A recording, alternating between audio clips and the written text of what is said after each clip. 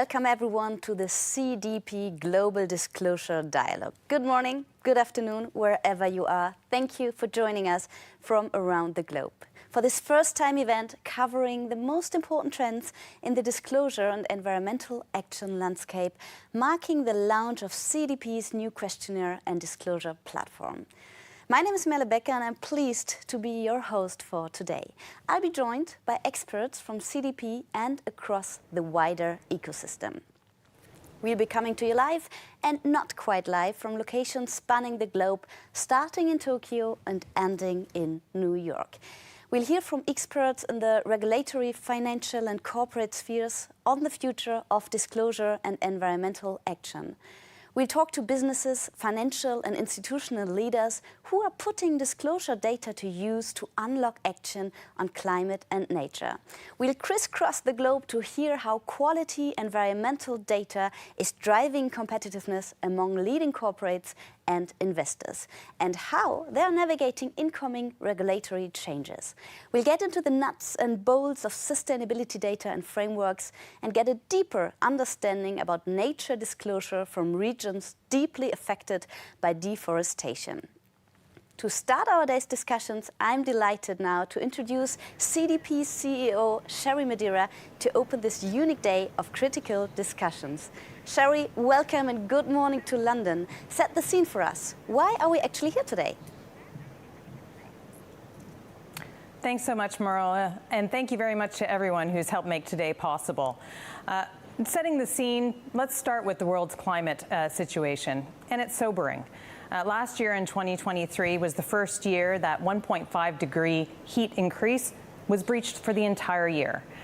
So it is becoming really important for us to understand as a global society what actions we should be taking in order to be able to bring that climate crisis into sharp relief. We believe at CDP, what you can measure, you can manage, that old adage. And really that starts with data. And that starts with partnership, because the data that we source, the data that we help to surface, is the data that comes from corporates, from cities, from states, from regions. And that's all done in partnership around the globe. So for us today, it is about celebrating that partnership, it's about thinking about data, and it's about making sure that that data is not for data's sake. Data is always to be able to be used in order to improve our climate situation. The different challenge here to celebrate a significant milestone in CDP's 20+ years at the forefront of environmental disclosure. What changes are you introducing for your disclosing community today? Thank you, Merle. We're making 3 really important changes, and all of them are driving efficiency. The first one is some of you are familiar with 3 different CDP questionnaires on climate, on water, and on forests. This year, we're bringing them all together. I think it's a real symbol of the fact that nature and biodiversity are part of climate, and that one efficient disclosure mechanism is going to help us all. The second is our full alignment with various standards around the world. We're really proud today to announce our full alignment with the ISSB S2 standard. And that means that as you are reporting to CDP, you will be aligned with ISSB. And that helps in terms of compliance going forward and also checking where you're at today. And the third element is thinking about writing once and using many. We're aware of the fact that reporting climate data is not easy. It's not free. It takes effort from both the corporate and the public sector community. And at CDP, we're driving efficiency in order to be able to write it to us once and be able to use it for all your different applications, including access to capital, including your own business efficiencies, to be able to service your customer requests, and finally, that element of compliance as it grows. So to make it easier and more efficient for everyone to actually use data for action. Thanks, Sherry. Any final words for our audience before we get underway? Just that I'm really excited, Merle. This follow the sun idea of going from Tokyo through New York, stopping in New Delhi, being able to touch Singapore, Beijing, look at Brussels, at London, at Sao Paulo. It really exemplifies the fact that CDP is the world's global disclosure platform. And we believe that these markets are what is going to make a difference in terms of being able to partner and be able to really have that global consistency and comparability of data. And I think that that is really what we're trying to do here today. I also hope that we'll all learn something. We'll all learn how it is that we can step up, that we can use data better, and how we can make it even more efficient. So I'm excited. Hopefully everybody else is as well. And I'll pass back to you, Merle, to get the show on the road. Thank you, Sherry. I'm excited as well. A powerful introduction to an exciting event ahead. Sherry, we'll speak to each other later. For now, we have a full agenda with loads of fantastic speakers across the world. So I'd say, let's get the party started. First, we head to Tokyo, where last week Sherry sat down with Japanese business CEOs, one of the country's biggest asset managers and the country's financial regulator. She was there to hear how businesses and finance are using environmental data to unlock action. First, over to multinational IT and consulting service NTT Data in Tokyo. Konnichiwa, Hanma-san. Konnichiwa. I'm pleased to be here in Tokyo today with our NTT Data CEO, Mr. Hanma. NTT Data is a longtime partner of CDP, and we are looking forward to speaking about how it is that we can drive action together on the basis of the power of data. どうぞよろしくお願いいたします。 So the CDP questionnaire has been released again today. It's an exciting day for us. And NTT Data has received an A score in the last 2 years in a row. So my question is, what motivates you and what actions have been possible on the basis of this data? そうですね。私ども NTT データは現在の中期経営計画2022年からスタートしておりまして、その中で自分たちのビジネスとサステナビリティのこの融合させるということを掲げております。具体的には IT デジタルを活用してお客様の事業に貢献をするということに加えて、地球環境への保全であるとかさまざまな社会課題への解決に貢献するということに取り組んでおります。また私ども2005年からグローバル事業も推進しておりますが、私どものサステナビリティへの取り組みもグローバル標準に沿った対応というものが求められております。CDP の質問書は、グローバルスタンダードに沿っておりまして、私どもの取り組みを見つめ直す非常にいい機会となっております。例えば私ども2018年頃にはまだサイエンスベースドターゲットの認定は取得しておりませんでしたけども、CDP の質問書に回答する過程で科学に基づいた目標セットの必要性を認識をして SBT 認定を取得するという決断もしております。その後2020年には SBT1.5 度目標の認定取得に至っております。NTT Data is not only a data user, but also a valued CDP supply chain member. So how do you use the data from your suppliers in order to evaluate what good looks like? And how is it also that your procurement department uses this data on a daily basis? そうですね。私どもはサプライヤー様に寄り添ったエンゲージメント活動をしております。サプライヤー様の進捗を5段階のステップで見える化をしておりまして、進捗に合わせて伴走型で支援を行っております。その進捗の確認には CDP の質問書の回答結果を活用しております。2022年度は約120社のサプライヤー様から回答を得ておりましたけども、2023年度は約150社に増えております。その回答の確認の結果を踏まえて勉強会であるとか経営層への取り組み推進の働きかけなどを行っております。こういった取り組みの結果、私どものサプライヤー様の7割が GHG 排出量削減に向けた取り組みを開始をしております。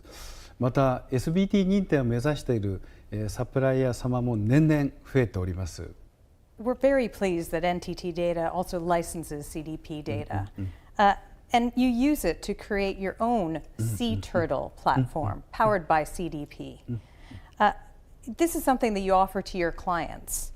What is NTT Data's vision for Sea Turtle? そうですね、私どもシータートルという排出量の可視化のソリューションを提供しております。このソリューションの考え方は、サプライヤーがつながって、さらにこの削減の努力もつなげるということで、社会全体の排出量を下げようというものです。このつなげるというところで、CDP の質問書が大変有用であると考えております。CDP の回答をしやすくすることで各企業などのデータの共有が進むと思います。私どもとしては今後シータートルからのシームレスな CDP の回答を実現したいと考えております。正しい開示を行って、そしてさらにその先の環境負荷を減らしていくアクションというものが重要だと考えております。私ども NTT データはこれからも CDP 様と一緒に企業が排出量削減活動に力を注げる環境をしっかりと整えていくということを目指してまいります。Very well said. Thank you for your time today and for your ongoing partnership. ありがとうございます。どうもありがとうございました。Thank you, Sherry and NTT Data. Such an interesting exchange here that proves how important data is to actually get into action. I'd say we are staying in Tokyo for the next session, where we'll see Sherry's panel discussion with Hiroshi Ozeki, CEO of Nissay Asset Management, and Satoshi Ikeda, CFSO of Japan's Financial Services Agency.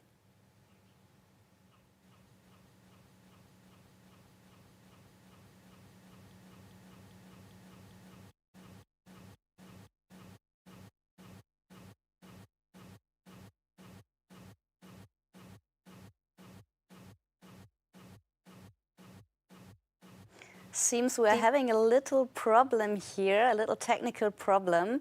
So let's just see if we can find a quick solution. It's okay. I just hear it's working now, so back to Tokyo. Welcome to CDP's Global Disclosure Dialogue. My name's Sherry Madera. I'm CEO of CDP. And I'm delighted today to be joined by Hiroshi Ozeki, who is the CEO of Nissay Asset Management, and my old friend, Satoshi Ikeda. He was the CFSO of the JFSA. Thank you very much for both being here. I'd like to start with why we're really all here, which is that it is so important to be able to measure how climate change is affecting our world. Because we believe at CDP, if you can measure, you can manage. And we've been here in Japan since 2005. So I'd love to start by asking the both of you, how do you feel that this topic of sustainability and sustainability data has changed and grown in the last 19 years? A lot has moved, but I'd love to hear your opinion on what's happening in Japan. Certainly, yes. Well, CDP is a kind of a very popular organization among the Japanese corporates, I would say. And around 2000, it was about the kind of corporate social responsibility thing. But since the kind of corporate governance reform, and certainly through that reform, well, the sustainability issue has become a kind of integral part of enhancing enterprise value. So in that respect, many top-tier Japanese corporations have adopted kind of CDP as a kind of a standard benchmark to assess how they have progressed in terms of disclosure around climate-related issue. And with the advent of TCFD, I think that move have accelerated. And so I think CDP has become a kind of a yardstick to which that the Japanese corporate assess their kind of developments vis-a-vis climate-related issues. So, Great to hear, and I'm not surprised. CDP has been growing rapidly, and certainly Japan is an important market for us globally. But Ozaki-san, what's your perspective on how this theme about sustainability has changed and affected your business? So sustainability is in the past better to have better item, but now they must have item. And even though there are a lot of political discussion are going on in the United States, but the climate change and the sustainability things wouldn't stop on the planet. So we have to tackle with this problem for the next generation, and even though the speed climate change speeded up as we see in all over the world, and I think climate change is a future problem or next generation problem in the past. But now I feel I have to keep up this matters. Other current emerging, not emerging, but current existing risks we have to adapt. And in that sense, in investment, in our living life, and sustainability is very important issue. Great. Well, I think that we're all on the same page on that one, absolutely. And if I can stick with you, Ozaki-san, at CDP, actually, we began life 23 years ago, really understanding the power of the financial industry and thinking that actually that they need this data, the data on climate and impacts, in order to be able to take good decisions about deploying capital. I'm interested in hearing how Nissay Asset Management uses the data that it collects through CDP. And how is it that you take decisions on that basis? I see. Thank you very much for asking. So we joined the Net Zero Asset Manager Initiative, and we have declared our commitment to achieving substantial reduction in GHG emission from our investment portfolio by 2030, of course, 2050, of course. And as an interim target for 2030, we aim to reduce the carbon footprint by 50% compared to 2019 for approximately 6% of our asset under management. So to estimate and check the process of our progress of our net zero, the CDP data is so important. So this is we utilize the data for progress monitoring and the factor analysis for this stage. That is one part. So from 2019 to 2021, we have achieved a 24.9% reduction in carbon footprint of our targeted assets, showing steady progress in our reduction efforts. So that's one part of our usage of our CDP data. So another usage of our CDP data, so it's a response in our investment practices. So from our investment research perspective, so we assigned ESG, our in-house ESG rating as a criteria to understand the sustainability of investee companies. For example, evaluating E-rating, we analyze environmental data of companies such as their contribution to the environment and conduct future performance projection while comprehensively analyzing risk and opportunity to access ESG rating. In our investment practices, we manage climate change transition funds and utilize environmental data for impact measurements. Furthermore, we utilize the environmental data in portfolio risk analysis.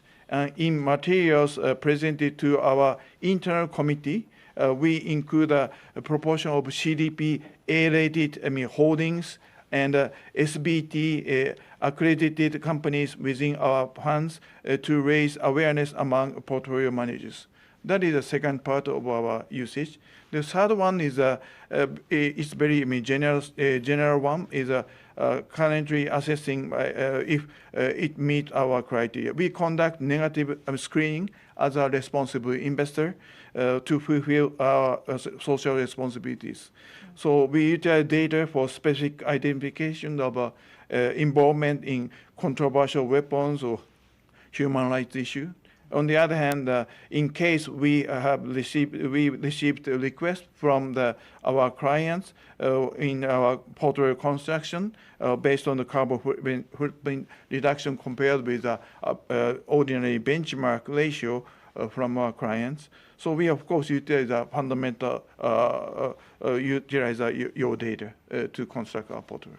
Fantastic. And when I took over as CEO of CDP, which is a great honor for such a institution with great heritage, my view was, data should never be for data's sake. Data should be able to be used. It needs to be decision useful. And so I think your explanation there really dug into that. If I can ask a little bit deeper, so obviously just looking at the data is one piece and assessing it. How do you take corporate action forward? Do you work with some of your portfolio companies or potential investments in order to share with them what good looks like and what you're looking for? I see. Thank you very much. When it comes to engagement to our investee companies, we place a strong emphasis on taking a long-term stance in our investment. So specifically, we believe that investing in the companies that recognize secular trend and mega trends. And we raise basically 4 mega trends at this moment. Aging society and climate change and digital transformation and geopolitical risks and global fragmentation. So, but among those, climate change is the most critical theme for our investment, especially for the long term. So among climate change is not just a matter of individual company strategic management, and it is a significant issue that related to the sustainability of the entire human race. So while we consider the governance factor to the most important foundation among the so-called ESG factors, but we believe that the environmental factors, particularly those related to climate change, are the most crucial in terms of long-term risk and opportunities. So in that sense, when we engage companies, so firstly, we still have to working on the ask them to disclose more environmental or climate change related data disclosure first, and then we ask them to make a commitment to raise for net zero. And then in addition to the commitment, so a company has to have a concrete plan to achieve it. So we check it, and also those plans has to be very concrete and workable and effective. So when we make an engagement to our corporate management, so we check those things step by step, and we can notice how far or how serious they tackle on these issues. And those kind of conversation and engagement or dialogue with the corporation, we utilize those qualitative data and quantitative data to put the ESG rating on those companies. Great. Well, from our point of view, that transition assessment that you're talking about is very big trend. And CDP coined the phrase a few years ago, a credible transition plan. And really, you can do that by really forensically looking at the data that's being provided. So again, it comes back down to having the right disclosures in order to make some of those decisions. Ikeda-san, if I can turn to you. The reality is as we're moving forward, our entire network of the economy works together. And if we're trying to drive an outcome that is a more sustainable future, the financial regulation is also a big part of that. And of course, if you're regulating financial institutions, they simply can't be able to be in line with disclosure requirements unless corporates are also disclosing in line with those same type of requirements. So my question is, here the JFSA has put together some really robust rules for corporate sustainability disclosure and engagement and reporting. I mean, how do you see those affecting the market as they're being rolled out? And how are you seeing sort of what you're going to be doing in the future, especially as we're all talking globally about things like the ISSB standards, something that the CDP believes are going to be able to help harmonize? Certainly, yes. Well, I would say, first of all, the rationale behind putting together those sustainability reporting requirements for the Japanese companies is that, as Ozeki-san said, that the megatrends around sustainability are going to influence the enterprise value in the mid to long term future.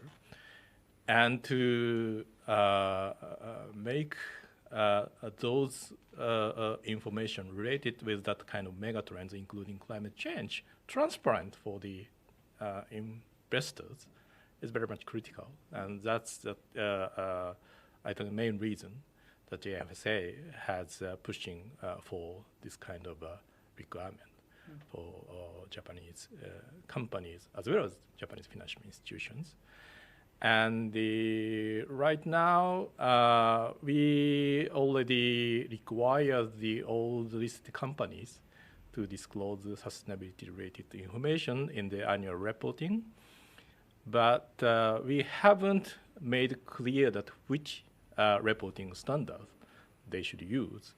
And right now, Sustainability Standards Board of Japan has been working on those standards that are going to be mandatory. And there are already 2 standards out there, which are very much aligned with ISSB standards S1, S2. So our plan is to finalize those standards by the end of March next year, and probably start mandating those standards from probably 2027 from the kind of largest company listed on the prime section of the Tokyo Stock Exchange. That certainly give a full transparency around how companies are working on not only climate issues, but S1 covers a very broad topic of the sustainability. So that would certainly open the door for more information and data on sustainability. And that is going to certainly affect the decision by, I think, institutional investors. And so with that kind of developments in mind, I think the behavior of corporates is also going to change, I think, for the better, to achieve certain business model that would still be relevant and effective with the certain sustainable economic and social system. And so data and information for investors and financial institutions to judge how Japanese corporates would make progress vis-a-vis those developments is going to be very critical. And particularly, as you said, Japanese companies operate through the supply chains, value chains, span across the global arena, particularly in Asia. Well, I would say not only efforts by Japanese regulators, but the regulators around the globe, and particularly around Asia. I'd love to hear more about that, because in my travels, I've had the real luxury and pleasure of speaking to both businesses and financial institutions that are CDP's partners around the world. And the reality is that businesses very rarely really try and stick to the borders of their home country, their headquarters. And we're seeing such developments about disclosures, about how to export and what information is needed. I'm referring to the CBAM in Europe, Right. and of course the European ESRS and CSRD. But also there's a lot going on in other parts of the world. You know, California is moving forward. It has various different issues about putting that into place, but certainly there's a direction of travel there. So how do you feel that the JFSA's interoperability, essentially, that you're looking at, I mean, how does that promote growth for Japanese companies? How does it help companies who want to export and expand? Sure. I think interoperability from Japanese perspective, ultimately corresponding to aligning with a global baseline. And I think that is, I would say, ISSB standards.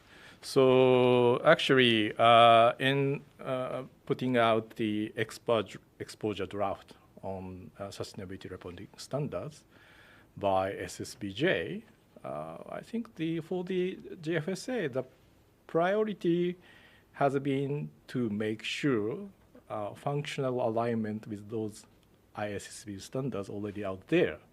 And so if you look at those SSBJ standards under the consultation, I think you find the quite high level of alignment with ISSB standards. And that is actually kind of our message, because as you said, the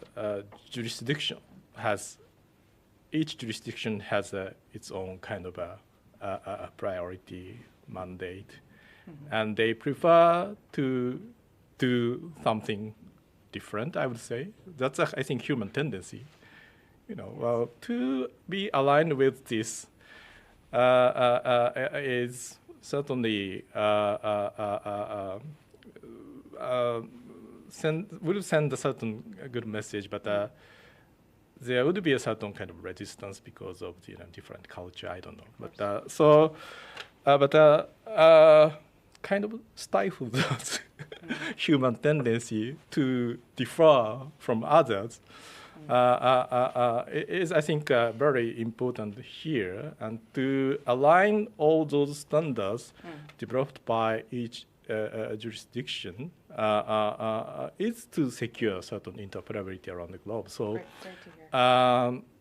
I really hope that many other jurisdictions receive a very strong message from the Japan's action on those efforts, aligning the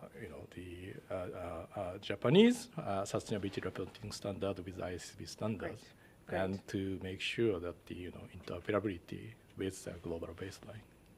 Great to hear, and certainly, CDP, takes very seriously our part in this, which is, with technology, we can leverage the ability for not only the principles to be aligned, which I believe are very much in line globally, but also the frameworks, the standards, and our role is that data that underpins everything else, so that we can also play our role in being interoperable and drive efficiency into the system.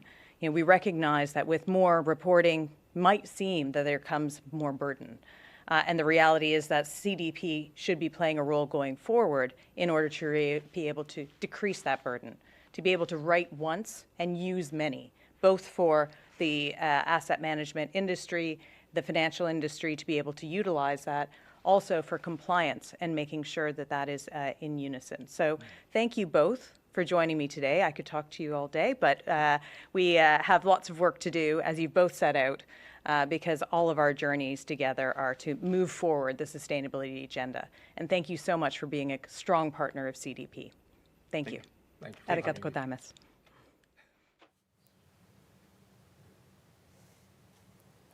Thank you, Tokyo. It was great to hear about the climate and nature efforts being made by two of Japan's leading companies, by investors and by regulators, all deploying environmental data to act. And now I'm very pleased to be joined by Shannon Jolie, CDP's Chief Marketing and Communications Officer. Great to have you. Good morning. Hi, good morning, Merle. You listened to the panel. What was your take on how these organizations are putting their data actually to use? Well, you know, I was really inspired. It's quite powerful to see that our stakeholders, starting in Japan across the globe, are taking something that was maybe nice to have, you know, a few years ago, and talking about the central role that it now plays in all of their decision making. So whether that be, you know, the efficiencies that they're trying to drive on their own environmental impact, reducing GHG emissions, or whether that be actually influencing their investment decisions that they're making and encouraging corporates and portfolio companies to take that step. So for me, it was just so powerful to see that it's now a central role in the conversation, and one that's becoming critical. And CDP is here to help. I heard words like, you know, CDP is our yardstick. CDP is helping us align a global standard so that we can take action a bit more swiftly. And that's what we're all here today for.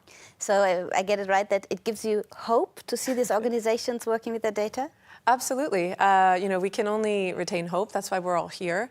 But hope, you know, is obviously accelerated by action. And it was really, really encouraging to see the examples that were being given on concrete action that they're taking. Thank you. I think we'll have some more examples throughout the day. Thank you for being here. Shannon will stay with me for the day today, yes, and give her impression on everything we're learning today. Thank you for joining. We now head west to Beijing, where Sherry has connected with senior leaders from the companies Lenovo, WuXi Biologics and ZTE to ask how their organizations are preparing for incoming mandatory reporting regulations. Thanks for joining us, Liwa Yu, Chief Operation Officer at WuXi Biologics, Wei Wong, Vice President of Lenovo Group, and Zaiping Chen, Vice President at ZTE. Thank you, Merle. And certainly this is an important topic for Chinese companies as they look forward to how they can apply to new regulations coming in. As some of you may know, I lived in Beijing from 2014 to 2017, so I have seen firsthand how important the issues of environmental topics are to China. And I continue to be impressed with China's focus on making sure that disclosure and data become part of the climate solution. Today, I'm really delighted that we have 3 companies who are our A or A- list in terms of our CDP scores here with us. They're from Lenovo, ZTE, and WuXi Biologics. I'd like to ask them a few questions about how CDP data and working with CDP has helped their own businesses. So, in my first question, as a company scoring A or A-, clearly a climate leader in terms of disclosure and transparency, how is reporting helping your business prepare for the incoming regulations and the mandatory requirements in China? 自2010年起呢，联想集团每年提交 CDP 气候变化问卷，那么多次呢，联想获得了气候变化 A 或者 A- 的评分。在环境信息透明化和标准化方面呢，携手 CDP 不断提升我们的透明度，并且进行改进。那这种做法呢，不仅提升了公司的环境管理能力，也为应对中国即将实施的强制性环境报告要求呢，打下了坚实的基础。CDP 呢，深度参与国际披露标准的制定，同时呢，也在积极推进问卷框架的革新。所以参与 CDP 披露呢，使企业能够更好地理解和准备所需的数据类型、报告格式和披露要求，从而呢，确保在未来的合规性要求下能够顺利过渡，满足利益相关方的披露要求。ZTE has been releasing annual sustainability reports since 2009 and disclosing environmental data through CDP since 2008, all keeping up with evolving international and Chinese standards. It's been a great learning experience and has given us a solid understanding of these requirements, improving our sustainability management and system, making sure we are well prepared for these new reporting standards, both in China and around the world. CDP is an international, independent platform and runs the global environmental disclosure system and holds comprehensive datasets on environmental action. We are proud to make CDP A-list for leading climate action in 2023. It's recognized our leadership in managing risk and opportunities on climate change, as well as our business strategy, targets, emission data, and value chain, etc. CDP's disclosure framework has been fully aligning with global standards. This alignment has ensuring that our disclosing data meets both international and Chinese requirements, remaining transparent and help us stay compliant. WuXi Biologics is a leading global CRDMO offering end-to-end solutions that enable partners to discover, develop, and manufacture biologics from concept to commercialization for the benefits of patients worldwide. Till now, we have been supporting more than 700 integrated biotherapeutic projects on our platform for our global clients, including 24 in commercial manufacturing. We have been participating in CDP's disclosure since 2019. CDP is one of the earliest environmental information disclosure platforms with profound industry impact. The CDP questionnaire provides comprehensive structure and scientific methodology, plus its continuous and dynamic integration of global standards. Altogether can help us better prepare for the existing and upcoming expectations on ESG reporting. Participating in CDP high-quality disclosure program and scoring in CDP's leadership level can help us proactively understand and then meet the requirements of investors, clients, and regulatory authorities in the global operations. WuXi Biologics regards sustainability as a cornerstone of business development strategy, aligned with our corporate vision and mission. We welcome social and environmental responsibilities and try to deliver stronger ESG performance for all stakeholders and for the great good of society. It's great to hear that disclosing through CDP has been so helpful over many years, and your business is actually appreciating and utilizing that data. In terms of regulations, why are the new Chinese standards important to you, and how can they be used by you not only in terms of your own environmental management, but in terms of really taking action for positive climate change? In addition, I think that these rules in China are also showing that changes are happening globally. How are these things affecting your business going forward? 近期呢，北京、上海、深圳三大交易所发布上市公司可持续发展报告指引。那这个报告呢，对于联想的业务至关重要，因为他们帮助联想公司识别和管理环境风险，并且呢，需要企业提升管理水平，符合合规管控要求，并且获得客户的认可。同时呢，也能够抓住绿色经济中的这个新机遇呢，来助力推动全球范围内的高质量标准的制定和发展。那通过这些标准呢，联想能够评估其运营对环境的影响，制定相应的减排的策略，提高资源的效率，并呢开发新的绿色的产品和服务。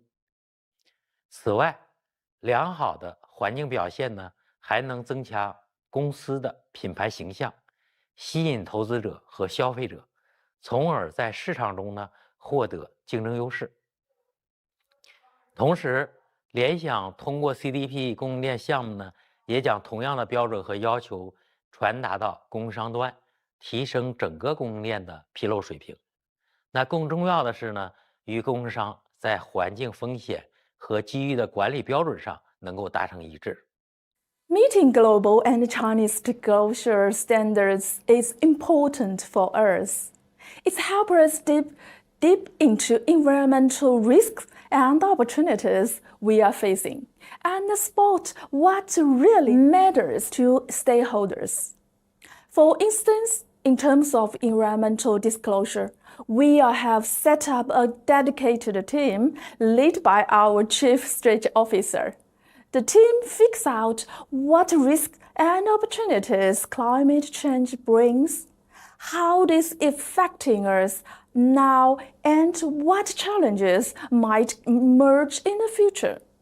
And they are not just looking at environmental impacts, but also evaluate the financial implications.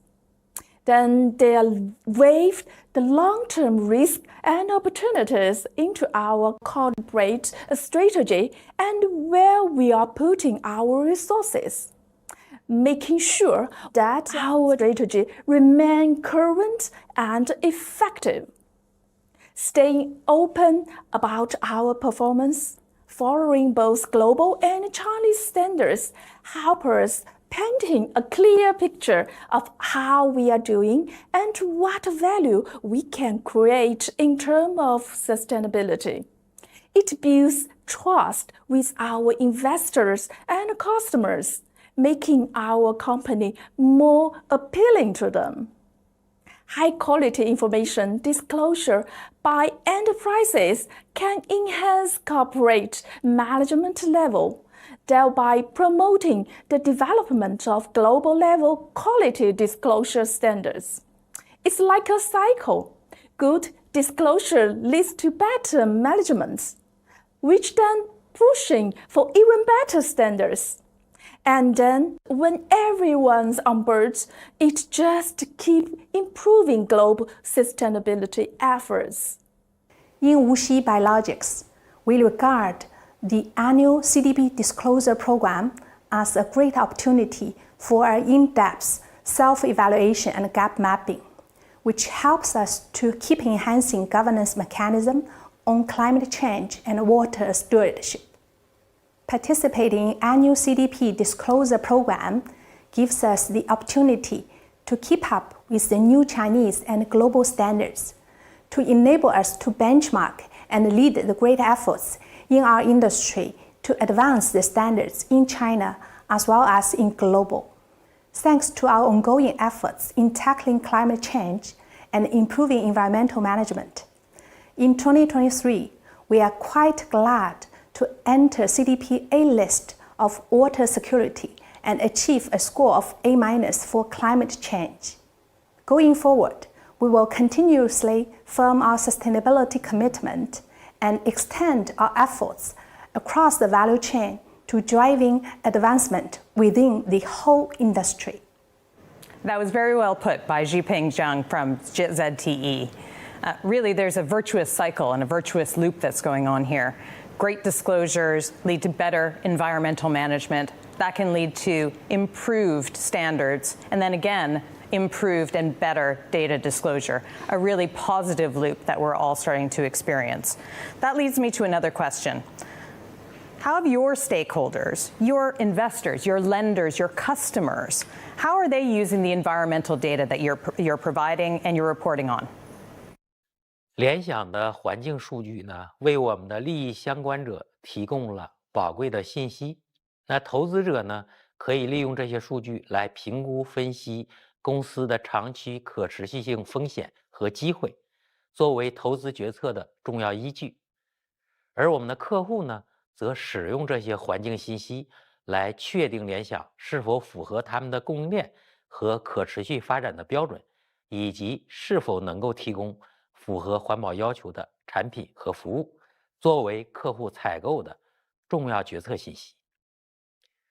那环境数据呢，还帮助政府和监管机构来监督企业的合规性，在制定相关政策时呢，作为行业参考和决策依据。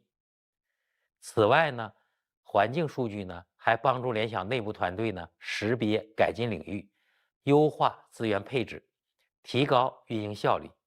由此呢，我们不仅提升了自身的环境表现，也为整个社会的可持续发展呢做出了贡献。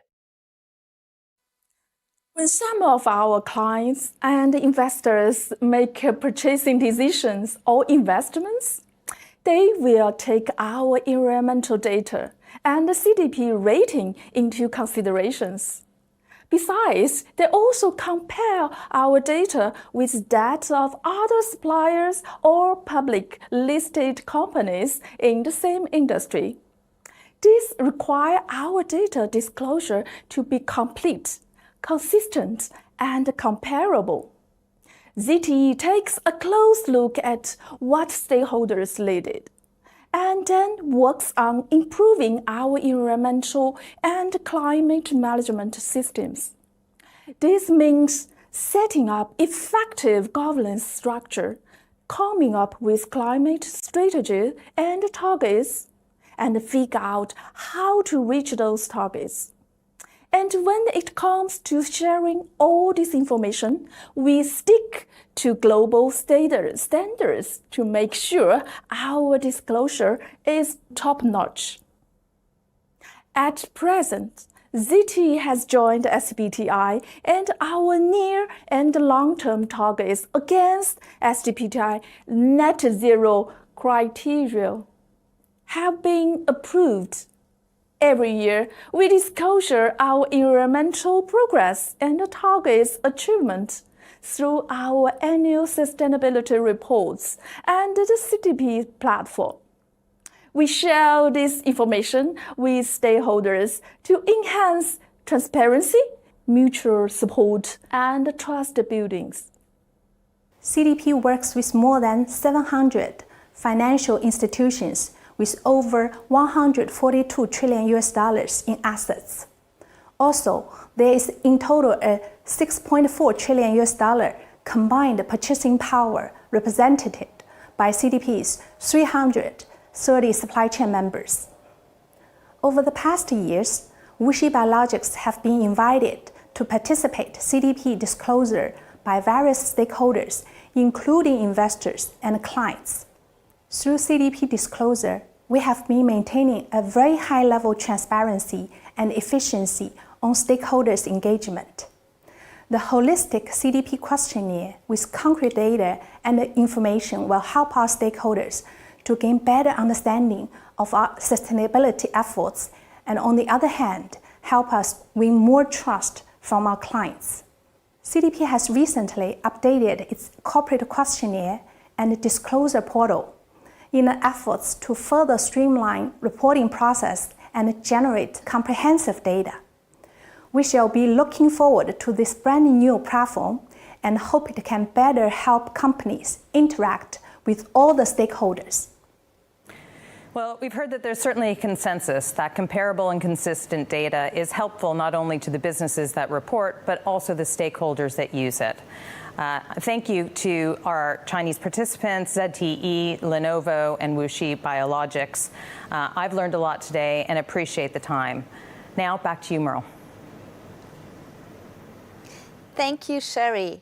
And thanks to our speakers there from Lenovo, ZTE, and WuXi in China, sharing how their CDP disclosure is helping prepare them to comply with incoming standards in China and around the world.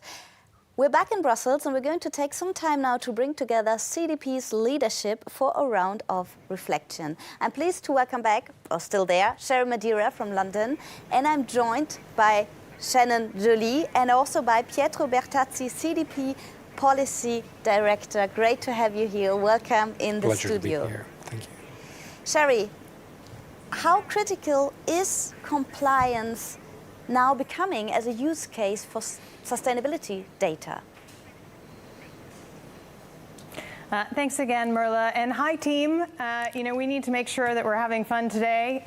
This is a global dialogue, and we're excited about all being together to serve this ecosystem. Compliance, is it the end goal of data? No. It is one of the use cases, and we're seeing this very frequently. Really, data has got to be at the core of what businesses need to succeed in a sustainable future. And what we see as being the demands there are coming directly from companies' investors, companies' customers, companies' talent and their staff, as well as the regulators. And of course, that's where the compliance comes in. And I think that the real unlocker here is that reported data to CDP can be used in all of these use cases. And really, it's the same data. So being able to report it one time and be able to use it in all of those instances allows companies to really use that data as opposed to spending their time, money, effort on reporting. And so I think compliance is only one element. I think it gets a lot of focus these days, rightly so. It's one of the drivers for businesses to be able to make sure that they are able to continue to do business within the regulations, but it's really only one. So as I get it right, you see a shift happening here. So it's not only for the regulation that people actually use the data, but it's really for the people, for the planet, to actually do something with the businesses. Absolutely. Data is to be able to take action. When we're talking about finding the data, we're talking about being able to have that as being a core input to decisions that are made by the CEO, the CFO, the board, the management. This is not a nice to have any longer. This is a must have. And that's the real driver for being able to spend the time and money on making sure that that data is available. Compliance, of course, is one element of that. And that disclosure and that transparency is something that we at CDP celebrate. But there's a lot more that's pushing the edges of what businesses need in order to be able to create a sustainable future for themselves as businesses and for the wider economy. Thank you. Interesting to hear how the role of businesses change. Pietro, maybe you can take one step back here. And we just heard it also from China. CDP unveils a new disclosure platform in 2024 with a new questionnaire and a new portal, making it easier for businesses. Where are you in terms of building in the standards we heard about in China and Japan? At CDP, we implement standard scale. And the alignment with the world's most relevant standards and frameworks is one of the key drivers behind our disclosure, our questionnaire. Major economies and jurisdictions around the world, as China and Japan, are at the moment really increasing, demanding companies to disclose environmental information, adopting standards which emerged to be to have the ISSB-IFRS as the global baseline. Therefore, the fact that CDP aligned with the IFRS S2 in this year is particularly important to put to allow companies to be on the path to compliance, but not only. As Sherry mentioned, it is quite important to have a standardized data set, and that's where CDP plays. The standardized data set that we allow companies to put out creates a data set which is decision useful, right? And indeed, this is a huge momentum in terms of, requesting companies to disclose. At the same time, we see that there is an increasing demand, and we expect more and more expectations, indeed, on companies to disclose environmental information. I'm thinking about the ESRS, the European Sustainability Reporting Standards, indeed. But I'm thinking about, other major development happening around the world. So it is critical for CDP to allow companies to really look and have one place where we make those standards interoperable in one platform, to allow the companies to have more efficient way of focusing on disclosure and, using disclosure, as we keep saying, not just for the sake of disclosure, but really to take action. And indeed, we will allow companies to do that. And at the same time, we are looking towards the standard setting organizations, informing them with the market experience that we create through our data set. So for all the companies being frustrated by all these different regulations, the new platform is actually there to help them to make it easy, to make it once, and then feel on the safe side. 100%. For many years at CDP, we've been engaging with policymakers, really to have a conducive policy environment for more disclosure. At the same time, we've been looking at how these policies will be reflected on our disclosure platform. And the ambition is indeed to make more more user-friendly the disclosure, and making sure that we create one data set with companies disclosing through CDP, and then for this data set to be used for multiple use cases. Great. Shannon, you are here as the Chief Marketing and Communications Officer. So you're an expert when it comes to reputation, to branding. Do you think that credible disclosure is important today for everything which is around branding, positioning, communication of companies?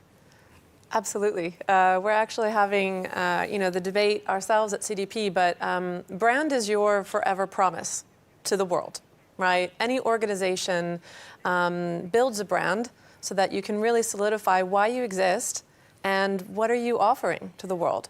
And so a well-executed brand strategy means that you're ensuring that that promise shows up in every single aspect of how you talk, how you communicate, how you look, what your products and services are to the world. And that credibility, I think, is a really, really key word, and we're hearing that here. So hands down, if your promise to the world is your brand, then I really hope that credible environmental disclosure is a critical part of that, because it impacts us all. It impacts us all. And, what I'm really excited about is that a lot of companies and organizations and even, city, states, and regions are looking at their brand, at their promise, and making sure that the steps that they take to include environmental disclosure and the action that they're taking is now a central part of their brand. So we heard it from our stakeholders in China. Chief Strategy Officer has the sustainability team there. We have chief financial officers now who are making decisions, based on environmental disclosure. And to me, that really means that, people are realizing the criticality of having this subject core to their brand. And we at CDP believe that as well. So you just mentioned the sustainability teams that were actually mentioned in China. Is it really necessary in all companies to have a whole team taking care of environmental disclosure, or can it also be implemented in existing teams? Well, I think that every organization is different, and Pietro and Sherry, I'm sure, have some thoughts on that. For me, it's really companies in global contexts which operate globally obviously have a lot to navigate. We've heard a lot about global standards, but there are also nuances within geographies. And so having a really robust team that is able to work across the global context on this subject, I think is really important. That said, every organization can have their sustainability ambassadors, and the more that you embed it into the heart of your decision making from the start means, that it's almost a federated, everybody has a piece of the sustainability journey in their remit, right? So it's not like it is just one department that needs to handle this. It is everybody, and it's for every organization to make sure that that is something that they deploy. So it has to go through the whole organization to be more than just greenwashing in the end. Absolutely. So Sherry, back to you. What kind of environmental topics are actually important in companies, and what kind of environmental topics have to be reported? Well, actually, I think that CDP has, come at this 23 years ago with starting to ask questions. That's what we do. As a quick reminder, we talk about data, we talk about climate. The reality is CDP has a set of questions that are aligned to what your stakeholders from a company or from a global city perspective want to know. And that's what we're always guided by. That paired with real climate expertise, with science-based expertise, is where the questions are coming from. And actually, just to pick up an example, obviously people start thinking about emissions and scope 1, scope 2, scope 3 emissions. They're very central to what companies and cities disclose to us. But also that stack that we were just talking about in terms of who's responsible within the organization for sustainability matters. Is it sitting at the C-suite? Is it with the board? How is that governance being managed? Because again, just being able to recognize risks and opportunities is simply one step along the path. We need to keep that path and that movement going. And the way to do that is from the top down. So disclosures include where it is that those governance and that responsibility sits within organizations. emissions, thinking about new areas such as nature, water usage, forestry impacts, plastics. Again, it's a really fulsome and comprehensive questionnaire that we understand can be a little bit onerous. And that's why this year we're also launching an SME questionnaire, a pared down version for those that are starting to begin their disclosure journey, and also for companies that are a bit smaller. Certainly it includes some of the most important questions that are asked, but it's starting to get people new on the journey or those that would really like to start it.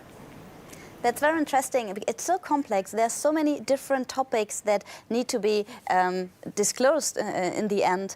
How is the new questionnaire actually helping new companies? Sherry just mentioned also for companies that are just starting, and it has to be more than just we are writing down how many emissions we have, especially when it comes to really putting the whole team on the same line, like really working on the topics, more than just reporting, but you say we need the data to get into action. So how is CDP actually supporting smaller companies or new companies starting reporting to get this step into action, Pietro?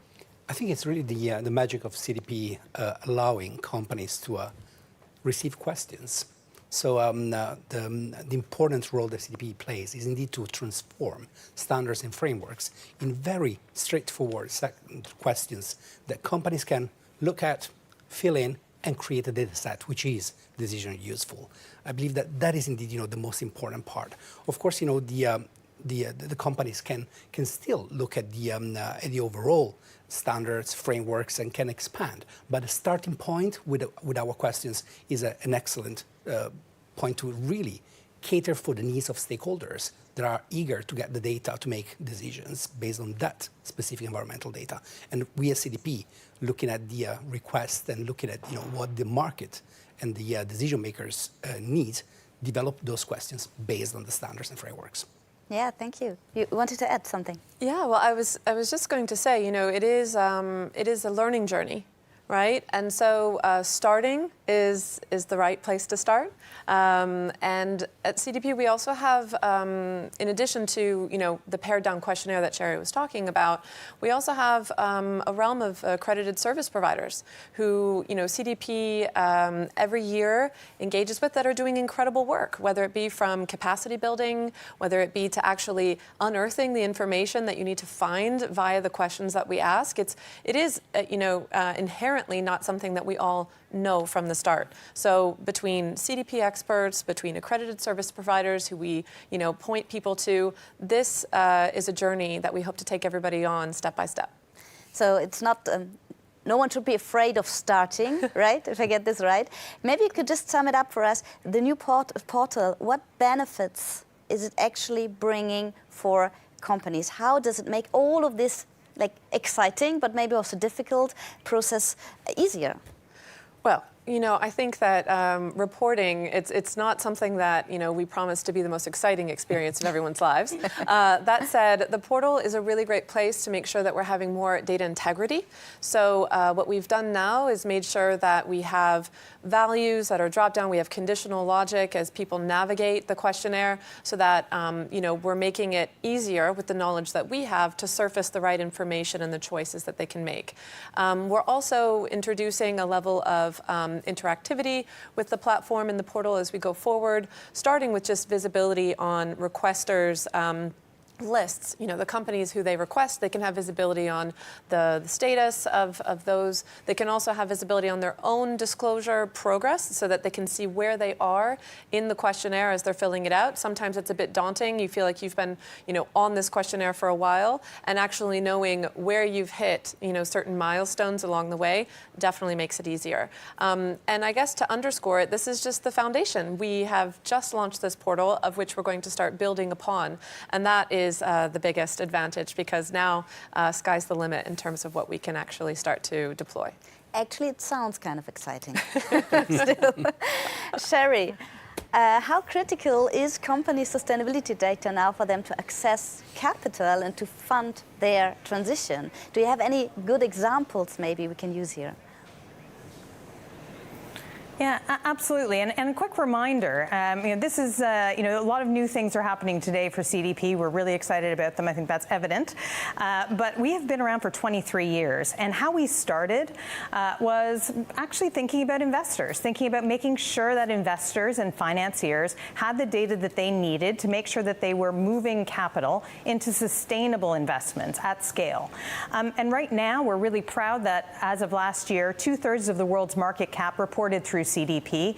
That's over 86% of the S&P 500, and here in London, the FTSE 100, over 95% report through CDP. So that established mechanism is well established, and what that means is that those investors are looking at this data. They're taking it into account to be able to make decisions.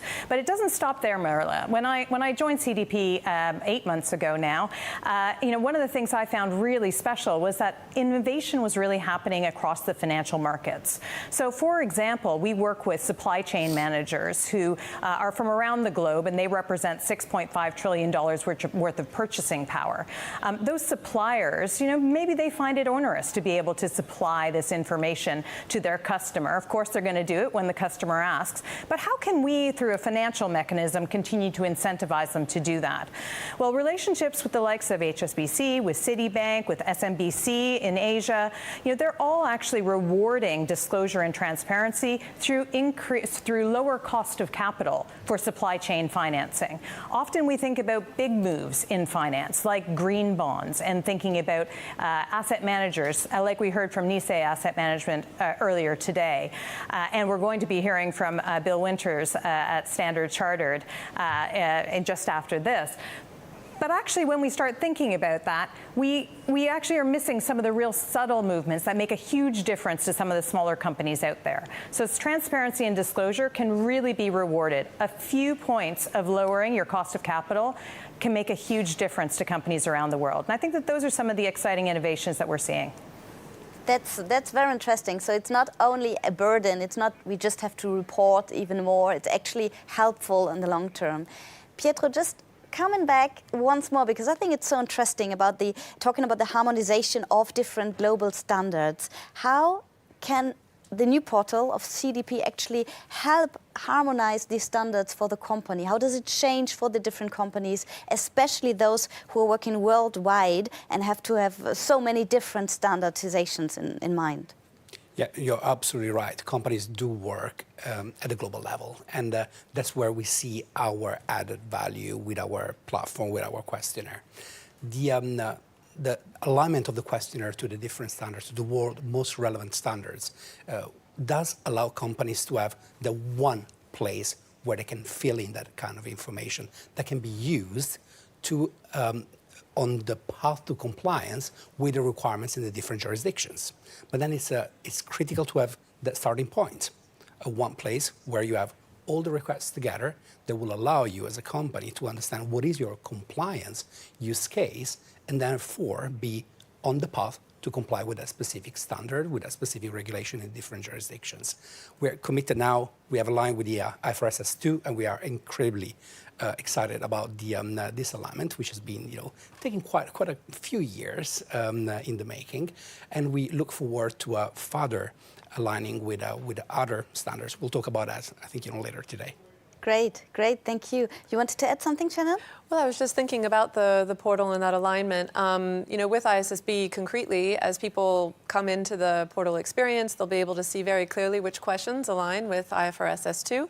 That will all be very visible to them. We have mapping tables as well, so that people really understand throughout the entire CDP journey where exactly is the IFRS S2 data points that they will be supplying line up. So very bespoke, very easy to be able to understand that. And as we go forward, we will do the same thing with our partners at TNFD, ESRS, and et cetera, to make sure that the tagging and that visibility against the alignment is very bespoke for our stakeholders. So CDP is actually taking the hand of all the companies, helping them through the jungle of standards. Sherry, you just mentioned earlier that it's been 8 months that you've been with CDP.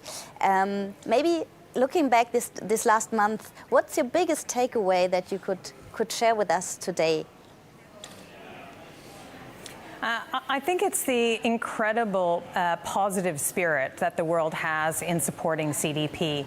I think that we have to be realistic. Putting data into a system, as Shannon said, is not the highlight of anyone's day.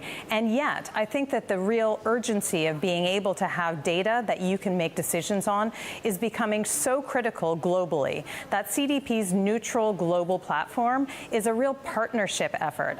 I've had the pleasure of being able to travel around the world to see our teams, but also our partners worldwide. Next, we're going into Singapore.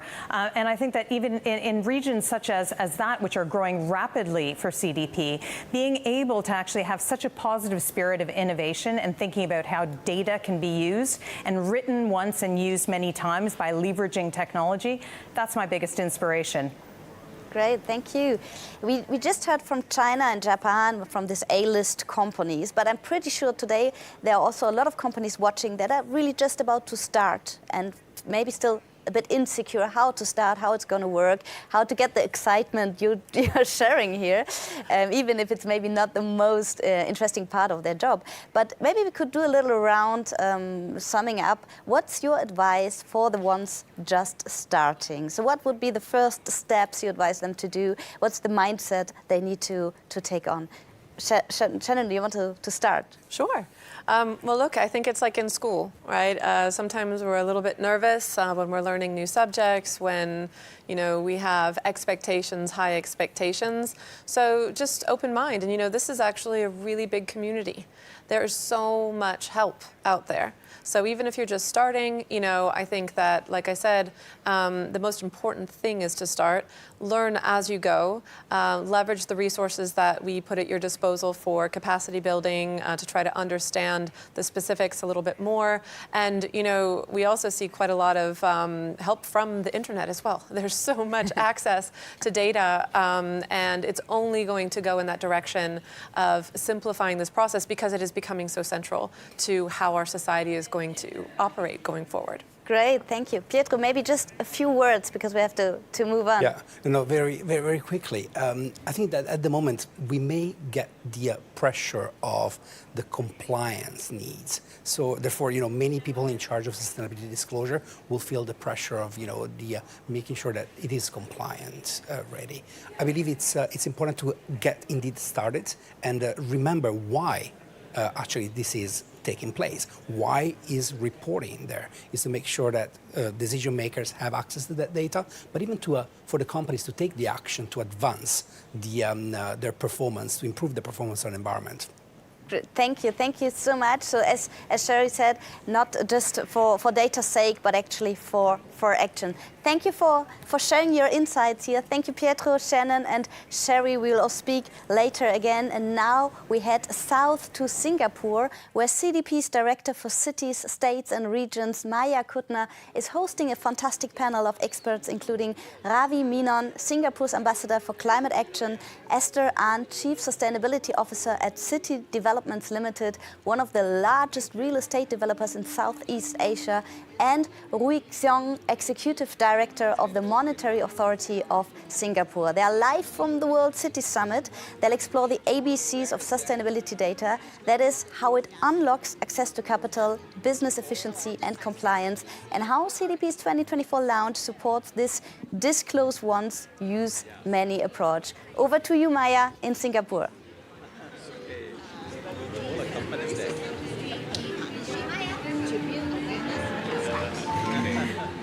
Hi, everybody.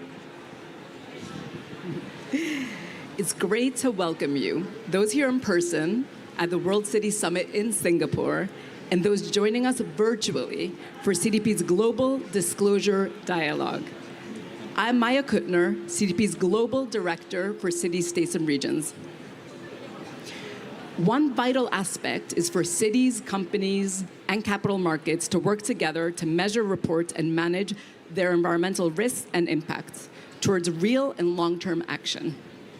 Disclosures are critical to ensuring global action and accountability on climate change and towards a nature-positive future. Today, CDP launches a new portal for disclosure of environmental data by companies, cities, states, and regions. We're also launching our new integrated and SME questionnaires for companies. The corporate questionnaires are aligned with the ISSB standards, which together form a big step in driving the world towards a better and more informed future. We're delighted to work with Singapore, our partner for this event, City Developments Limited, and all of you to help make today's celebration happen. We're also very happy to have with us in the audience here distinguished leaders from CDP's 2023 A-list cities and companies. And I'm very much looking forward to the awards presentation in a bit. But before that, we have a great panel lined up for you today. Our panel runs from city halls to the boardroom, focusing on what we term the ABC of sustainability data. That is access to capital, business efficiency, and compliance. CDP's new disclosure portal ensures that disclosure can be written once and used many times and in many ways to drive action for meaningful impact and outcomes. Now let's hear more from our distinguished guests. First up, we have our guest of honor for today, Ambassador Ravi Menon, Singapore's Ambassador for Climate Action and Senior Advisor at the National Climate Change Secretariat. Hello. Next, we have Ms. Esther Ann, Chief Sustainability Officer at City Developments Limited. Hi, Anne. And we're also very happy to have Mr. Kirei Siang, Executive Director of Corporate Finance and Disclosures at the Monetary Authority of Singapore. Welcome. Okay, we're going to start off with a question for Ravi. So, Ravi, why is transparency important? How can environmental data be used by financial institutions, companies, and cities to access capital? Okay, well, thank you, Maya. Thank you for the introduction, and thanks to CDP for the great work you're doing and for having me here. And congratulations on the launch of your new disclosure facility. And it goes to the heart of what you just asked about transparency. In 2020, something like 1 out of 10 publicly listed companies in the world had disclosure of their carbon footprint. Just 3 years later, as of 2023 last year, that ratio has gone up to 1 out of 3. 1 out of 3 publicly listed companies today disclose their carbon footprints. And that number is only going to go up exponentially. And the 1 out of 3 have net zero targets. 1 out of 3 has net zero targets. That is going to go up. So I think in the commitment space, we've moved dramatically. What remains is translating commitment to implementation.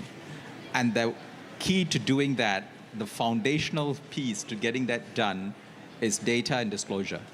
In short, transparency. And I think that is key for making sure that action and implementation are aligned with these commitments.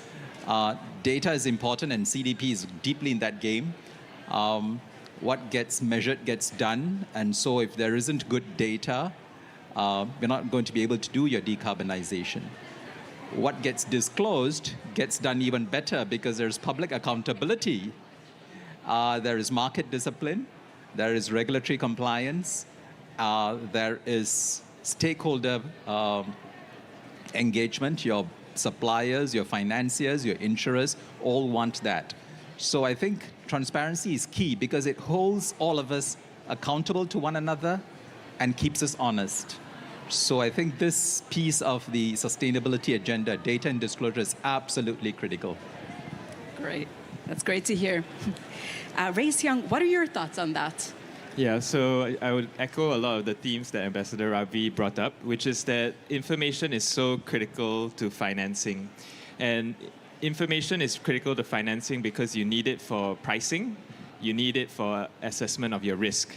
And so I just wanted to highlight a couple of things about how to make information better so that it can unlock capital and potentially better rates of financing. So one aspect of information that's very important is clarity.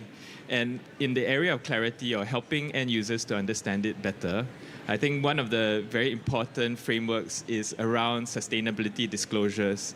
The more there is a global framework for sustainability disclosures, the easier it is for end users to read it and compare it.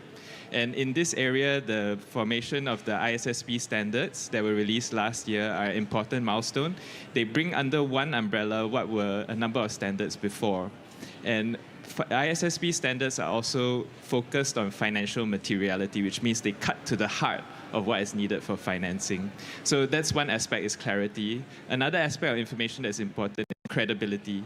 And for that, working for reporting entities to work with providers of ESG data, providers of ESG ratings and scores is extremely important, because this adds a layer of validation and assessment, and it helps reporting entities to express in what way this information is important, in what way the quality of the information is at the right level, and how they align to their goals. So information transparency is so important, and there's certain aspects that, if emphasized, can help them to unlock financing. Brilliant, thank you so much. So Esther, the next question is for you. We've talked about data, about transparency, about disclosure, about standards. The next question is about the role of the public sector and private sector in working together. As you know, at CDP, we work with companies, but we also work with the public sector, with cities, states, and regions, my area. So this is about the role of public-private partnerships, particularly in Singapore, for bringing in funding opportunities and driving collective environmental action. Do you have any great examples you can give us from the region? Well, welcome CDP for the first launch, global launch here in Singapore. And I bet with you that today when we talk about sustainability, carbon footprint, nobody will ask you what are you talking about. But back in 2010, when we first started reporting to CDP, that was the question that we asked. What is CDP? What is carbon project, disclosure project? And of course, now fast track to today, we all share the North Star, which is a net zero globally, and also national level, Singapore has already pledged to net zero by 2050. And on the industrial level, World Green Building Council has also pushed, developers, building sector like us to set net zero target, which we have done so in 2021 at Glasgow, at COP21. And why we do that is also because of a mix of reasons. I'm a big fan of the triple bottom line. We always believe that without a healthy planet, there's no people or market for businesses or individuals to thrive, or even talk about profitability. So these three are all interconnected. But what get measured, get managed. I'm not so sure whether we can get it done first, because now we really need to look at the gaps and strengths and weaknesses and find way to do it. Ambition is one thing. Action is the most important. If you just set a target without a pathway, without action plan, you can't do it. And most importantly, what we have learned over the 17 years of sustainability reporting, we started the first report in 2008. And of course, while the standards are getting more and more complex, and I'm really glad that we are trying to unclutter the hot soup of alphabets, and hopefully we can go down to probably one or two. But I think reporting carbon is crucial, because almost every standards are asking for carbon footprint. So if you can report your carbon, you get the insight of clarity of your carbon footprint, you can almost meet every ESG disclosures, ratings and rankings requirement. And today, we are not just talking about the disclosure agency, but we're talking about investors and bankers.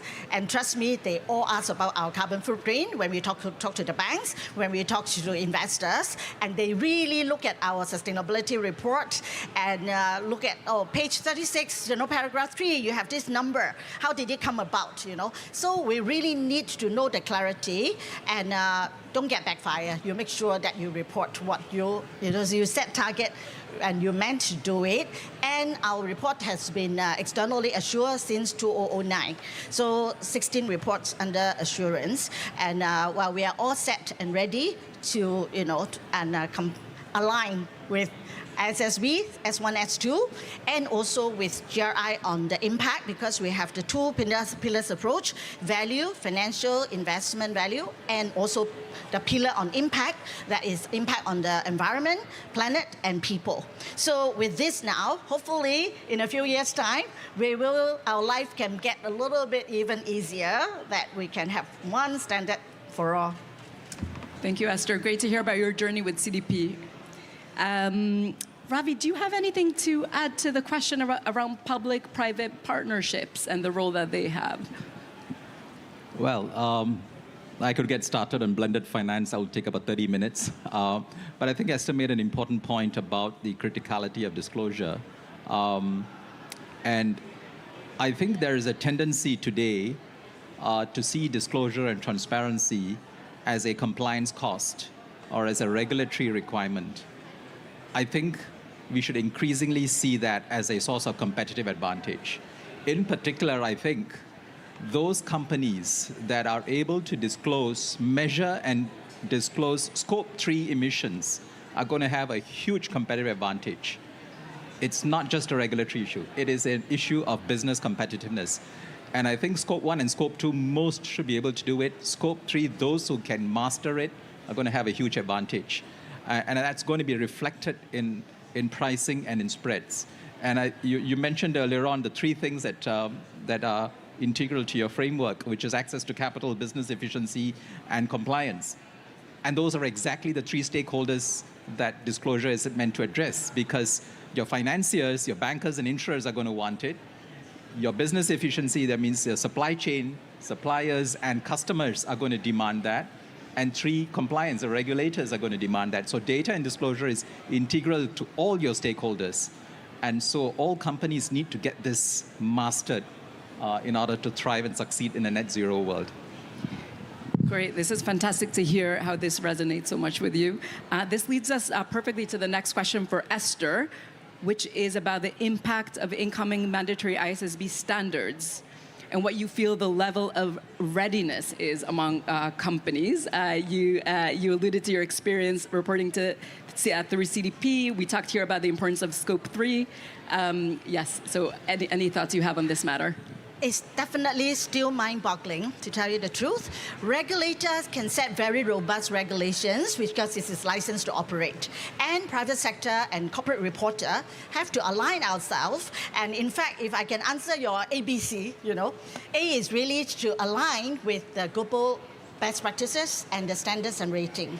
B is really, as a private sector, as a listed company, we have to look at business value and also resilience. How do we create? We report so many standards and all that, and you name it, we have it. And so why we do it? It has to build resilience. And C is really very difficult because it is about collaborations, about carbon accounting and reporting.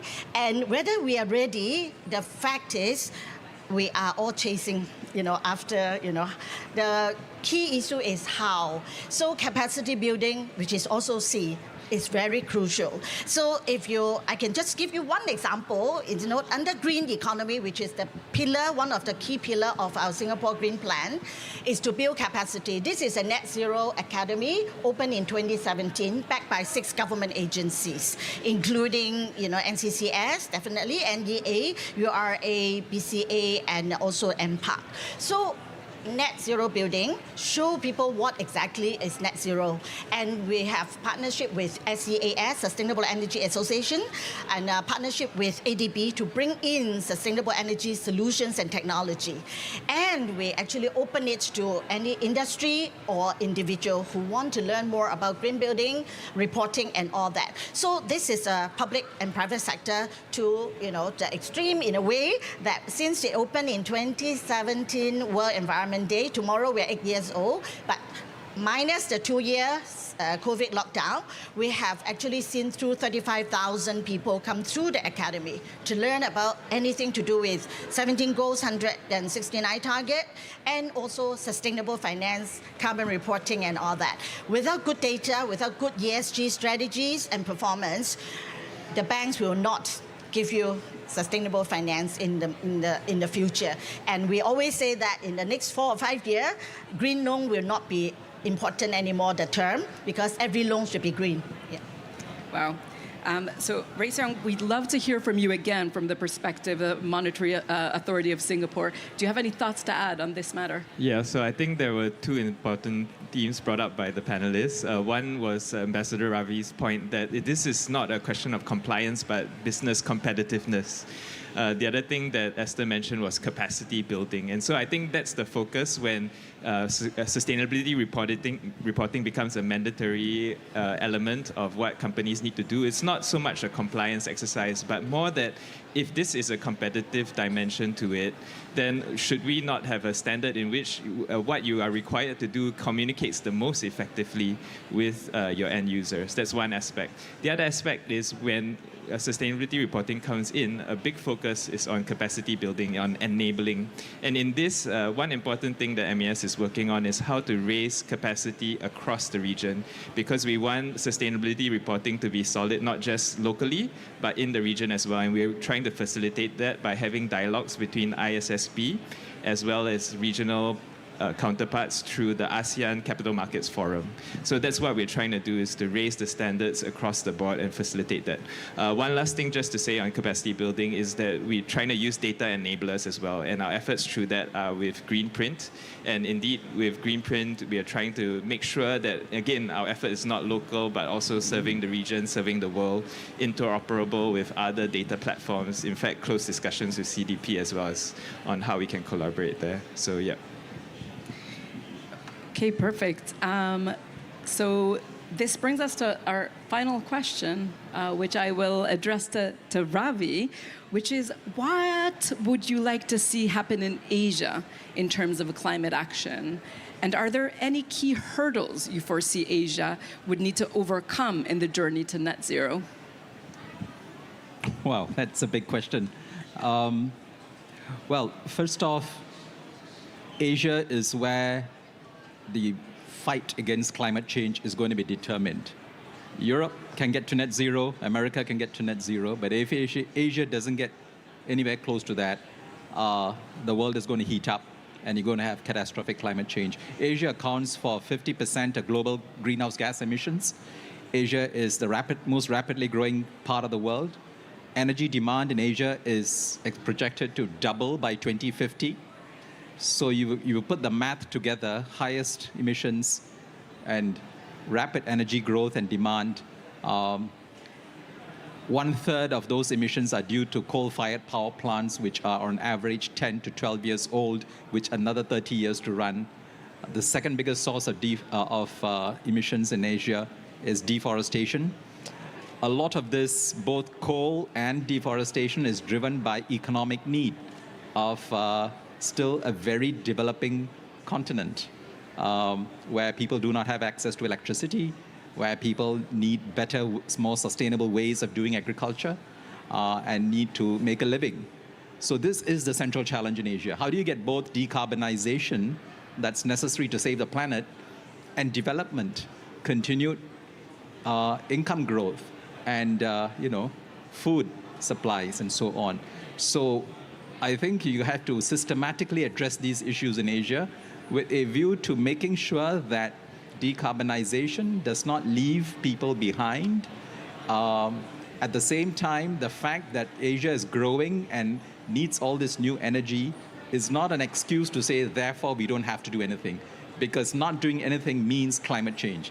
And climate change is going to affect Asia more drastically than any other part of the world. So I think this makes Asia the centerpiece of the battle against climate change. And I think that what I would most like to see, successful energy transition, which includes managed phase out of coal, which includes massive investments in renewables, and massive investments in grids. Without a grid, you can't transport renewable energy, and storage capacity for address intermittency of renewables. So you have a few big pieces that need to be addressed quite systematically. And of course, we spoke a lot about data and disclosure. If all of this is not measured and people are not held to account, there's not going to be much action. So those would be what I think are the key impediments to Asia, and also what I think needs to be done in Asia. Could I add one more point? Innovation, technology, solutions are critical because for Singapore, we are RE challenged. Energy efficiency is top priority for us as a developer and asset owner. So spend some time. We have a lot of innovators here to talk about, food security, energy reset, and data. And how do we measure and how do we do a dashboards to inform building owner like us on scope 1, scope 2, scope 3. So there are a lot of solutions and technologies available, but they are not cheap, not free. So that links us to transition finance, blended finance, and sustainable finance. And the critical fundamental is we need good data. Thank you very much. So what a way to finish this. So many thanks to Ravi, to Esther, to Ray Seong for your insightful contributions. To our online audience for the Global Disclosure Dialogue, thank you for joining. I hope you found this panel as interesting and insightful as I did. So yeah, let's give everyone some applause. We will now invite our panelists to take a seat as we move to our awards presentation. Thank you so much, Maya. Thank you, Singapore. What a great discussion, putting the whole data topic into the context of the challenges we face today. Shannon, you're still here at my side. What stood out for you, especially in terms of using data to access capital, to drive business efficiency and also to enable compliance?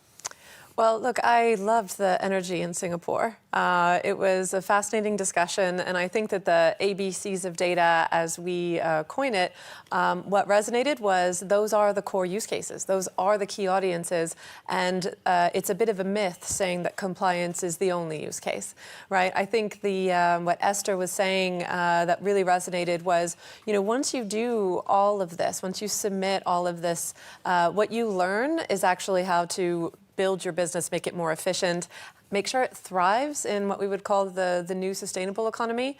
So, it's really about unearthing not only risks to adapt to them, but really the opportunities behind that. So it's like of relearning in this new economy we're facing right now. Absolutely, because I really do feel that the economy is changing, the lens that is applied to investment and decision making. And that's really encouraging. Ideally, we would have liked that lens to be, central from the start.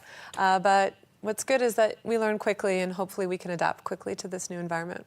And now there's the new CDP platform. How does it help organizations doing exactly this to adapt to change and to use their data to power action and change? Well, as I said, this is an exciting moment. It's the start of us being able to really roll out functionality and innovate year on year. So this is our this is our starting point from a portal perspective.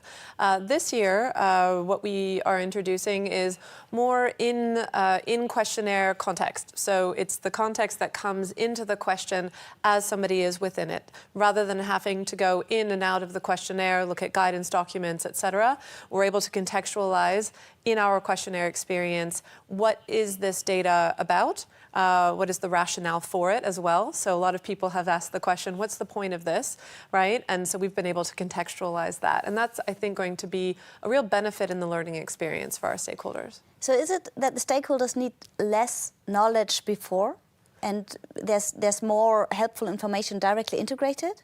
Well, I think it depends because the knowledge really, you learn it as you start the process. So year on year on year, organizations will be able to, I think, manage what is this question about much more easily. They become much more familiar with it. And at the same time, what we're doing is making sure that any new information that we want to surface, we're making sure that the rationale as to why that question is important is integrated. So it's taking everybody along with us. I don't think it's lowering the bar on the expectations we have of our disclosures, but it is definitely accompanying them on the journey in a much better way. And at the panel, we just heard how important it is to work together globally, that it's not enough to just work in Europe or just in the US or just in Asia, and that we're all into these problems together we're facing right now. So how has CDP been working on streamlining the different global reporting standards and to harmonize the experience for the users? Well, I guess one key word, it's been partnership and exchange. Every standard setter has its view as to why their standards are critically important. So it's not about removing that lens, it's really about listening and exchanging and finding where can we move together. And CDP is really proud to, through its 25-year history here soon, have already integrated quite a lot of the questions that standard setters are now bringing into practice, right? So it's not like we've started from zero with our partners. We've taken where CDP has gotten to and then also where the standard setters would like to go, and we've harmonized that in a way that we really feel that we're making it a bit easier for the disclosing world going forward. What's the most exciting news about this platform for you personally? So something that you maybe have noticed in the last years was especially troubling for the stakeholders. So what would you say, what's the best thing that's new about this platform? Well, I think it's actually the data on the data. So this is from a CDP perspective. What is so exciting is that by bringing into the world a standardized data set, but one that we can query, one that we can go into, and we can interrogate the data, and we can start to understand, what is the data on the data telling us? Where are the opportunities? How can we be maybe one step ahead for the global disclosing world? Because we are in this unique position to be able to have the primary data source and then work in partnerships, of course, as to how they can leverage that data going forward, whether that be through financial information terminals, whether that be through, Sherry was mentioning sustainable finance operations. Everyone can leverage that data, but we at CDP can query it in a way that helps us always be maybe one step ahead, meaning what other information can we bring into the world and surface as we can start to see these emerging trends. So that, to me, is a really exciting position to be in, and the fact that the portal is going to help us standardize the data, make the data much more integral and reliable is definitely where we want to start. Sounds very exciting. Thank you very much, Shannon. You're welcome. And we now head over to Delhi, where Claire Alston, CBD's Global Director of Capital Markets, is live with the Venu Gopal Muthkor, Senior Specialist and Director at the think tank Niti Aayog at the Government of India, and Vikram Kotru, Additional Director and Head of Climate Change, Environment and Sustainability at the Federation of Indian Chambers of Commerce and Industry, FICCI.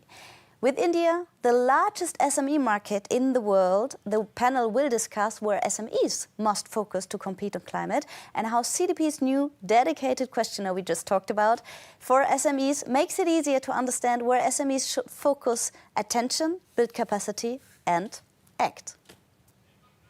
There will of course be plenty of time to mingle with peers, so please feel free to connect with my CDP colleagues who will strive to answer all your questions. Thank you all and enjoy.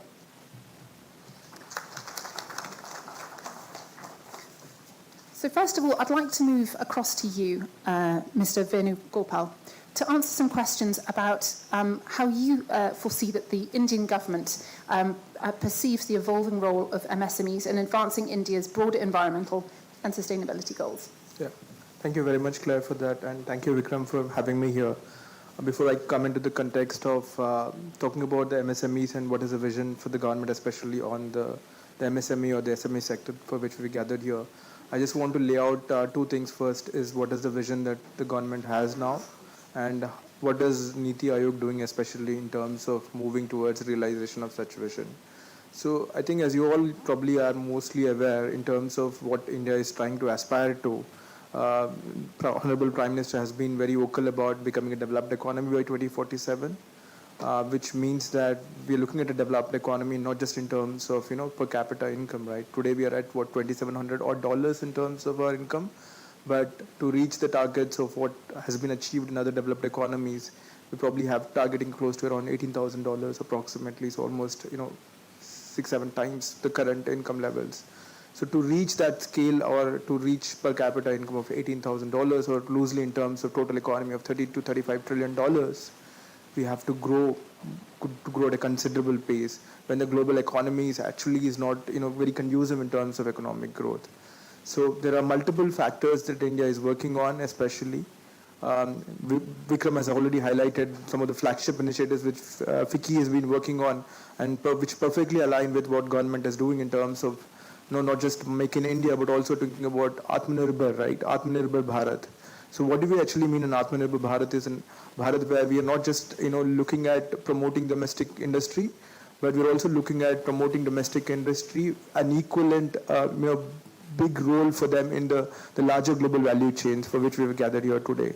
So Atmanirbhar should be visualized in that context, that our industries, including the large industries or the small industries which we have gathered here today, will become an equal and important partner, especially in improving the competitiveness of the global value chain, in strengthening them, in making them more diverse and resilient.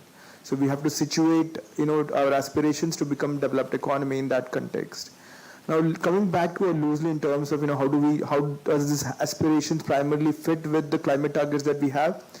We all know that in terms of our energy consumption today, when we look at our energy mix, especially on the primary energy side, we are 84% fossil, right? So we just only 16% non-fossil in terms of primary energy. Most of you probably are aware in terms of electricity capacities, we have done very impressive. We have solar and wind coming at a very attractive competitive rates, much higher, much more competitive than China and other economies. But if you look at overall energy mix, we are still at a very far away. We are just 84%, and this is not completely different from other parts of the world, right? Even developed economies and developing economies or least developed economies are almost all at the same stage. So India loosely is at the same stage as developed economies in terms of the energy mix, but our aspirations for growth primarily means that we have to achieve the increasing living standards of the people with newer technologies which are not proven yet. So that the ask is very large, right? We have technologies that we will be talking about the MSME sector, especially if you look at what would happen if CBAM comes into place, the carbon budget adjustment, right? If your products do not especially move towards green products like green steel, then your export share will be lower. So how does SME industry primarily get attuned to some of these global developments, especially in terms of carbon border adjustments, or especially in terms of climate policies that probably you will see are much more incentivized elsewhere? How does it affect the domestic industry? So we have to situate our transition, especially in that particular context.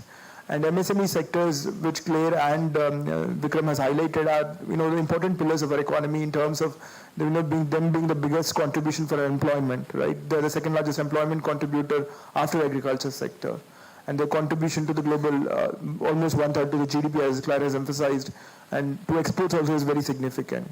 So how do we basically strengthen the MSME sector so that you're also not doubly taxing them by asking them to adopt technologies which are not proven yet, right? That's very big ask, especially for the MSME sector or SME sector. But at the same time, how do they also maintain the competitive position in the global landscape, which has been rapidly changing? So we have to situate the problem in that context, and especially Government of India has been doing many initiatives, have launched many initiatives in this regard. I'm going to highlight few points on what NITI has at this moment has been doing to both realize the vision of becoming a developed economy, and also both in terms of also achieving the climate target that it has set itself, of becoming a net zero economy by 2070. Now, briefly touching upon the first point, NITI is actually working with many of you probably in the room, the FICCI being also being a knowledge partner, in developing a net zero roadmap for the country. So when I say a net zero roadmap for the country, this roadmap will factor in the developmental considerations, will factor in the considerations of achieving climate growth, especially growth in tune with the climate considerations, climate commitments. So we're not talking about a growth which is emission intensive or energy intensive. We're talking about a growth which is both energy and climate friendly, right? So that's the important thing. And there are many groups that have been constituted. These are interministerial in nature. And these groups are going to look at various facets of the transition. So there's a group that focuses on the macroeconomics of transition in terms of understanding what would be your GDP growth, what would be the impact of energy transition on GDP, or vice versa. What would be the structure of your GDP, right? What would be the structure of industry itself, what will be the contribution of MSMEs, how do we visualize, what is the transition risk that we visualize them, how do they get impacted by the global developments. So some of those probably will be discussed in the macroeconomic interministerial group. The interministerial group also includes representatives from the think tank community, from the industry as well. So it's a more inclusive community, and we'll try to gather in feedback from everyone. The second working group primarily looks at the overall sectoral level transitions, what would happen to agriculture sector, what would happen to industry sector, specifically focus on SME sector as well. What would happen to transport, what would happen to power. So there are sectoral transitions that the second group that's going to look on. The third one, interesting, is going to look at climate finance. When I say climate finance, most of the time when you hear today, is that you always hear some numbers from the demand for money, right? You talk about a 10 trillion estimate, somebody talks about a 15 trillion estimate for Indian context. I'm not going to bring out the global context here. So there is a demand for money, especially in terms of your needs for achieving the energy transition. But nobody talks about, do we have certain pools of money available, and do we have instruments to raise those money from the supply side? And how does this, in terms of align with our demand for money?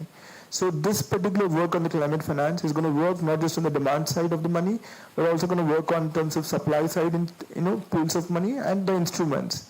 And it's also going to come up with recommendations to improve, how do we improve availability of capital, both domestic and international, so that you can fund your net zero transition without any cost considerations for some of the industries which are gathered here today. So that's the third working group that's going to focus on.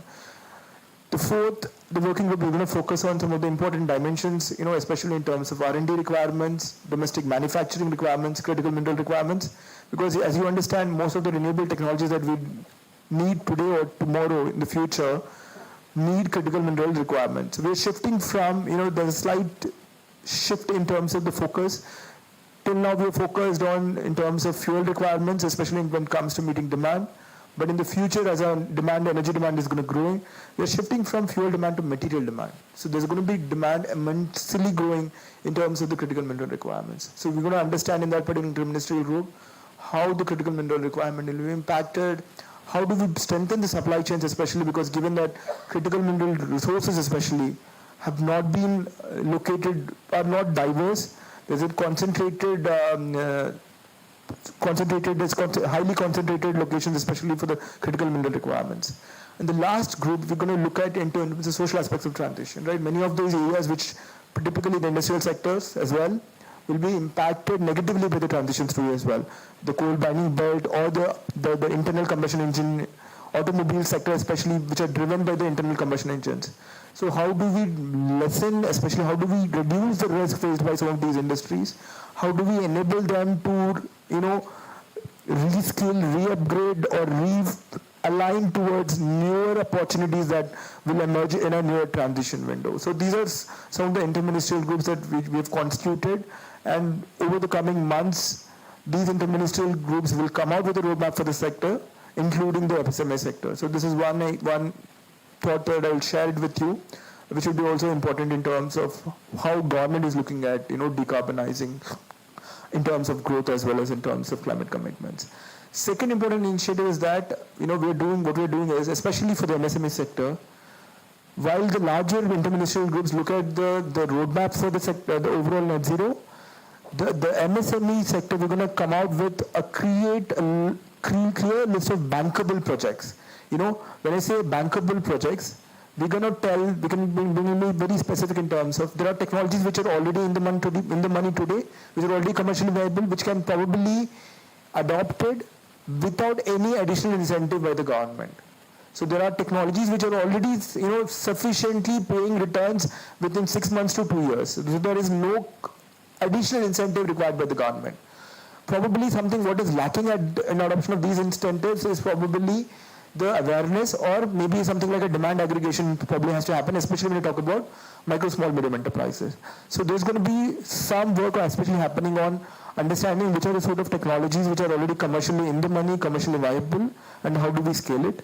Second, which are the list of technologies which are not commercially viable, but can be made commercially viable with some sort of sufficient certain incentives from the government, either financially or non-financially, and how do we bring scales to that adoption of those technologies. And third set of technologies where we are not yet commercially viable. and what we can do, especially in terms of R&D, to improve the ecosystem entirely. So these are especially for the MSME focused sectors, we're going to come out with a clear bankable list of projects looking at into these threefold considerations. The third important point that I want to emphasize is that, as we all understand, we've been talking about carbon disclosures especially. You're already probably aware that SEBI has launched something called as BRSR, Business Responsibility and Sustainability Reporting, right? It is at this moment mandated only for the large listed companies, but as we go into the future, as far as 2047 or 2070, some of this probably also percolate to other industries and other sectors, other listed companies as well. So it's important to build awareness on both global and domestic disclosure laws, especially on the carbon. If you look at what is happening in domestically on the carbon market side, if you write, traditionally India has had a voluntary carbon market and has been successfully participated in the Kyoto Protocol, other clean development mechanisms. We built a large suite of projects. Most of these projects have strong, frameworks, especially in terms of monitoring, and do not have big concerns of greenwashing as what is evidently seen in the West. But today we, in the government, we're going to talk about compliance market, which is going to soon come in, but not probably impacting the SME sector to start with. We're going to start a carbon compliance market. It's a domestic market where, particularly, let's say, for example, steel sector, if it is mandated to reduce its emission intensity by and so and so, if he cannot, then he will be mandated to buy certain carbon credits from an industry, which a steel plant, which can achieve those credits. So we're going to talk about implementation of domestic carbon market. So disclosure going to be there in terms of emissions and emission intensity. We have a offset market is also which is being under discussion. Domestic offset market, but I'm not going to talk about the international market.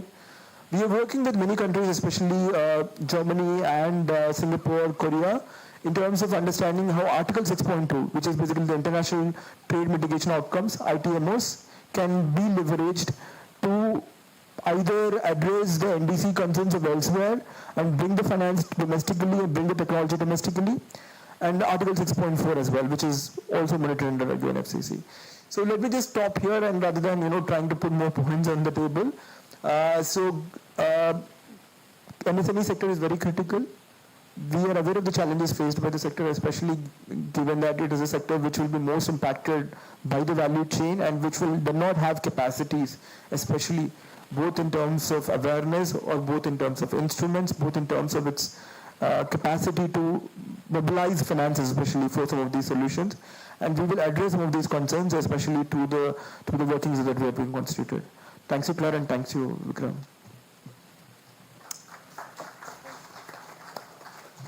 Thank you for those fascinating comments. Really interesting to hear those insights. If we can move to you now, Mr. Kotru. There are many in the room who will, of course, be very familiar with FICCI. But for the thousands of CDP stakeholders tuning in around the world, could you give us a brief introduction to your role and your impact in India amongst MSMEs? Thank you, Claire. The answer to this is very wide. FICCI is the apex industry body. We are into policy advocacy of the various sectors. We have over 70 sectors that we work with, sustainability, environment, and climate change being one of those. So each sector, industry sector, is represented by various industry committees which work on with the government, with each other, to make sure the right kind of policies which are towards the development of Indian economy are recommended to the government, and that is what the industry focuses on. Apart from the overall advocacy work that FICCI does, we also impart ourselves, our energy into building the overall capacity of the required segment of the industry. For example, SMEs. And as Mr. Venugopal rightly said, SMEs is a sector where a lot of capacity building needs to be done because there's a lack of knowledge, there's a lack of information. Talking about sustainability in an SME region, they see that as a cost barrier to their operations. That is the reason the adoption of sustainability initiatives in SMEs is limited.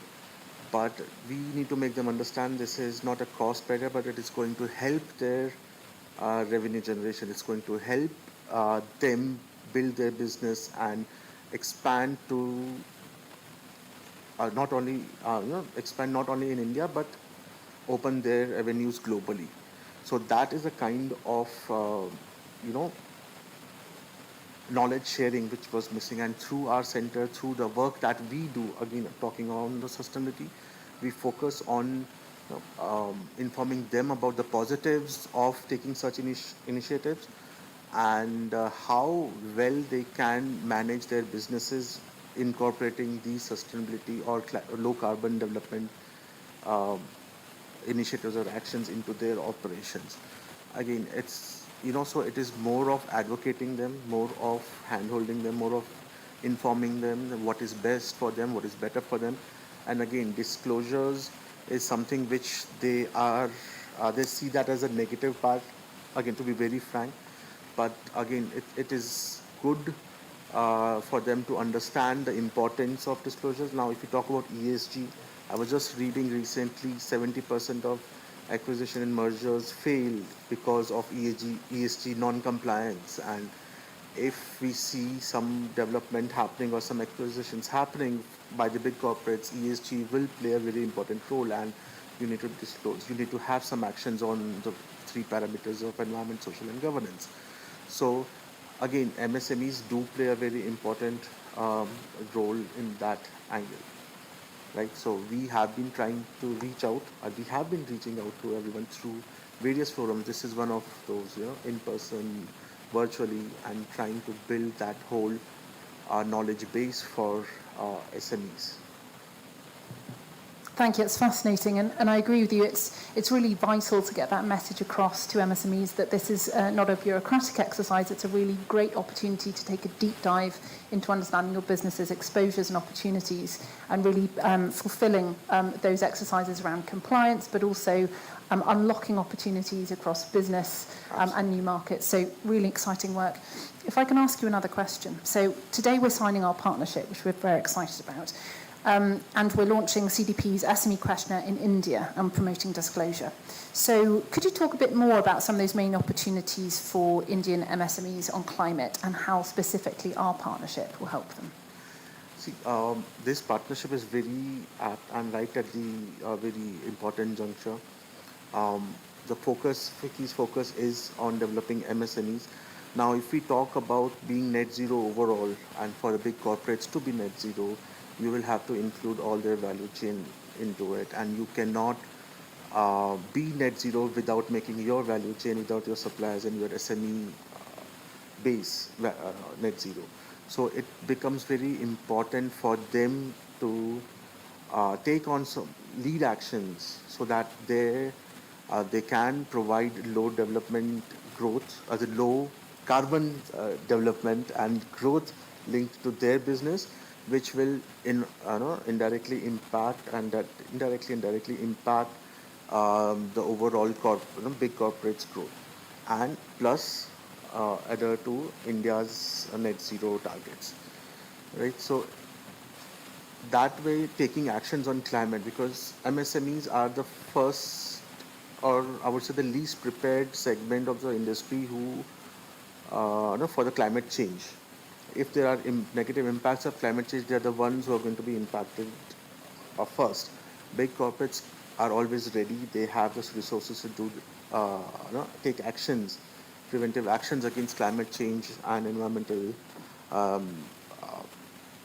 negativity. But when you talk about MSMEs, they need to be prepared. They need to understand that if you are ready to take on these actions, which will impact your business in a positive way and not impact in a manner which will take it down, having a negative impact of the climate change concerns. So that is where we see this partnership coming up. This questionnaire, I'm sure, will reach out to a lot of SMEs. This will help them understand why it is important, how it is important, what they need to be prepared for. And as Mr. Venugopal again said, right now the disclosure is just for the top listed companies, but maybe going ahead in next 10, 15, 20 years, it may be mandatory for all the industry members, in fact, as MSMEs also to disclose. So it's readiness to be there, right? Readiness to see the opportunity that lies in front of them rather than thinking short term. They have to think medium and long term impact of sustainability actions. And this partnership we see going, going and reaching out to these people, right? And them adopting these concepts, them adopting actions or initiate, or actions for sustainable development is something which we see through this partnership. Thank you. It's so interesting to consider that there's also this technical aspect of being able to respond to a questionnaire set. And I think as you've really laid out very clearly there, MSMEs are often at the front line of climate change, but really need to consider how they are going to manage their risk, but also take opportunities. So that technical guidance of how to respond to the questionnaire is going to be important. And we've certainly done a great deal of work to ensure that the questionnaire is significantly abbreviated compared to our standard questionnaire set, because we're mindful that resources are limited with the MSME segment, but it's important that that exercise is something that they can reasonably reconcile with. So thank you so much. So maybe just one last quick question for you.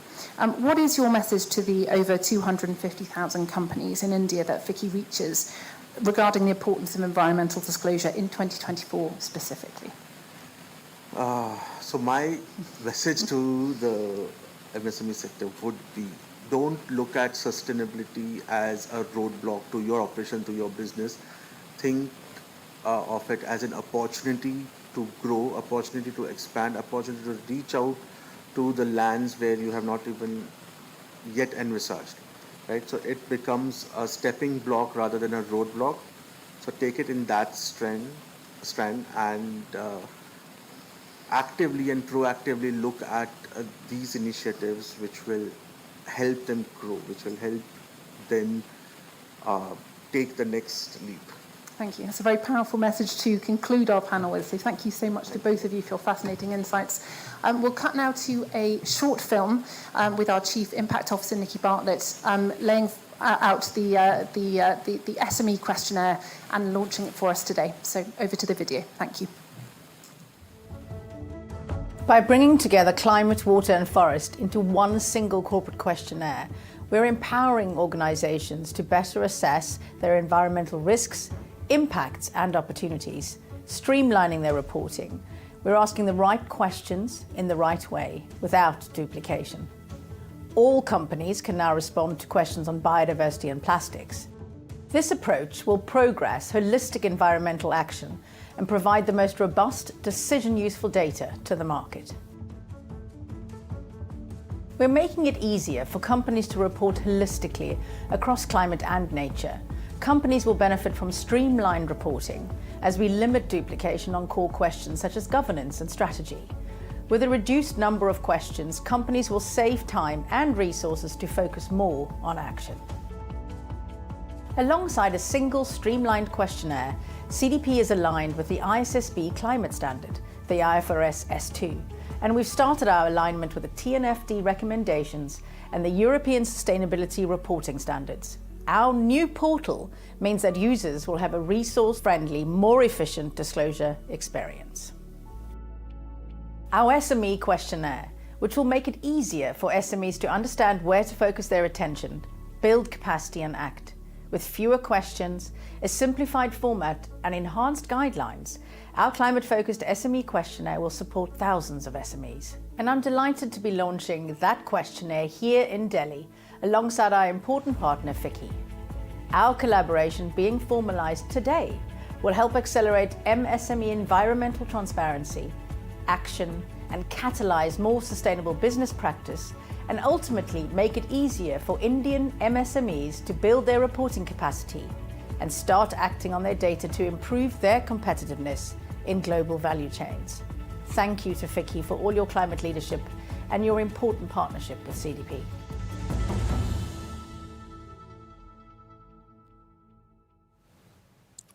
Thank you, daily a questionnaire for SMEs to take environmental disclosure as an opportunity and not as a burden. Shannon, you're still here at my side. It was great to see CDP partnering with India's key business association, FICCI. How critical is SME transparency for actually accelerating climate action? Well, I think that we heard it from India directly. I mean, the SME population is really the backbone of, our economy. And I would say the tip that was given was to see this as an opportunity for growth and the ability to reach into the business efficiency side of things. We can't leave this population behind, right? So we really need to lean in and make sure that we're supporting our small and medium enterprises so that the backbone of the economy can come on the path with us. That's very interesting. And now we're heading over to London. We're heading back to Sherry Madera, CDP's CEO. She's there with the Vice Chair of the International Sustainability Standards Board, Sue Lloyd. And CDP is celebrating a milestone today in partnership with Sue's team, the launch of CDP's new corporate questionnaire, aligned, we heard it, with IFRS S2, the ISSB climate standards. So let's dial back into London and also connect with Sue, who's in Singapore, to uncover what this means for disclosing companies, why the global baseline for climate disclosure is so important, and how the ISSB is being picked up in regulation across the world to drive action. Over to you, Sherry. Thanks so much, Merla. And hello, Sue. I'm really excited to have this conversation with you. I think it really exemplifies our partnership. Thank you for joining us from Singapore.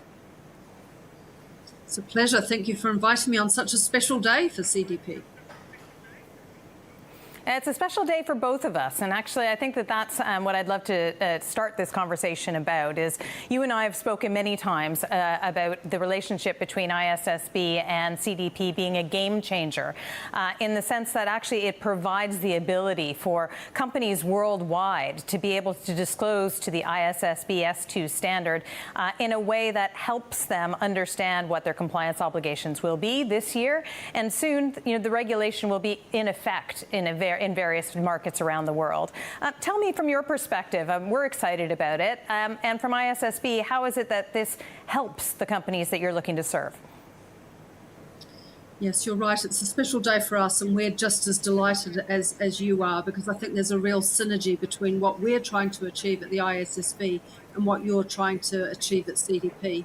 And this is really making sure that we get the high quality, comparable information out there in the market about climate, but not only climate, but climate-related risks, in a way that is efficient, but in a way that's efficient for companies. And so for us, really exciting that we're able to describe CDP as ISSB's key global climate disclosure partner. It's a big deal for us to have CDP in this role, and for S2 to be, the foundational baseline for the climate disclosures in the CDP questionnaire. And for me, I said, as really a two-way benefit. For us, it's a fantastic way to make sure that the information that we're asking for in S2 is provided out there in the market. CDP as an enabler of getting this information out there into the market. And it's a way for companies to prepare to comply with the ISSB standards. If you've got this data ready to fill out the CDP questionnaire, great news, you're well on the way to being able to comply with the ISSB requirements, which are going to be rolled out into regulation all around the world. I love how you've made that practical, because the reality is there's lots of high-level discussions when you talk about climate change and the action that's needed for climate change, and even when we're talking about disclosure, often it's very high level. We're talking about a partnership that brings us to being very practical. And you mentioned so many jurisdictions around the world are looking at ISSB and trying to make sure that they're ready for being able to accept and align and comply. You're sitting in Singapore, but obviously, we see this as a global baseline through the IFRS's efforts. I mean, how's that going? How is uptake going? How is it that you're seeing the global interest in the ISSB standards? I think the short answer is better than we had dreamed of within less than a year since we finalised the first two standards, IFRS S1 and S2, our climate-related disclosures, and only in July last year did the International Securities Regulators, IOSCO, endorse our standards for use around the world. And since then, we've seen incredible interest in terms of jurisdictions making decisions or consulting in their decision-making to decide how to use our standards to introduce regulatory requirements around the world. So now we have more than 20 jurisdictions who have made decisions or are consulting on our standards to be used directly or incorporated into their regulation. And it represents a lot of the globe. The statistics that we were really proud to share this week at the IOSCO annual meeting were that more than 55% jurisdictions representing more than 55% of global GDP, more than 40% of global capital markets, more than 50% of global GHG emissions are on this journey towards the application of our standards. So that really means, if we go back to the CDP questionnaire, that wherever you are in the world, this is relevant disclosure to be collecting, to be ready for reporting. And I think one of the things that's really interesting for me when I look at the range of jurisdictions that are engaged in this journey is just how wide and varied it is, from Canada to UK to Hong Kong to emerging markets in Nigeria, Brazil, and just this week we had China announcing their proposals to build on our standards. So this really is a global movement. And so I think CDP is a perfect partner for us to work alongside as we see this big change in regulatory reporting. Great, and it's fantastic to hear. And you know that word global really does resonate. You know, certainly that's what CDP has been set up to be, which is that global neutral disclosure platform that drives comparability across data sets. You know, already we're really proud of having over 23,000 companies worldwide disclose, and we're really seeing that demand for increased disclosure, onboarding into the system, being able to align with standards. A lot of that comes from the access to capital that is either now in front of them or what companies hope in the years to come will be their path to a public market, or indeed, you know, some of those early exchanges for their shares and for raising capital. My question for you, Sue, is how is it that, you know, tell us a bit more about why you're so sure that the questions that ISSB S2 are asking are what investors want and what investors need. Well, for a few different reasons. One is that we've had huge engagement with investors and stakeholders in developing our standards. So more than 1,400 responses to the proposals when we put them out. And the fact that we have built on existing literature wherever we could. Importantly, building on the TCFD recommendations, which form the foundation for both of our new standards and which is fully incorporated into our S2 disclosures. That shows us that this is the information that's market proven and where there is market appetite. And so really seeing that investor demand and knowing that what we're asking companies to provide is the information that we know is going to be useful and relevant for decision making. This is a good use of your time. And also talking to companies to explain how this is also information that's really useful for good governance and management of companies to create value, to manage risks, and to find opportunities, as well as attracting capital to fund important transitions. It's a really important point, Sue, and we've spoken about it, and certainly we've even spoken about it earlier today, which is that data disclosure isn't for a single use. And that's something that I think that we should really lean into, because it isn't free. It sometimes isn't very easy in order to be able to get really accurate data that investors need and to comply and to be aligned with the ISSB S2 requirements. But we know at CDP that those data points are not just used by investors. They're increasingly being used to take action internally at businesses to be able to drive down not only their emissions, but also being able to understand, measure, manage their effects on nature. They're thinking about how it is that they use water and be able to create an environment that is going to be positive going forward. Of course, compliance is becoming an increasingly important driver of all of those actions. I guess my question to you, Sue, is how is it that we together can make sure sure that we're helping companies think about what actions can be taken from this data, and how is it that we can work with regulators and policymakers for the data not to just stop there, that actually the action that we hope to be taken for a more sustainable and a green financial future becomes reality as quickly as possible. Well, getting these standards used, I think, is important, and getting this data out there in the market is really important to affect change.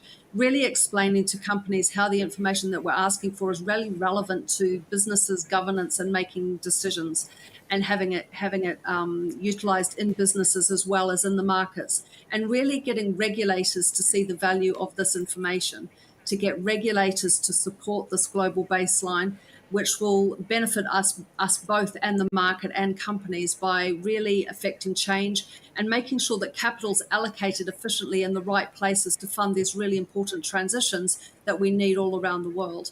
And what's been really interesting for me as part of the discussion as well when we talk to companies is how many companies, smaller companies and companies in emerging markets really see the benefit as well of this information for their trading relationships, knowing that their suppliers, their customers are going to need this information for their reporting as well, is another really important driver here that we're seeing in our conversations with jurisdictions and companies in emerging and developing markets. Yeah, I'm hearing that as well, Sue. I've had the pleasure and honor of doing a bit of traveling to various places that are hugely important to CDP and are actually adopting and certainly using ISSB standards as that global baseline going forward. And what we're seeing is that actually data is being used really to comply with requests not only from investors, but also from clients, from customers. And that's pretty compelling because if that same data set can be used in both places, it's not just about sort of access to capital, it's also about making sure your ongoing business is thriving and is successful. And actually, the point that you've just made there about suppliers, really that kind of nudges into this question about scope 3. And what we're seeing at CDP is that, with our supply chain program, a number of the world's largest suppliers and even some of the smaller and medium-sized suppliers really are asking for this data for very practical purposes. Some of it is really starting that they can comply. They can actually get the data that they need in order to be able to put through some of their scope 3 numbers. But the really exciting piece is when they're looking at the data that they receive and think about what action that they can take together with their supply chain to drive down emissions, to think about how capacity building can not only be at that buyer level, but also be pushed through to the supply chain. And as those companies grow, obviously they're going to come into the access to need other capital, innovative products, and again, that baseline of being able to disclose to the ISSB S2 standard really helps, not just the big listed companies, but certainly the supply chain that serves them. I know that's something we've spoken about before, and it's certainly something that I think that we can lean into. Yes, totally. I think it's really important because it's really affecting change. And often when we talk to people about meeting these disclosure requirements, they talk about the difficulty of getting data. And I think that the more that are filling out the questionnaire, the more information we're going to have that we can all share that enables the whole value chain really to engage and to have the information they need, not only for reporting, but for really important decision making to understand where there's opportunities for change. And so I really do see this as a symbiotic relationship in terms of all of the benefits that can be realized. Absolutely. A quick pivot into something that both of us just touched on slightly in our remarks, which is thinking about nature, thinking about water, thinking about forests, thinking about some of these other impacts on our natural environment. I know that ISSB and IFRS has decided that it's going to explore nature-related standards in terms of its next step in the future. CDP is delighted to be partnered with you on that journey as well. Tell us more about what you're planning. So what we're planning to do now is to really build out our global baseline. So we have 2 standards already. S2 is our specific climate disclosures, which are now aligned in the CDP questionnaire. S1 asks for information on other important sustainability-related risks and opportunities that are affecting companies. So we already ask for information beyond climate, and now we're going to build out the specifics of that. We already have the Sustainability Accounting Standards Board standards in-house, so that's already relevant.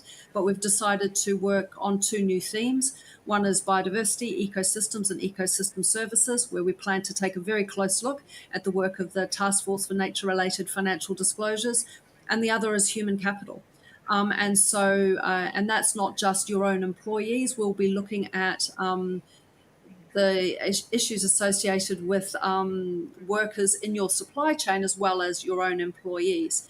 And I think it's really important that we get onto these new topics because the very nature of sustainability-related risks and opportunities is that they're not in silos. They're all very interrelated. And so climate affects nature, affects human capital. And so just bringing these things together really allows us to have a more complete picture.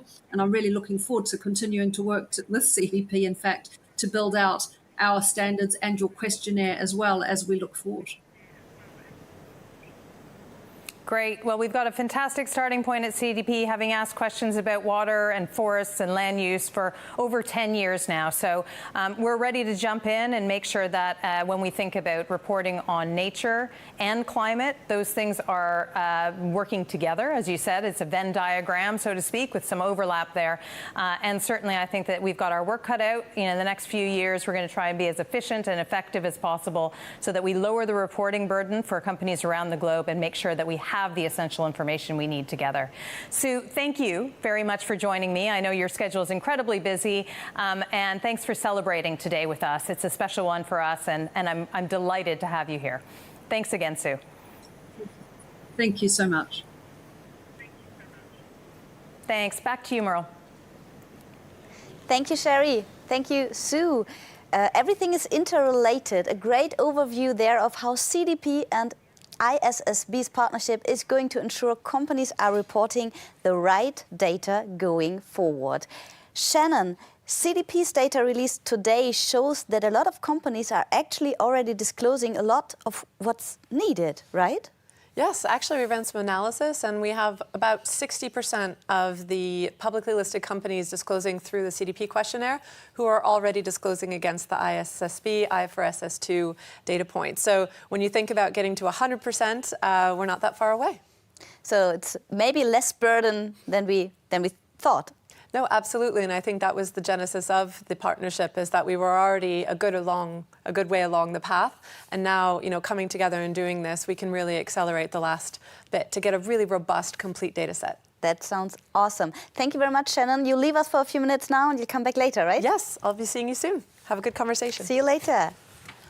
And we are back in Brussels in the studio now with CDP's new platform integrating critical global standards this year. It's time to bring in the voices of other standard setters. We'll start with Tony Goldner. He's Executive Director of the Task Force on Nature-related Financial Disclosures. And I'm pleased to welcome back Pietro Bertazzi, CDP Policy Director, to discuss nature reporting and CDP's alignment. Welcome back. Thank you. And welcome, Tony. Thank you so much. Great to be here, and congratulations on a great day today. Thank you so much for celebrating with us. The TNFD had made it very, very clear that you support an integrated approach to reporting on climate and on nature. Why is this so important, and how do existing reporting standards come into play, if at all?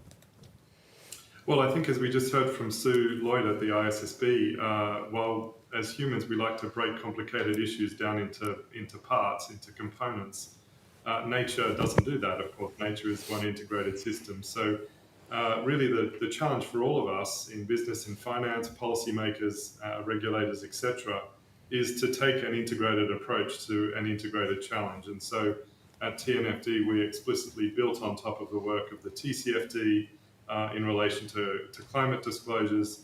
And I think a lot of market participants who are already looking at the work of the TNFD recognize the familiarity of the structure, the language, and the approach. And that, of course, was by design. And of course, we hope that this then flows into the global reporting baseline by the ISSB as well. You just said nature doesn't do that, and we heard that many organizations have spoken about the challenges they faced in getting the data they need for robust disclosure, particularly around nature. We often hear it's more challenging to quantify than emissions are to quantify. How does the TNFD framework help companies to overcome these challenges?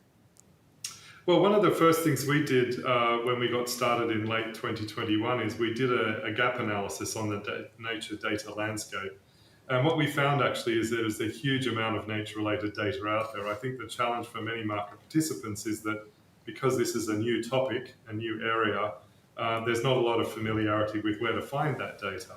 But there is in fact terabytes of nature data out there. And so really the challenge is to make that data more comparable, to make it more accessible. And of course, CDP itself, as we just heard from Sherry, has a huge amount of data on water and forests and other issues. So I think the TNFD is really focused on identifying the gaps. Of course, there are some gaps. There are consistency issues. There are quality assurance issues as we think about the assurability of nature-related data going forward. So we're working on those issues with a range of partners, including CDP.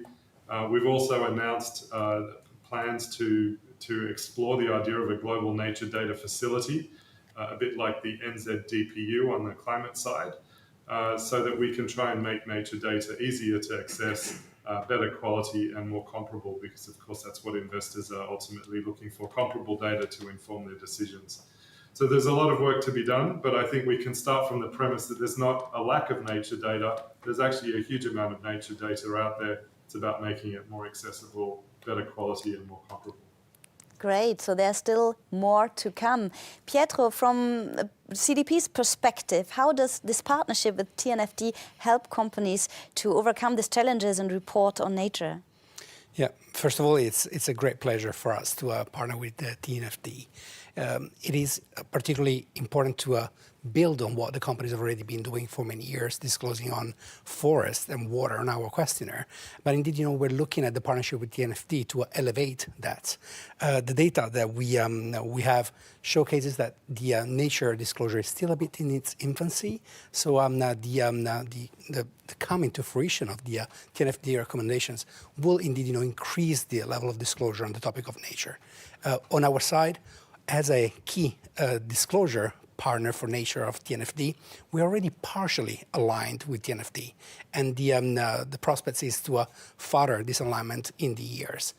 With this launch of the CDP questionnaire in 2024, with the integrated questionnaire, we allow companies to look at climate and nature together, which is indeed, a very important nexus, because you cannot really tackle environmental challenges without looking holistically at climate and nature at the same time. And the option of introducing the TNFD in our disclosure indeed, caters for that need. So yeah, as we just heard, everything is interconnected. You can't separate both fields. Tony, what does the TNFD take away from the partnership? Well, I think we've actually had a partnership with CDP now for over 2.5 years since we got started. In fact, one of my very first conversations when I joined the TNFD on our launch was with the CDP team. I remember talking about CDP's expertise around water issues in particular. So we've had CDP as one of our 20 knowledge partners since the outset. We've had tremendous input from the CDP team in developing our recommendations. And I think now that we've published our recommendations in September last year, we're now moving into the next phase, which is really about building market capacity to act. And this is where the CDP platform, I think, will come into its own, because of the sheer scale of the platform, that 23,000 companies, I think that Sherry mentioned, already using the platform. We're very excited about furthering our collaboration with CDP to fully integrate the TNFD recommendations into the questionnaire, and then to work together on addressing these market needs and capability gaps around nature-related data. So there's a lot of work to do. I think we've had a fantastic collaboration over the last 2.5 to 3 years, and we're looking forward to extending that as we go further, so that companies, now that the recommendations are out, can move to taking practical action. And that means collecting data and accessing data in a consistent way, and I think the CDP platform is uniquely equipped to play a key role in that journey going forward. So if I understand it right, Pietro, it's just the beginning, the first step of this partnership, even though it's already 2.5 years, as we just heard. Can you tell me more on the plans to progress alignments? Yeah, no, Indeed, when we started pioneering disclosure on water and forest back, over 10 years ago, we started creating that norm among companies to look at nature-related disclosure. We've been expanding this with biodiversity questions and with plastic-related questions over the years. But we still notice that actually the companies responding to the nature-related questions is still, quite low. Looking at our companies, just over than a third of the companies that go beyond climate disclosure, looking at the key nature data. And if you look at the financial institutions, actually 85% of the companies reported climate risk, impact, and opportunities, but just 20% of those assess wider nature risks. So indeed, that's the reason why we need, a partner to keep pushing for nature data. If you look back when the TCFD recommendations, and Tony, indeed, mentioned the fact that TNFD echoes the learnings from TCFD. When TCFD got to fruition, actually the level of disclosure on climate skyrocketed. There was, a great leverage, and we at CDP introduced in 2018 the TCFD recommendation in our disclosure. Therefore, now with the adoption of the TNFD, we expect that to really norm more strongly corporate behavior, and we intend to align further and over the years to a full alignment with the TNFD. At the moment, companies disclosing with CDP already are aligned with the part of TNFD, but of course, there are data gaps, and there are elements that we are not yet looking at very closely, which are actually included into the TNFD realms. I'm thinking about oceans and land, and that's something that we are really looking forward to introduce in our disclosure platform. Of course, the experience coming from the framework, from the TNFD, will help us with the right metrics, with the right elements, definitions that we can implement in our disclosure platform.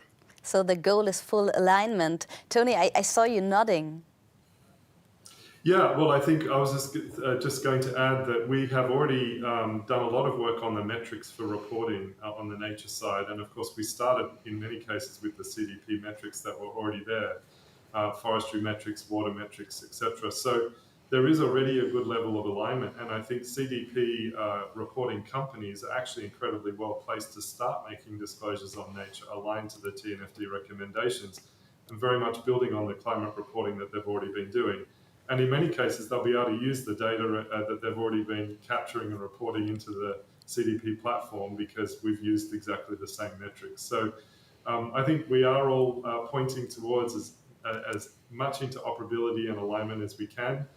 We've learned from the CDP metrics. Of course, there's a need for additional metrics, which we've worked on with a number of knowledge partners, and hopefully they'll make their way into the CDP platform going forward. So it is very much an iterative process, but I think things are moving very fast. Yes, actually, yeah, no, thank you. Tony, thank you for mentioning it is indeed two ways partnership. So the evidence that we collected through our disclosure has actually been informing as well the developments of the TNFD, as we do this with other standard setters. While norming corporate behavior through our questionnaire, we learn what the market uptake is and what the market is actually doing.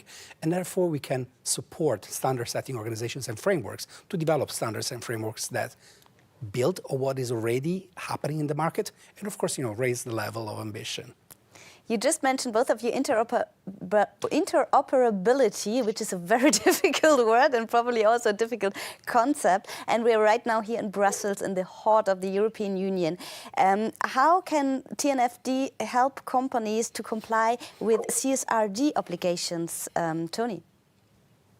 Well, we've actually just been working with EFRAG in the European Union on a mapping exercise between TNFD and CSRD. And the good news is there's a very high level of alignment between TNFD and the new European Sustainability Reporting Standards. In fact, all 14 of the TNFD recommended disclosures are represented in the ESRSs. So that work is available. It's shortly going to be finalized. There is already a draft available on the European standards body website for those who are interested. But I think it just speaks to the fact that the TNFD recommendations were being developed in parallel with the European reporting standards. And so we were talking to each other throughout the last 2.5 years. and so no surprise that they're highly consistent with each other. So I think for those companies in Europe already figuring out how to report on nature-related issues to meet their CSRD requirements, TNFD is a very helpful tool to help them achieve their CSRD reporting obligations. And of course, they can leverage the CDP platform to report into the data, to gather the data, and leverage the platform to help them do that as well. I'm pretty sure this comes as a relief for many companies watching right now. Pietro, what's your take on how businesses can use the TNFD and to prepare and also boost their competitiveness?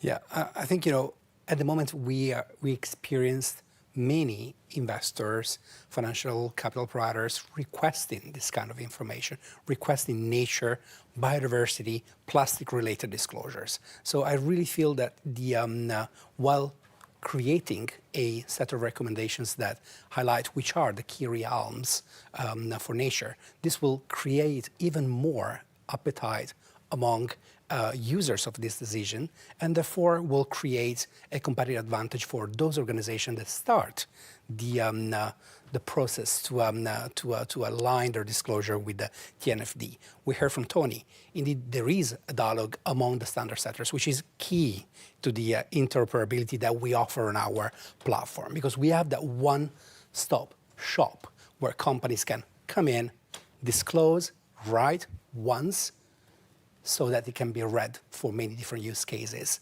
And that will help the companies from one side in terms of the interoperability, but the standards themselves have to create that interoperability, which is indeed happening. Therefore, our take on companies using disclosure for their competitive business case is very compelling. It is important and we heard from the presenters this morning from China, for example, how much the disclosure helps the strategy of the companies, as well as, put them to the path towards the compliance. So ahead of compliance, aligning with the TNFD through the CDP disclosure allows companies to get the competitive advantage, the early starter advantage. And that's what we feel is incredibly important for us to offer the companies disclosing through CDP. So not only reporting because they have to, because actually it helps them. It does help them, yeah. There are several business cases that we can bring to the table. Many companies showcase that indeed their disclosure give them access to financial capital, give them access to a competitive advantage in the market, builds, of course, the brand reputation, but establishes a dialogue, a transparent dialogue with the customers and with the stakeholders. Of course, compliance is very close to my heart. That's my bread and butter every day. But indeed, policy is one element of the use cases. I think Sherry this morning mentioned that. It's one of them. The other is access to capital. The other is the competitive advantage. And of course, the why of all this is the purpose, is why we're doing this. And it's indeed to advance our corporate performance in terms of, having a better impact on the environment at large. So we are talking about a lot of advantages here coming from disclosure, but it's more than this. I feel there's a real shift in how companies have to operate to survive, to be part of the economy of the future. And looking into the future, maybe a more visionary question coming out now. Where do you see your partnership in 5 years? What should happen in the next 5 years? If you had this talk again 5 years from now, Tony, what would look differently? Well, I think we're going to see a real revolution in the use of nature-related data coming. I think we're seeing the early seeds of that now, and I think TNFD hopefully provides an architecture and a framework for companies to think about how to make their businesses more resilient in the face of nature loss. In fact, I was really struck by the comment from colleagues in India a few segments before, basically saying, this is important because it's about the resilience of your business. And I think that's absolutely right. On the climate side, a lot of businesses are thinking about how to adapt to a warmer climate. On the nature side, and I hate to distinguish the two because we started by saying they're incredibly interconnected, but on other aspects of nature, every business has critical dependencies on nature. And if we don't take care of the flow of benefits that nature provides into our businesses will cease to exist. So this really isn't just an exercise in compliance. This is about the long-term sustainability and survivability of businesses in a planet that's changing because of the impacts we're having on it. So I think data is going to play a fundamental role in that, both on the risk side, but also on the opportunity side. And I think what we're starting to see now is data and analytics, including things like AI and even blockchain technologies and others, now starting to be used to find new opportunities for companies to leverage nature and work with nature to create entire new business models, new products, and new scalable financial solutions. So there's a lot of talk about, for example, nature-based solutions, but there's also, I think, very exciting new terrains around circular bioeconomy, for example, the use of nature to create substitute products for things like plastics and things. And all of that's going to be fueled and enabled by data and analytics going forward. And I think that's really the frontier that we can be looking forward to in the next 3 to 5 years, is how do TNFD and CDP and others help to enable that revolution in data and analytics to create those new business opportunities. So many interesting topics you brought up here. Artificial intelligence, circular economy. Pietro, where do you see this partnership and this topic in 5 years? Yeah, I'll start with the topic, actually. I've been working on corporate disclosure for over 15 years, and I remember the discussion back then was very different. In the past, I will say 5, 6 years, I've seen a tremendous uptake of the practice of climate disclosure. And I believe that TCFD created, that push, and CDP creating the norm among companies really facilitated this. So the challenge will be in 5 years' time to see TNFD disclosure having created that mainstream practice among companies to disclose information about nature. In terms of the partnership, I think it really depends on the evolution of the TNFD, but we are confident that if we work together, introducing and seeking full alignment with the TNFD, we will actually be able to inform the policies coming ahead, and ideally, this will increase the level of expectation on nature disclosure by companies. It's always a mix of the two elements. It's the market dimension, and which is a kind of a pull force, and the push force created by policymakers to really get the companies to disclose. I think the mix of those two. Therefore, I really look forward, Tony, to our collaboration in the next 5 years. Can be incredibly transformational, and well, no pressure on us, right? Pietro, you've mentioned CDP as being an implementer of standards, so to speak. How does CDP actually do this? How have you done this in the past? How can we imagine that? I can make, again, the reference to the TCFD recommendations. We were incredibly, involved in the shaping of those recommendations, of course. But as soon as the recommendations were adopted, we implemented those in our disclosure practice, in our disclosure platform. What happened then? The many companies disclosing through CDP, which is a market-driven tool, indeed, market-driven system, indeed, got many companies to adopt the TCFD recommendations. That has been a tremendous uptake that we've been driving ahead of regulation. Then what happened? I think it was 2019 Global Climate Summit. We made an analysis coming from our data, and we realized that actually many companies disclosing through CDP were indeed TCFD compliant, almost TCFD compliant. That gave to the governments that we engage with the evidence and the confidence that they could have put in place policy and regulation requesting TCFD-aligned disclosure. And that started happening. Then, as we heard from Sue Lloyd today, from the IFRS standards were based on the TCFD recommendations, and the recommendations were translated into standards, which is now on the way to adoptions as the official standards in many different jurisdictions. That's the theory of change that we like to see, and I expect this to happen as well on the nature-related disclosures. So from data to action. Yes, indeed, always back to the action. We heard a lot about the opportunities for companies in applying the TNFD to get ahead of compliance requirements. What's your take on how businesses can use it to prepare and also boost their competitiveness? Pietro. I think it's indeed quite important to look at the appetite for this information, the request of this information.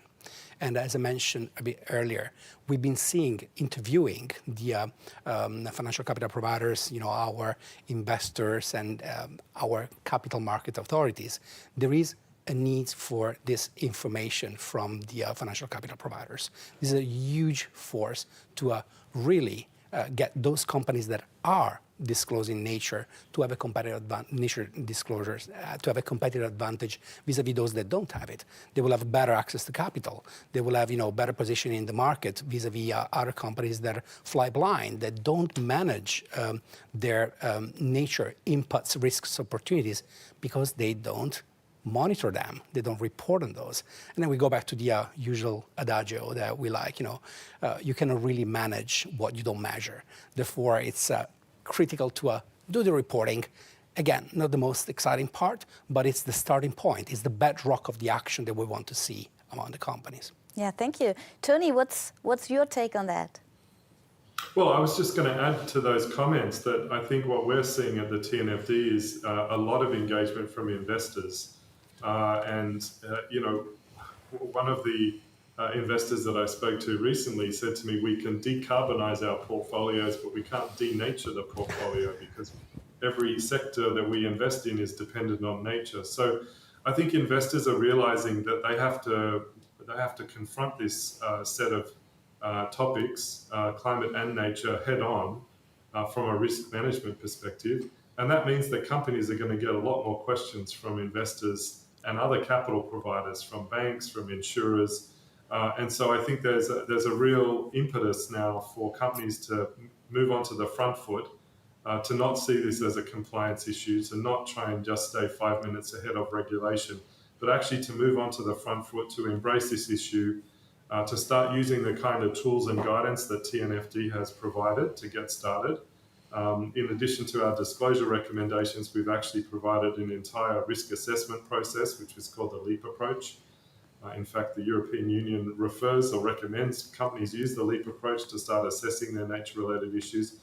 And so I think there's a real need and a real impetus now for moving onto these other aspects of nature beyond climate change, so that companies can be thinking about the implications for their strategy and for risk management, and getting themselves better prepared to be answering those questions from capital providers, because I do agree that this is going to become a point of competitive advantage. Companies who move quicker will be seen to be on top of and managing their nature risks. Companies that are slow are going to look like they are not on top of their exposure to potential nature risk. And I think investors are educating themselves very quickly and going to be asking tougher questions sooner rather than later. Thank you. Thank you so much, Tony Goldner, for this insights into the partnership and the integrated approach. This sounds very promising. I'm looking forward to hearing again in 5 years what has happened. Thank you so much. Thank you very much. Thank you, Tony. This year is a huge year for corporate transparency in Europe. The CSRD comes into force, meaning that 50,000 companies will need to comply and disclose environmental data according to the European Union's new standards. And we're lucky to have the architect of those standards here with us, Patrick de Cambourg, chair of the EFRAG Sustainability Reporting Board, alongside, still with Pietro, here with me in the studio. Patrick, hello. Nice to have you. Hello, how are you? Great to have you. As we heard from Sue and Sherry earlier today, CDP is aligned now with the ISSB climate standard. How far will this help companies needing to comply with the CSRD, and how far aligned are ESRS and ISSB climate standards so far?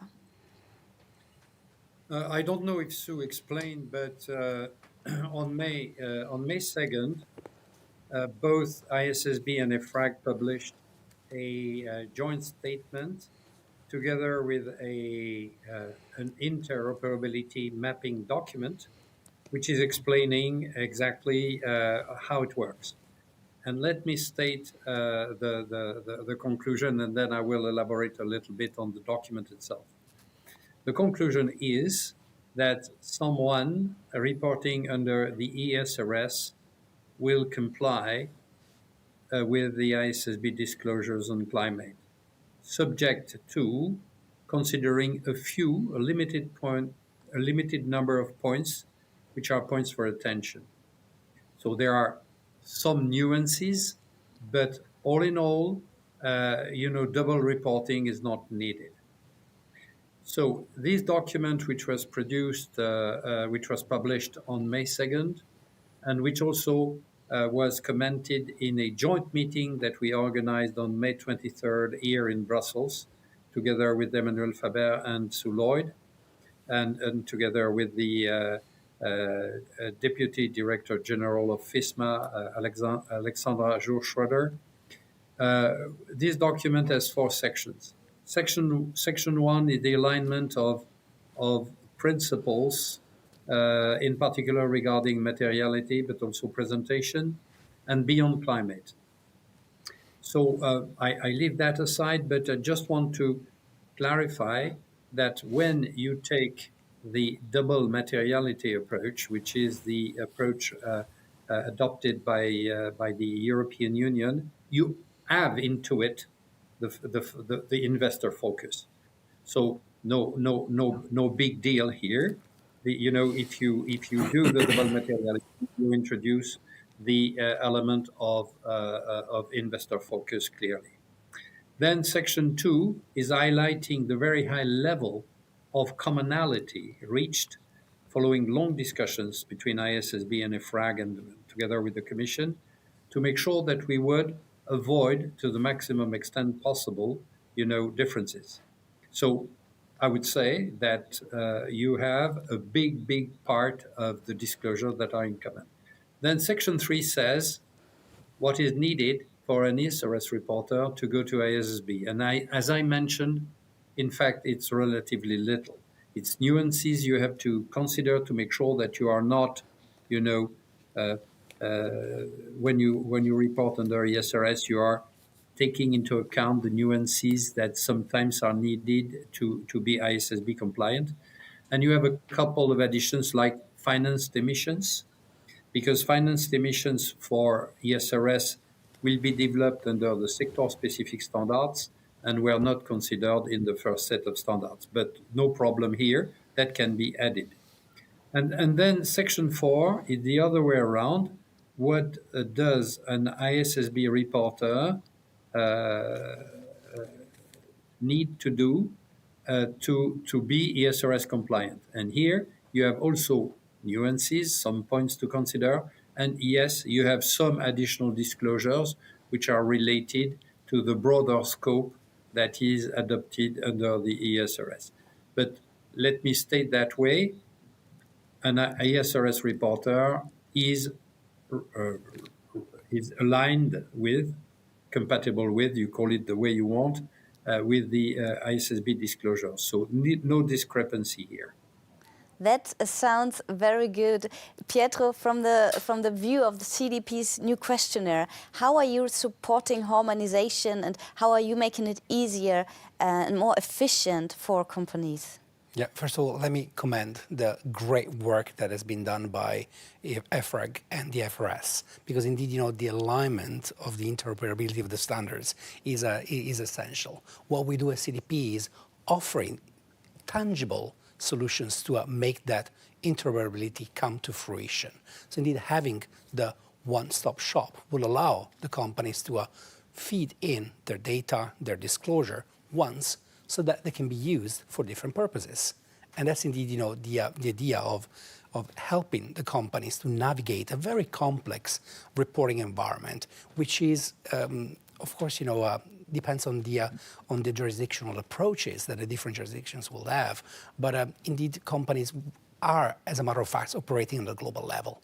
So they will need to look at different requirements and different expectations. But this will become too burdensome.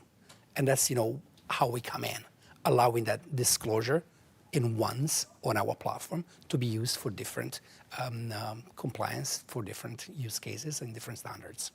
So like doing it once and using it many. Patrick, Still, we have a discussion about the cost to comply for companies subject to the CSRD. How is IFRAG supporting companies, especially through a partnership with CDP? So, a little more than a year ago, we, in full agreement with the European Commission, we decided to reprioritize a little bit our activities by, modifying the deadlines for the issuance of sector-specific standards and putting the emphasis on implementation support.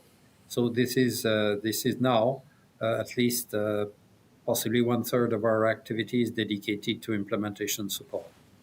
In doing so, we first of all issue implementation guidance, and we had 3 that are just released. One on how to perform your materiality assessment, which is a very critical element of sustainability reporting. It's pivotal, in fact. The second one is, of course, something that is pretty new for many, which is how to address the value chain aspects of your activities. And the third one is more practical. It is the full universe of data points that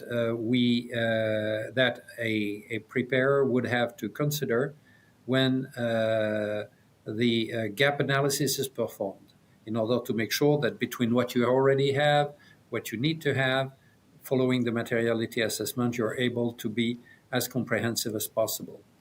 With CDP, we have a memorandum of understanding that was signed, and we seriously hope that this is going to ease the burden for preparers. Because, I think I forgot to mention earlier that we also are working in the EU on a digital taxonomy.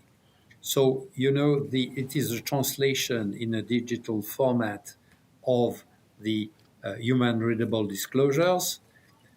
By the way, we took a relatively granular approach to narrative information, which is a very critical part of sustainability reporting, by contrast with financial reporting. So not only quantitative information, but also qualitative/narrative information.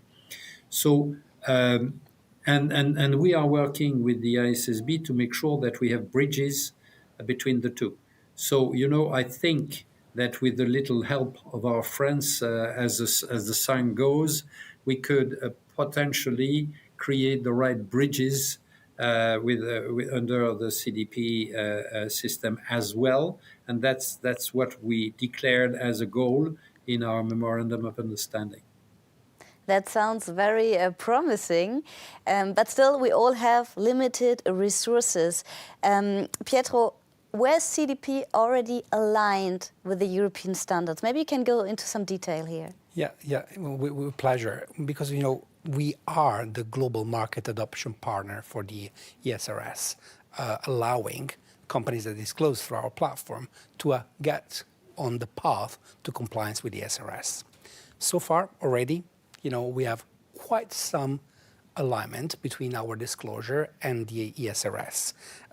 From our mapping, in fact, more than 1/3 of the questions in the CDP 2024 questionnaire is aligned with the ESRS. And when it comes to the climate standards under the ESRS, the E1, most of the data points are actually covered by our disclosure, which is great because it spans as well more than climate, looking at forest, water biodiversity, and plastics. So for companies disclosing on the 2024 CDP questionnaire, for them it is already a good head start to be on the path to compliance with the ESRS. Of course, we do have the intentions as established in our MOU, in our Memorandum of Understanding, to further the collaboration and further the alignment.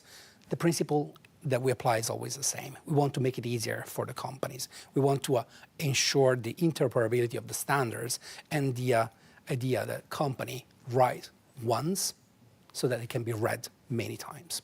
Speaking about efficiency, Patrick, where do you anticipate that the European standards can be used by investors or other data users to help companies access capital and improve their business? Well, first of all, let me go back to what Pietro was saying, because I totally agree with him. You know, we absolutely need a two-way traffic. So, you know, in order to make sure that information is accessible easily and possibly with one channel of posting, if I oversimplify. Now, ESRS have been designed to cover sustainability impacts, risks, and sustainability-related impacts, risks, and opportunities under a comprehensive coverage that covers environmental, social, and governance. Under that overall umbrella, we had a clear direction of travel when we elaborated, which was the features of which are the following.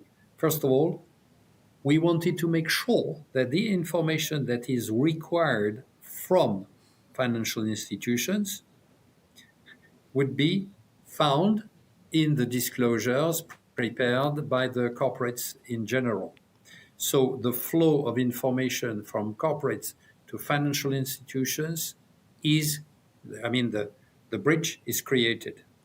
So all, for instance, the SFDR information disclosures are embedded into the ESRS disclosures. So you can, from the upcoming data, you can fulfill, if you're a financial institution, you can fulfill your obligations, and you can also use it to, allocate your capital to the right elements. The other element, which was absolutely key for us, but that has already been mentioned, is, of course, interoperability with other global initiatives. ISSB, we mentioned this and explained already, but also GRI, Global Reporting Initiative, because we felt that, an ESRS reporter should be considered as reporting with reference under GRI, almost, I would say, in as simple as possible a manner. Patrick, one last question. We're here in the heart of Europe, but CDP has companies watching from across the globe. We saw some of them in the morning already. How many companies will IFRAG standards impact? And how will they help their sustainability action? Just one short last question. You mean outside the EU? Yes, globally. Well, I do not have a precise number because, there were estimates. I'm not sure, but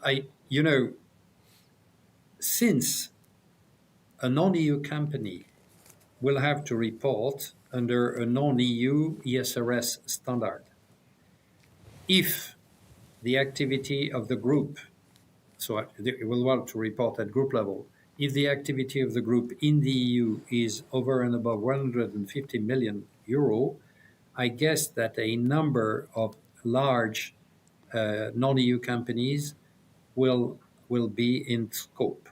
So and by the way, when we are traveling outside the EU, I was in Asia mid-April, and then I went to Canada at the beginning of May. I see a significant interest on the development of sustainability information, and that's where we try also to create the interoperability, because we don't want to complexify the life of non-EU reporters. If a non-EU reporter wants to work in the EU, they will have, under the so-called Article 40A of the CSRD, they will have to consider the non-EU complying with the non-EU standard by 2028. So my recommendation is, of course, to anticipate to the maximum extent possible. So a lot of work to do, but with your help, this is not going to be so difficult. Pietro and Patrick, thank you very much. Some interesting takeaways here for companies as they prepare to comply with these incoming standards. Thank you so much. And now I'm delighted to welcome our next guest here during our Brussels part of CDP's Global Disclosure Dialogue. We've talked a lot about standards and about regulation, and now I think it's the right time to bring in a voice from a major business affected by all of this. Dr. Thomas Schulte, Senior Vice President at Robert Bosch, the huge German engineering company, and CDP supply chain member with the largest number of disclosure requests sent through CDP. Welcome, Dr. Schulte. Great to have you. Thank you. Thanks for having me. Thomas, as CDP supply chain member, how is Bosch putting this data to use in its procurement practices to drive action? So we mainly gather company carbon footprints via CDP. And what we are actually doing, we have a large supply base, more than 35,000 direct suppliers. And of course, we're not gathering data of all those suppliers. So we have a kind of master plan to increase maturity of the data we get from our suppliers. So that starts with calculations, of course. One more, a higher maturity level is then the company carbon footprints we currently get via CDP. And let's say the best would be a verified product carbon footprint to be considered for individual sourcing decisions. So practically what we are doing is we are taking the CDP data, and if we are conducting sourcing, then we calculate and consider the responses of those suppliers in our awarding process. So that is, let's say, the daily business. And as, again, not all suppliers have the same maturity, we are currently comparing standards a little bit. And we also have, for instance, a Bosch Global Supplier Award. And if you want to or be the winner or get this award, you would also need a high rating from CDP and an excellent response. So there are multiple ways to consider the data in our daily business. That's interesting. You're getting really creative of how to use the data. Would you say that European regulations like the CSDD and the CSRD are a turning point for supply chain action? Well, maybe more catalyst than a turning point. I mean, turning point for me means a little bit you have done something completely different before and then something is changing. We have been engaged in, let's say, human rights or ensuring human rights in the supply chain for decades. We had a self-obligation towards Science-Based Targets Initiative also already in 2018. We became CO2 neutral in Scope 1 and 2 in 2020. So all this action that we have applied, the enthusiasm of the people within the company, but also, of course, the great support we get from our stakeholders, from our suppliers and partners, I think all this is not founded on regulations. On the other hand, the standards, the developing standards, of course, help us tremendously because we are, as you said, an internationally operating company and enterprise. And without standard, we are making our life extremely difficult. So in that sense, yes, there is this turning point and maybe, again, more a catalyst because we see that as more companies need to fulfill the standards, also the maturity, the reporting maturity in the market is increasing.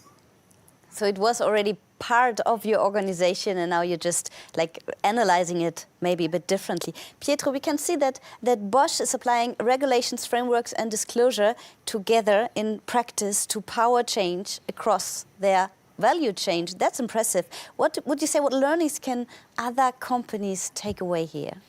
I think the learnings of the companies are humongous, and each company you ask, you will hear a different learning. Of course, we can identify a red thread among those learnings. And one thing is, for sure, is that the only way to really transform the business is to involve the supply chains. I really like the way that Thomas mentioned that the policy coming to fruition at the moment is the policies are catalysts rather than turning points. And that's true. We spoke about earlier about the fact that it is a mix of a market needs and the policy giving some kind of direction. And this is exactly, it showcases it. Thomas' team has been indeed, starting the practice of looking through the supply chain before regulation got in place. The due diligence directive will be in play, has been adopted, just been adopted after many years of negotiations. But it will be coming into place in terms of, valid from 2027. So the companies actually already monitoring their supply chain are getting ahead of any policy and regulation. But at the same time, those companies that are doing it, I'm pretty sure that will tell you that they do it even because standards, and I'm thinking about the IFRS standards as well as the EFRAG standards, allude anyway to the supply chain. And for climate change, Scope 3 disclosure is the ball game changer indeed. And you cannot look at Scope 3 if you don't look into the supply chain. And now we wondered what organizations can take away here, but what can policymakers take away from this good example?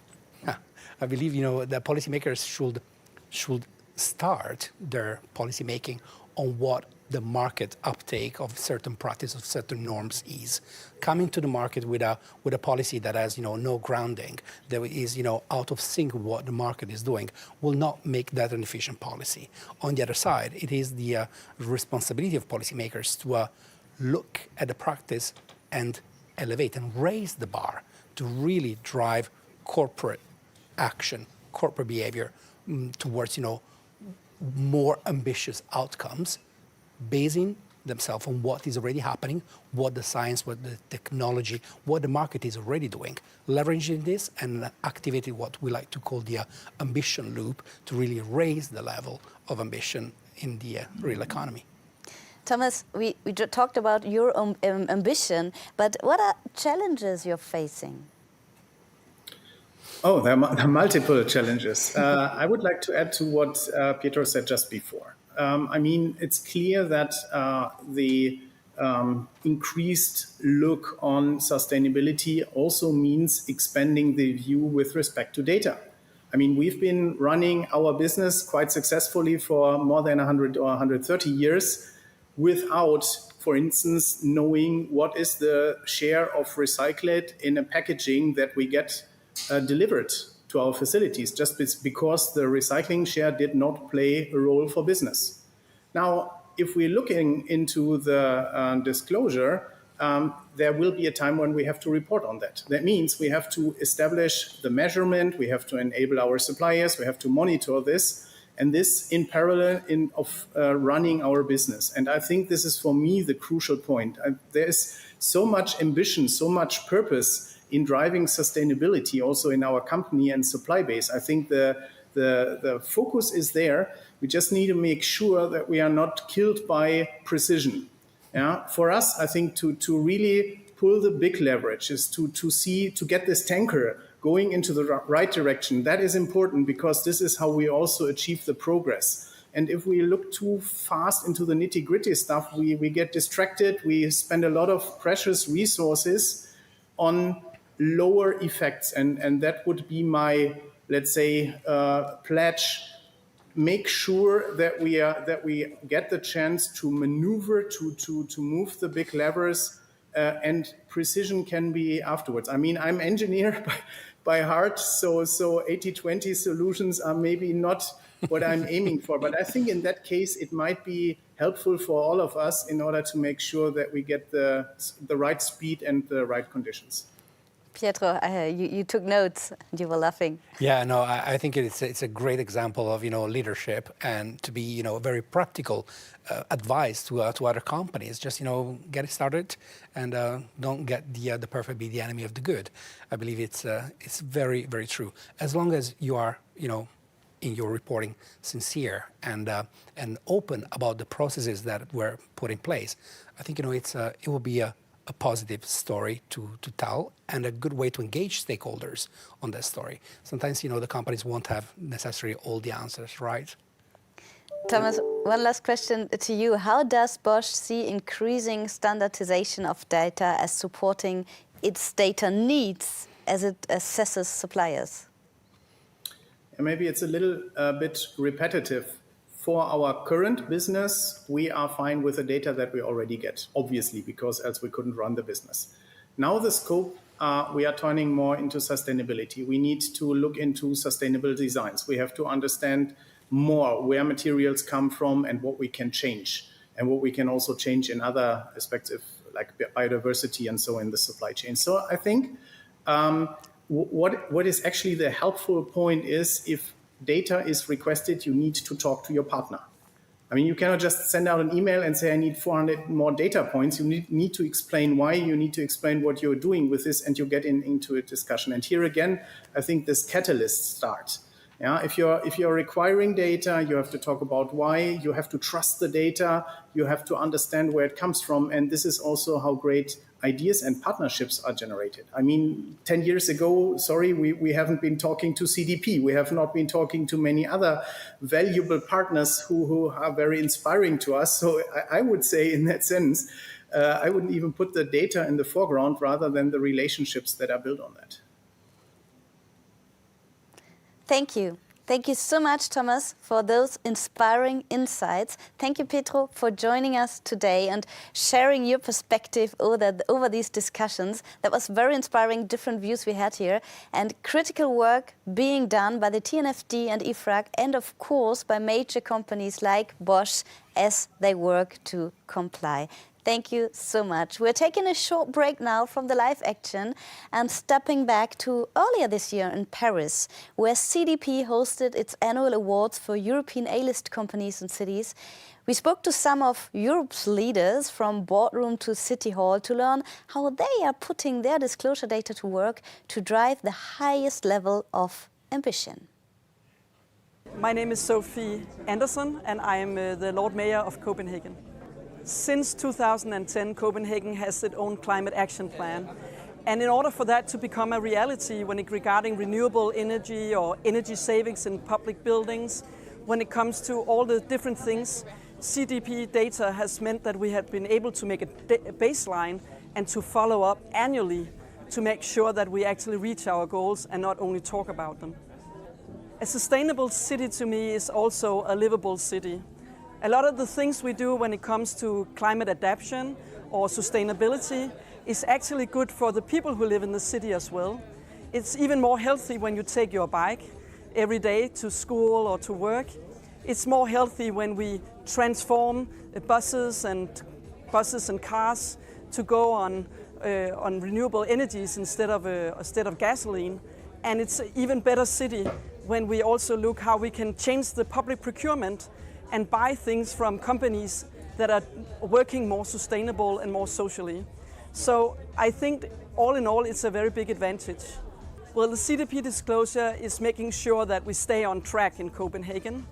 The way that we keep working together with international organizations is a way that we can make sure that we benchmark ourselves with other cities around the globe. And this means that the ideas, the innovation that we do in Copenhagen is also possible to scale up in other cities. And we couldn't do that without data. We couldn't do that without to be compliant with an international goal setting. And we could not do that without CDP. So that is something that is very important to us in Copenhagen. My favorite part about the climate action plan in Copenhagen is that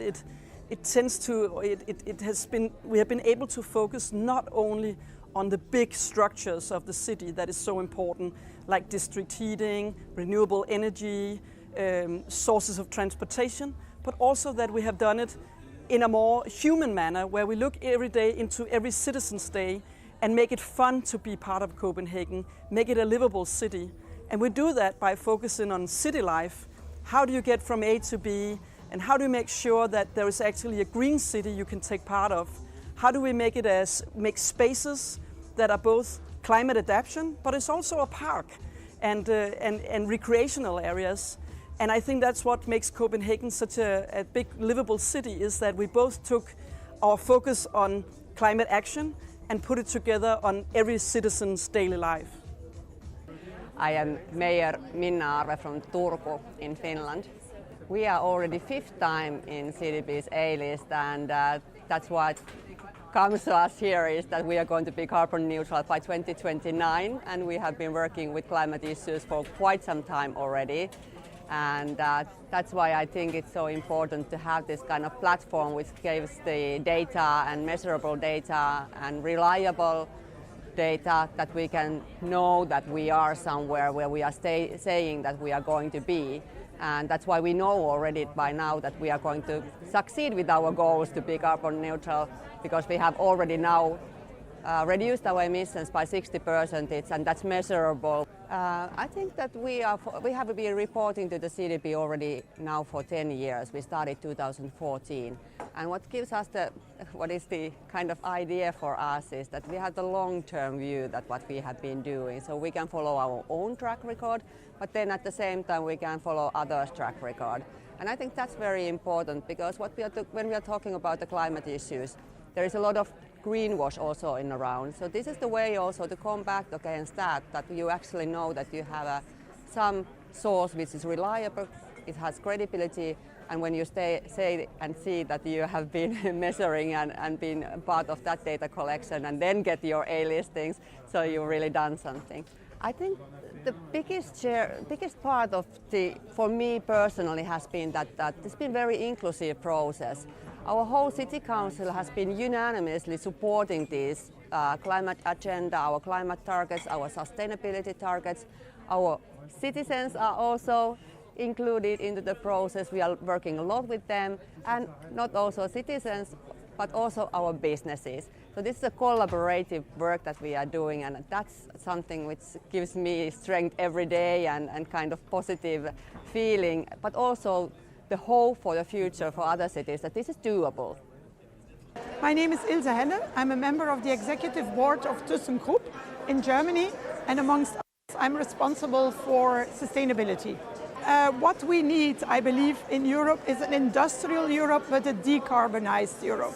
So what we need to strive for is to make sure that we keep industry in Germany, in Europe, but that we move the money in the right direction to be able to do that in a decarbonized way. And for us at ThyssenKrupp, that is at the core of our existence, both in decarbonizing our own existing industry, our steel production, and at the same time developing, putting into the market what we call enabling technologies that allow our customers to decarbonize their production. For example, cement plants, ammonia plants, also our TK Nucera. It's a company we recently brought to the stock exchange where we offer electrolysis plants, green electrolysis plants, where we can contribute to creating green hydrogen. Today we talk a lot about hydrogen, but only 1% of all hydrogen is green. And we believe that we can play an important role in creating this infrastructure, this ecosystem that it needs to have more hydrogen at hand to decarbonize the industry in Germany and in Europe. I think it's very important if you work in an ecosystem. If you want to make a change, you need transparency. And transparency goes along with standards. And I think what CDP does is in a very objective way trying to put standards, look whether standards are being followed, define ambition levels that it needs to make sure that this transparency is there, and together with the transparency there is a push to even move faster, to move the money faster, but also to develop the ambitions that we have on the journey to decarbonize our industry. is a leading global consumer packaging company, and for us sustainability is really at the heart of our strategy, and so getting such an award gives us just the confidence that we are doing something right, and we are very keen on benchmarking ourselves with others, and it's just great to see that we are at the forefront of our industry. And I would hope just that there is not one packaging company all over Europe which gets this AAA, but in the future several packaging companies. That's my wish. The importance is simply that you get an external benchmark. So someone tells you if you are really good or not. And I think transparency is very important, and it's very important for our customers, who are all the FMCG companies of this world, and they just require us and want us to be transparent, and to help them reaching their targets. And that's actually what our task is. The benefits is the trust of our customer and also of our investors. The important thing is that if you do something beneficial for the environment, for instance, increasing renewable energy like what we are doing, you should get a benefit like a subsidy or a cheaper or more long-term credit. And I think there is a lot of talking around that, but not enough is done yet. I think we mainly wanted for our customers and for our employees also document what we've achieved, because they've put in a lot of hard work to come to this AAA rating, and now we can, so to say, celebrate it together. And we also wanted to support CDP to go on with their very valuable work. I mean, we as MM, Mayr-Melnhof, have the unique opportunity that our products are based on renewable resources. So we are sustainable by design. And this gives us a natural advantage because our core process is sound. We do not just have a recyclable material, but materials which is recycled at scale, and most importantly, which is renewable. I am Vincent Varnery. I'm the CEO of Beiersdorf. We are very happy because for the second year in a row, we won the AAA. And we are there not only to celebrate also, but to listen with colleagues, to discuss with colleagues, to see what we can do better, and to be sure that we get, next year, again, the AAA. It means that, we are not only talking about sustainability, we are walking the talk. And we have this extremely objective, measurement of what we are doing, comparing also ourselves to competitors, and raising the bar every year, which is forcing us, to always stay out of our comfort zone and try to get, to keep this AAA rating. So this is super motivating, super also demanding, but the full organization is geared towards making it happen. I think a huge benefit for our employees first, is the fact that, our people are proud of what we are achieving in the terms of sustainability. The fact also that every time we recruit, a young talent, particularly young talent, the first question they're asking is not about the profit or the net sales or any kind of market share. It's about what we're doing in terms of sustainability. And I think it is also forcing all of us, supply, R&D, marketing, procurement, packaging, to move in the right direction. It's helping the company to go together in the right direction. We happen to be part of the 4 or 5, beauty companies who won the AAA. And that out of 10, it means that we have a huge share of voice into the CDP world. And of course, we are competing with each other. We even talk about cooperation in the sense that we are also looking at what others are doing better, learning from them, doing things together. And that's a super impulse, to be better. And because you cannot, walk the talk if you're not able to measure exactly what you are doing. And this is extremely important also in the way we decide. When we do, in our industry, you do a lot of innovation, a lot of renovation. The fact that we're able to measure the true CO2 emission is absolutely paramount in order to be sure we make the right choice and we make the right decision.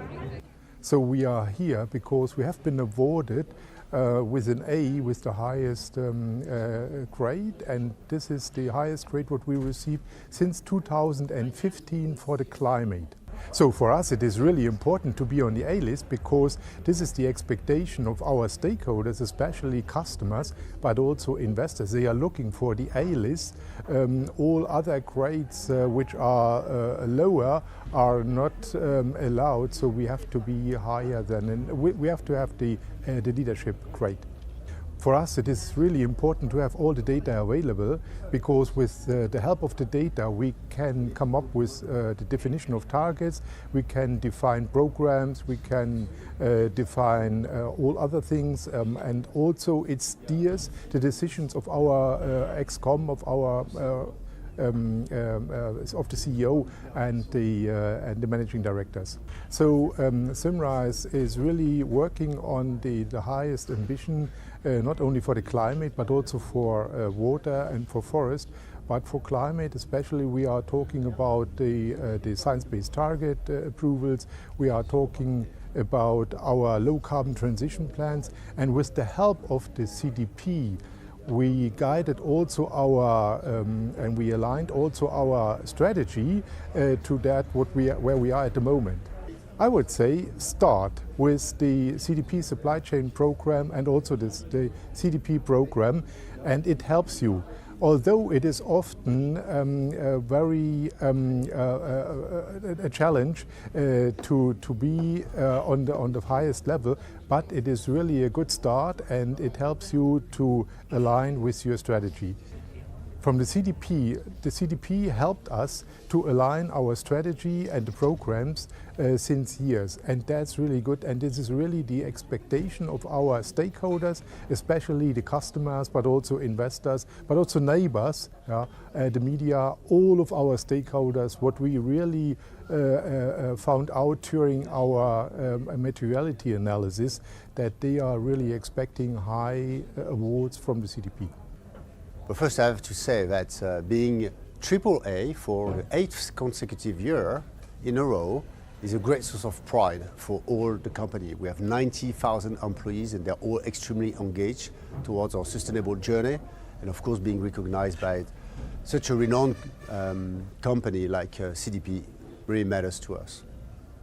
The second thing is that I would say being exemplary matters because we want to engage our whole ecosystems, and we actually involve them very much into CDP. We encourage them to join CDP. 85% of our suppliers have joined CDP. I think it's also very important. And last but not least, CDP is very demanding, but it shows with this AAA rating for 8 years in a row that we are progressing, having good results, and can be proud of our engagements. What I would recommend, start, get started. But more seriously, beyond taking the first steps, even if you don't have all the answers from the beginning, you have to make the bold move. It matters. We absolutely are convinced today that financial and extra financial performance are both equal. I think we have to make it cultural. It's not a technical journey, it's a cultural journey, engaging all your organization and all your ecosystems. And you have to make it holistic. AAA stands for climate, water and forest, but add biodiversity and social impact matters because everything is interconnected. Again, everything is interconnected. Learning from the leaders in Paris. I'm happy now to welcome back Shannon Joly at my side here in Brussels. I just heard you were in Paris too, right? I think these companies and cities we just saw there are very inspirational. Yes, actually, so I was very privileged, lucky to be in Paris. And one thing that I was so proud of when you work for an organization, a lot of times you say what your mission is. And we got to really hear from our stakeholders the fact that our mission was happening in action. So that the data that is being surfaced through the CDP questionnaire is actually really driving action. And the leaders, they want to remain leaders, right? So I think one of the takeaways was I fell in love with data, and that was the mayor from Finland. So just lovely to hear. That's lovely to hear. It must be lovely for you, especially working with data the whole day. Absolutely. Thank you very much for these insights. Today's sessions are connecting major centers around the world. We're traveling with the sun. And now we move to a discussion about how different markets can be supported to enable capital access globally. In the first of a series of interviews with key financial market players, data users and investors, Standard Chartered CEO Bill Winters is talking with CDP CEO Sherry Madera about how to close sustainable finance gaps and ensure a just transition. Over to you in London, Sherry. Thank you, Merla, and thank you to Bill Winters, who is joining me. Bill, lovely to see you. Great to be here. Lovely that you're in London. I think the last few times that we've met in person, it's been in various places, mainly in Asia. Yeah. So hopefully what we can do today is just explore a little bit about what Standard Chartered is doing in the fight for climate change. Moving capital at scale is going to be a really important piece of the puzzle. And of course, you personally are a really well-renowned leader in this space. You're often speaking about this topic, hugely appreciated and a great partner for CDP. So thank you. Thank you. So my first question is about emerging markets. Standard Chartered is a fantastic presence across many of the world's leading emerging markets, those that are growing really quickly, those that are growing in terms of disclosures very quickly as well. So it has unique challenges in emerging markets to keep sustainability at the top of the agenda. I mean, how do you do that? How does Standard Chartered help with that? Yeah, it can be challenging, but there's definitely a wind at our back at the same time. I think we start with what is in emerging markets these days. Is China an emerging market? It sometimes is called one for some reasons, but China is absolutely at the forefront of the fight against climate change, or the massive investments in renewable power and sustainability more broadly. So we don't have to do a lot to agitate for climate change in China. In fact, we aren't turning the dial. In China, it's happening because the leadership has prioritized that.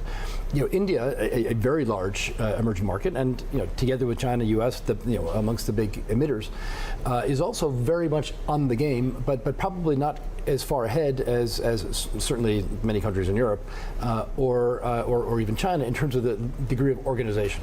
And so virtually all new power being generated in India is renewable. But equally, obviously, there's a huge surge in the demand for power, which means that the existing coal-fired facilities or fossil fuel facilities are not coming off stream, and some are actually being expanded. So part of the challenge for us is to get the money from where it is, looking to be invested. There's no shortage of money. I think that this idea that we constantly hear that there's not enough money. No, there's plenty of money. It's just not getting to the right place. So our job is, starting close to home in terms of data, is helping our clients in emerging markets and elsewhere to understand their own emissions, to understand what an excellent pathway is. They can use SBTI or IEA or other sources of identification of what is a good transition pathway, what's an appropriate pathway, and then obviously to get the money in place for those investments, because it's very substantial ones. We're talking trillions. One thing that is lacking right now is the supply of capital into emerging markets that are seen as risky. So when you get into sub-Saharan Africa, which has gone through really a tumultuous 3 or 4 years between COVID and then the spike in inflation, higher interest rates, stronger dollar. These are things that undermine the finances of low to middle income countries. And our mission is to help those countries understand what the task is, and then help convince them that it's actually really important that they play their part, and then get them the money. And I'm sure we can talk about what that means, but it's a big focus of what we do at Standard Chartered. Yeah, and I know that we've spent many years talking about this. When I was based in China, and we got some time to think about that. And actually, we used to talk about bankable projects, right? So the money's there, but you do need to make sure that it's a bankable project. Yep.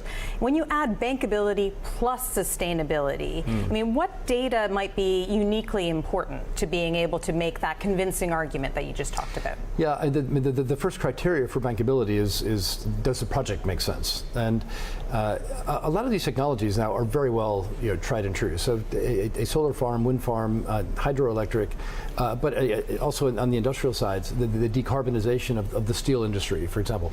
These technologies are reasonably well represented at this point.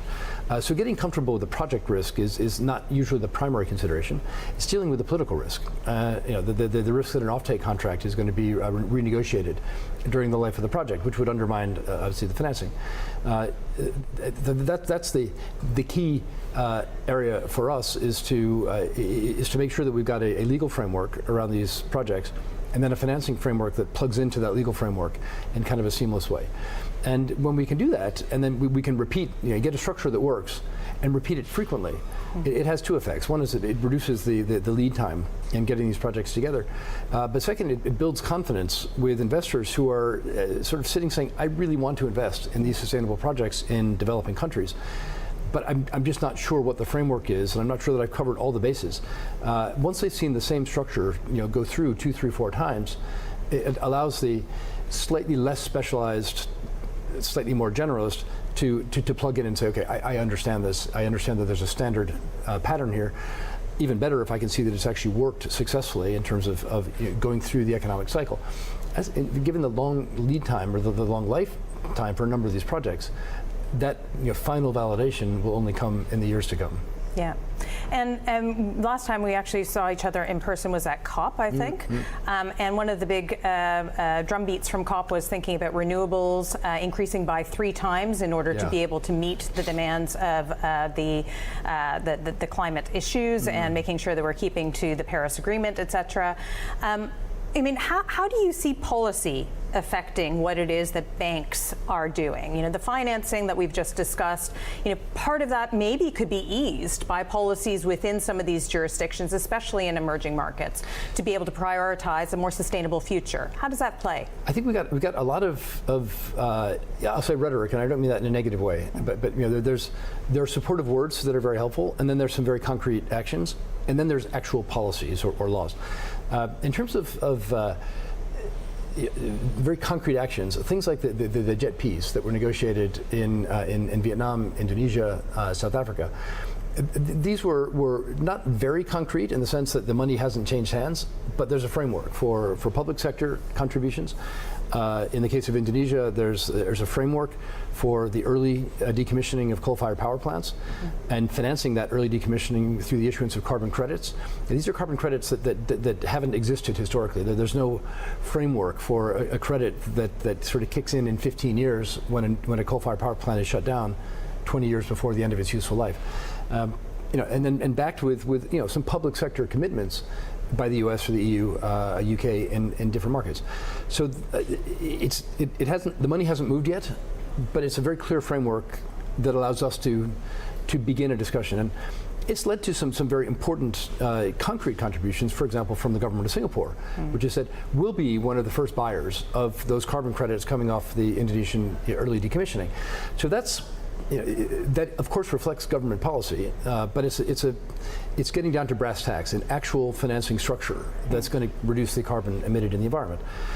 In terms of probably a little bit more rhetorical, but also embedded in policy, would be Janet Yellen's comments just a week ago about the voluntary carbon markets and, you know, setting out a U.S. government framework for promotion of the voluntary carbon market to live alongside the various compliance markets in the world.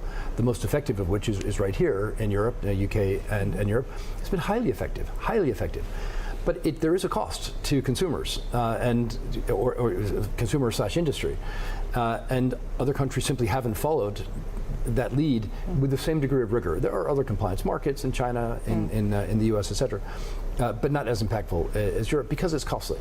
So it's very encouraging to me to see, you know, strong government support now, including from the U.S.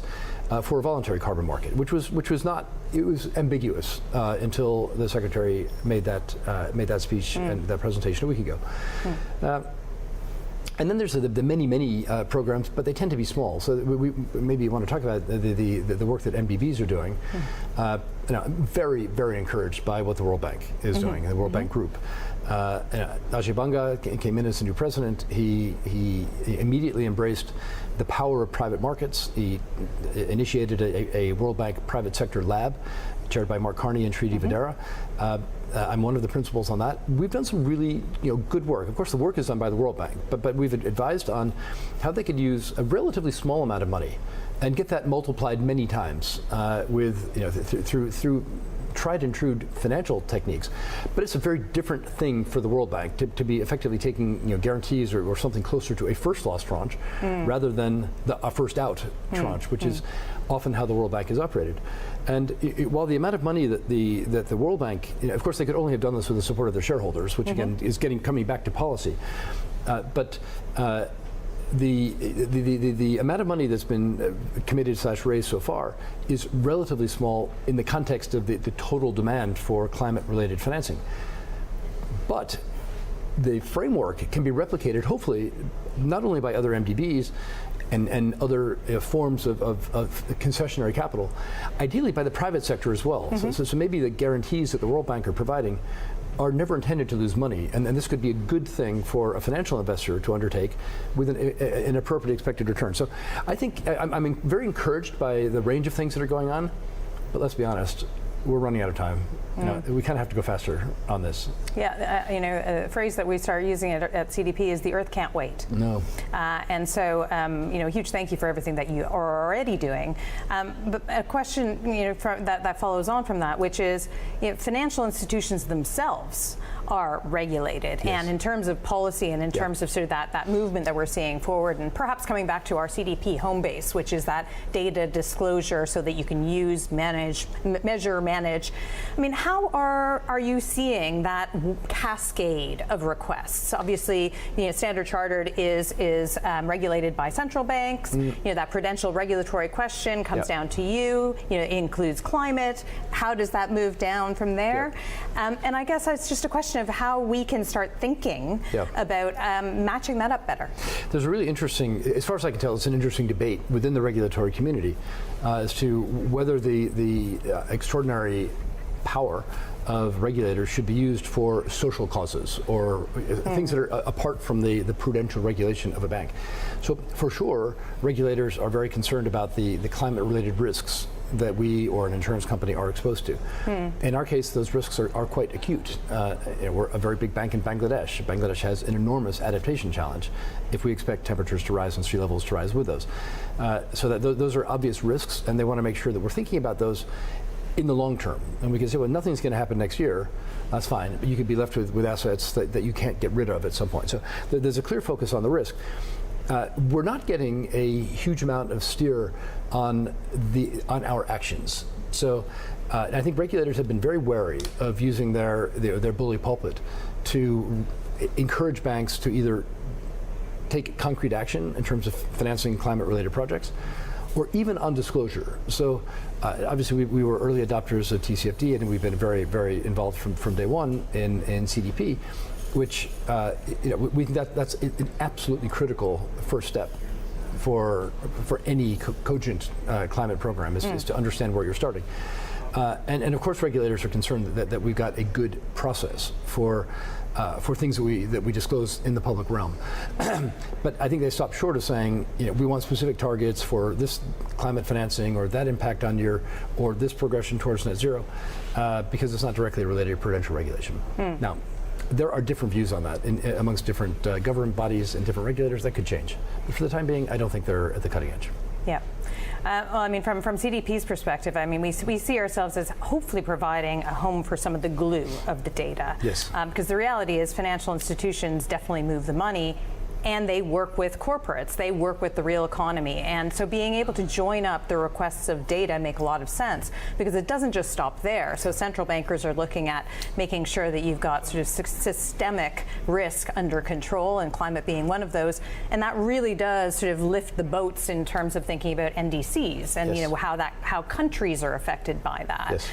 Especially maybe sort of with Standard Chartered's incredible footprint in some of the emerging markets. You mentioned Indonesia. I know how deeply you work there.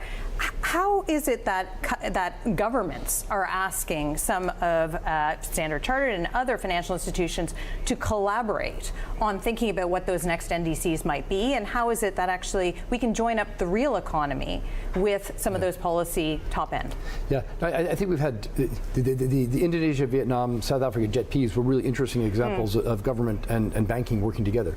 We were particularly involved in Indonesia and Vietnam, and I think the collaboration between ourselves in the Indonesia case, probably more the U.S. government, was very valuable. I think it was, and it was a major breakthrough in terms of, at that time, Secretary Kerry's belief in the power of private markets, in particular the power of the carbon offset market, how that could be a critical source of funding for kind of an obviously desirable project. We know that in a country, it's a very large country like Indonesia, where the vast majority of the power being generated is coming from fossil fuels, mostly coal.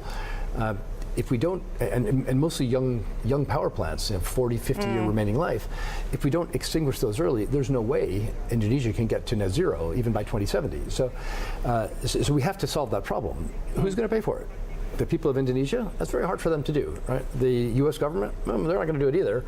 But the private sector is vast and interested in getting to the right place, and we have mechanisms that can deliver that. So we work very closely together with government on that. We work very closely together with the World Bank, with the Asian Development Bank, with with the AIIB on a full range of financing techniques and programs that can help us get to the right place.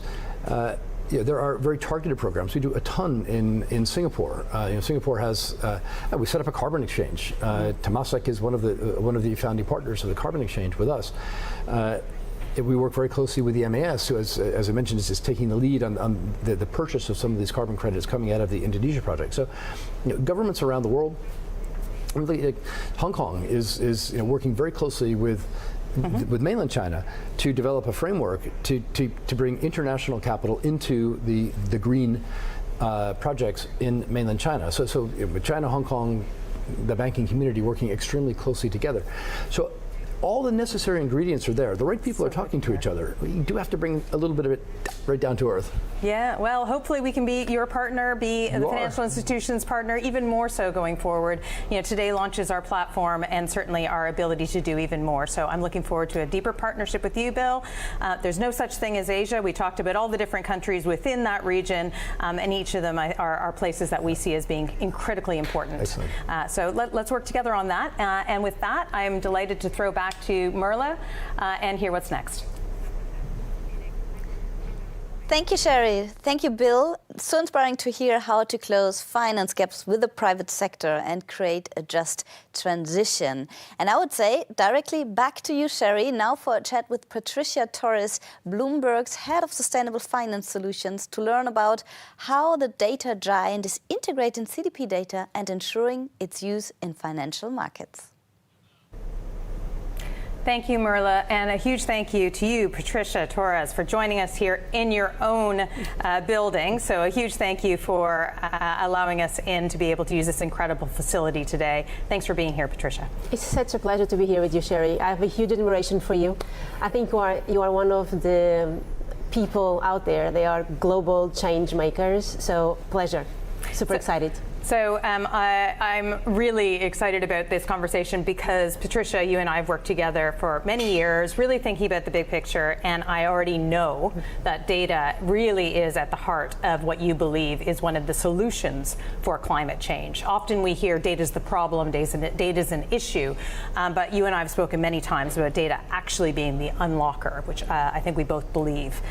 But given that sheer quantity of data, how is it that Bloomberg looks at how do you use it? How is this data actually becoming a useful, actionable, decision-useful piece of data for the big picture, what we're trying to achieve here as a global society? It's a great question. So I'm actually going to start by using something that you wrote in your book. For those of you that have not read the book is called Managing Sustainability Data, and it actually starts with 3 use cases. So why would someone need to use ESG data? So number 1 is the A, so the ABC, so access for capital. And today there's a great example where the Australian actually issued the green bond, his first green bonds, and actually had the greenium. So ESG can actually allow you to access capital in the market. The second letter is the B, which is business growth and efficiencies. And Bill, we're just here before us. And ESG and sustainability are actually seen by the CEOs as value enablers, not as enemies. So the ESG data can truly unlock efficiencies in your business, can truly unlock and attract much better talent that actually drives innovation and makes sure that your company is going to be there for the future. And the last letter, the C, is for regulation and compliance, which again, regulators around the world are looking at the world changing dramatically. As you probably know, we've seen extremely floods happening in Germany, we've seen happening in Brazil, we see happening in emerging markets. In Pakistan was deadly 2 or 3 years ago. We have hot temperatures in India, 52 degrees. So they know that these assets are going to be stranded. These companies, if they're not managing the risks that are happening around the world, they won't be there for the future. So when we look at ESG data and translating that ESG data into financial decision, we're trying to understand how can we help our investors to truly unlock value in their portfolios and drive capital to sustainable businesses. So one of the questions that people ask is, help me understand my carbon footprint of my portfolio, help me decarbonize, real world decarbonization of my portfolio, help me understand biodiversity risk. We know that in Europe regulations are coming, it's going to impact the companies that I can do business with. Let me understand which risks from a nature and biodiversity are going to be impacted on the value chain and on its operations. So there are several diverse use cases, but the problem that we have is still data is still a challenge. Data is still not mandatory as of today. It's going to be very soon, given the efforts from several regulators with the CSRD and ISSB. But if I look at the data, we cover 15,000 companies today. On the letter E, we're collecting more than 800 KPIs. And if we look at Scope 1 and Scope 2 data, in terms of how many companies are reporting today, we have around 8,000 companies reporting, which is around 57% of our universe. And that number is still quite low. So if you think about managing climate risk, what we need to do, you cannot manage what you can't measure. So if 43% of the companies out there that represent 93% of the market cap are not measuring their impact into the world, then we're not managing it. And I think this is a really important call out. The other one is about Scope 3 data. So, you know, in the US, Scope 3 is not mandatory. But when we're looking at the data, we're looking at how many companies are disclosing Scope 3 data, and we have around 5.4 thousand companies. But then the question is, but how many of those are actually disclosing the important KPIs within Scope 3? And what we saw is only 45% are doing it. So even though people are disclosing, and this is why it's so important to have these standards coming through faster as much as possible. And this is why I'm so excited with CDP being totally aligned with ISSB, because now we actually have data that investors can use to really drive change. And I think that without this, it's really impossible.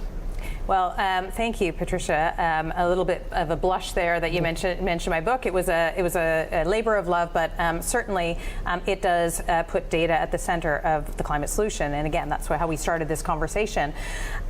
Wondering sort of a little bit more about some of the topics that you've just hit on. Data. Do we need more data? You know, is that what your customers, that ecosystem, is that what you're hearing? Or is it that we need more data density? And I'll double click on something you said, which is the ISSB relationship is something we're hugely proud of. And we see that harmonization and that global standardization and baseline coming from ISSB as being a really big positive.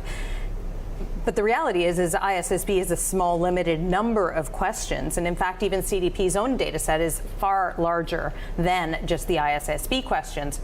So what's your view? More data density, certain data sets need focus? I think you can only change if you have clarity on the truly meaningful data points that can drive change. So what I'm trying to say is that if you are asked to manage 1,000 data points, it's impossible. Like, you know, we can only manage 5, 10, 15, 20 data points. So what you really want to see is density on those 5, 20 points that are critical. I'm going to give you an example where these things becomes really messy. So if you think about European taxonomy for a cement industry, they have one KPI, which is carbon intensity divided by tons of cement. And that number needs to be around 4691. That's the total ratio. Now the question is, how many standards are using that same KPI? Is ISSB using the carbon intensity divided by tons of cement? Is CSRD using the carbon intensity divided by tons of cement? Are companies, when they are issuing their SLBs and they come to market, they are in the cement industry, are they using the same KPI? And the beauty of this is that when you look at International Energy Agency, and when we're looking at understanding how the cement industry has to decarbonize, that's the KPI they are using. Nevertheless, we ask companies to disclose so many KPIs divided by revenue, Scope 1 and 2 and 3. So I feel that if we really want to drive change, we need simplicity. We need to really ensure that for specific industry, those are the 20 KPIs that you have to manage properly. And the other ones are helpful. And if a specific investor needs to have the information, okay, let's engage the company and get access to that information. But we need simplicity and interoperability between all these different standard setters, the taxonomies, the corporate disclosures, the natural pathways, NGFS, to ensure that ultimately the company needs exactly what is the KPI, how do they move the needle? Because at the moment, unfortunately, the world is still tracking to a 3-degree world, and even though we made so much effort on disclosure, we're still not there. And for me, change only happens when you have clarity on a few KPIs that are driving the business. And if you ask the private equity, team, you know, you own a private equity, you just invested in this corporation, they don't ask 1,000 metrics. They only ask this corporation to actually disclose 15, 20 metrics. So I think maybe we can learn from the private equity world and really combine all these amazing standard setters and look for density on the KPIs that can really make an impact in the world. Yeah, simplicity really resonates with me. And you know, as we think about going forward, I always think about it that we all are very aligned as a global society on principles about what we're trying to achieve in terms of lowering warming, etc. Then there are the frameworks, and you mentioned NGFS, but you also have TCFD and TNFD, and then there are standards. And where we sit, I think, at CDP is trying to be the partner to be able to create those data sets that become truly interoperable and be able to be very clear. Because as soon as you start tagging that data, it is going to become very obvious which ones are actually going to be the most impactful to take action and to make decisions happen. And so I'm delighted that we've got Bloomberg as a partner. I know we need to wrap up, but you know, one last comment from you. What can we do better as a global industry for data? Is there's one thing we should be focused on? What should it be, Patricia? So for me, it's digital taxonomy, XBRL. Let's lower the cost of data. Data now, with all these different standard setters, we will have a lot of data in the market, but the data is still unstructured. If we really want to drive adoption, let's create machine-readable techniques that reads the CSRD report, the ISS report, and makes data so cheap that the adoption will come for free. Excellent call to arms. Looking forward to partnering with you on that. And thank you again for being here. Thank you for letting us be here together. It's such a pleasure. And thanks very much, and back to you. Thank you, Sherry. So interesting and inspiring how Bloomberg is integrating its data in financial markets. Thank you, Patricia. Thank you, Sherry. An efficient, high-quality, sustainable finance landscape is, of course, critical to direct capital towards a green economy. Joining Sherry now in the Bloomberg studio are experts from across the sector.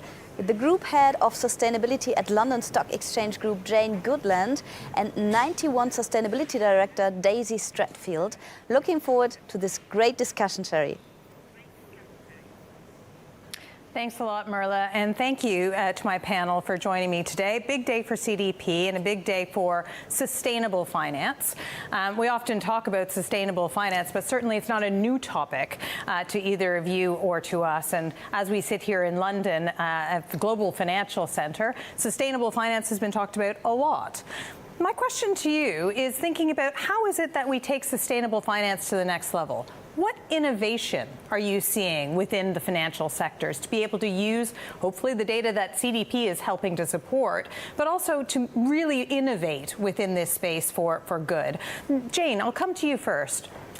I think there is lots of opportunity for innovation, and certainly over my time in sustainable finance, which has gone past the 25-year mark, I must say. But I think we've seen innovation for over the decades, and I think that won't stop. In fact, I think we need to see an acceleration of that innovation to really try to help scale finance directed towards sustainability opportunities and challenges, and also make the whole system more efficient as well, because what we need to do is make sustainable finance the easy thing to do, and so that we can get capital to where it's needed most quickly.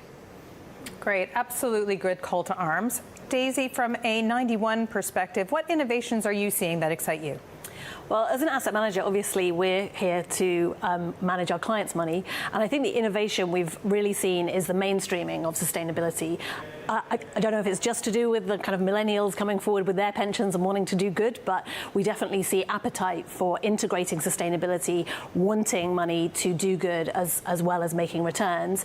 But I think that has an impact on how we think about it. We have to be able to find those opportunities where you really can drive returns as well as having positive sustainability impacts. And I think we've seen a big range of products emerging that do that, and a lot of learning about what works and what doesn't.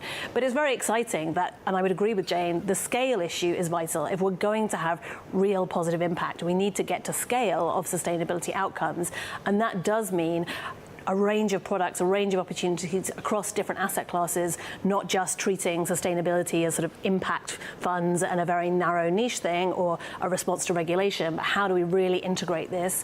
And particularly, how do we focus on outcomes? Not just, managing risks, but actually driving positive change alongside generating those returns. And I think that's where we really focus, is how do we create sustainable products that are about returns alongside impact, not a trade-off or a narrow niche product that's on one side of a portfolio. Really important message there, which is that you don't need to choose. Actually, both can come together if the job and the innovation is done right. Speaking of innovation, speaking of products, Jane, with the London Stock Exchange Group, indexes, benchmarks, these sort of constructs that actually CDP is playing a role in as well. Our data drives and our scores drive a number of benchmarks around the world. How do you see these sort of products as driving increased attention on ESG, on sustainability, but also on just really moving money at scale?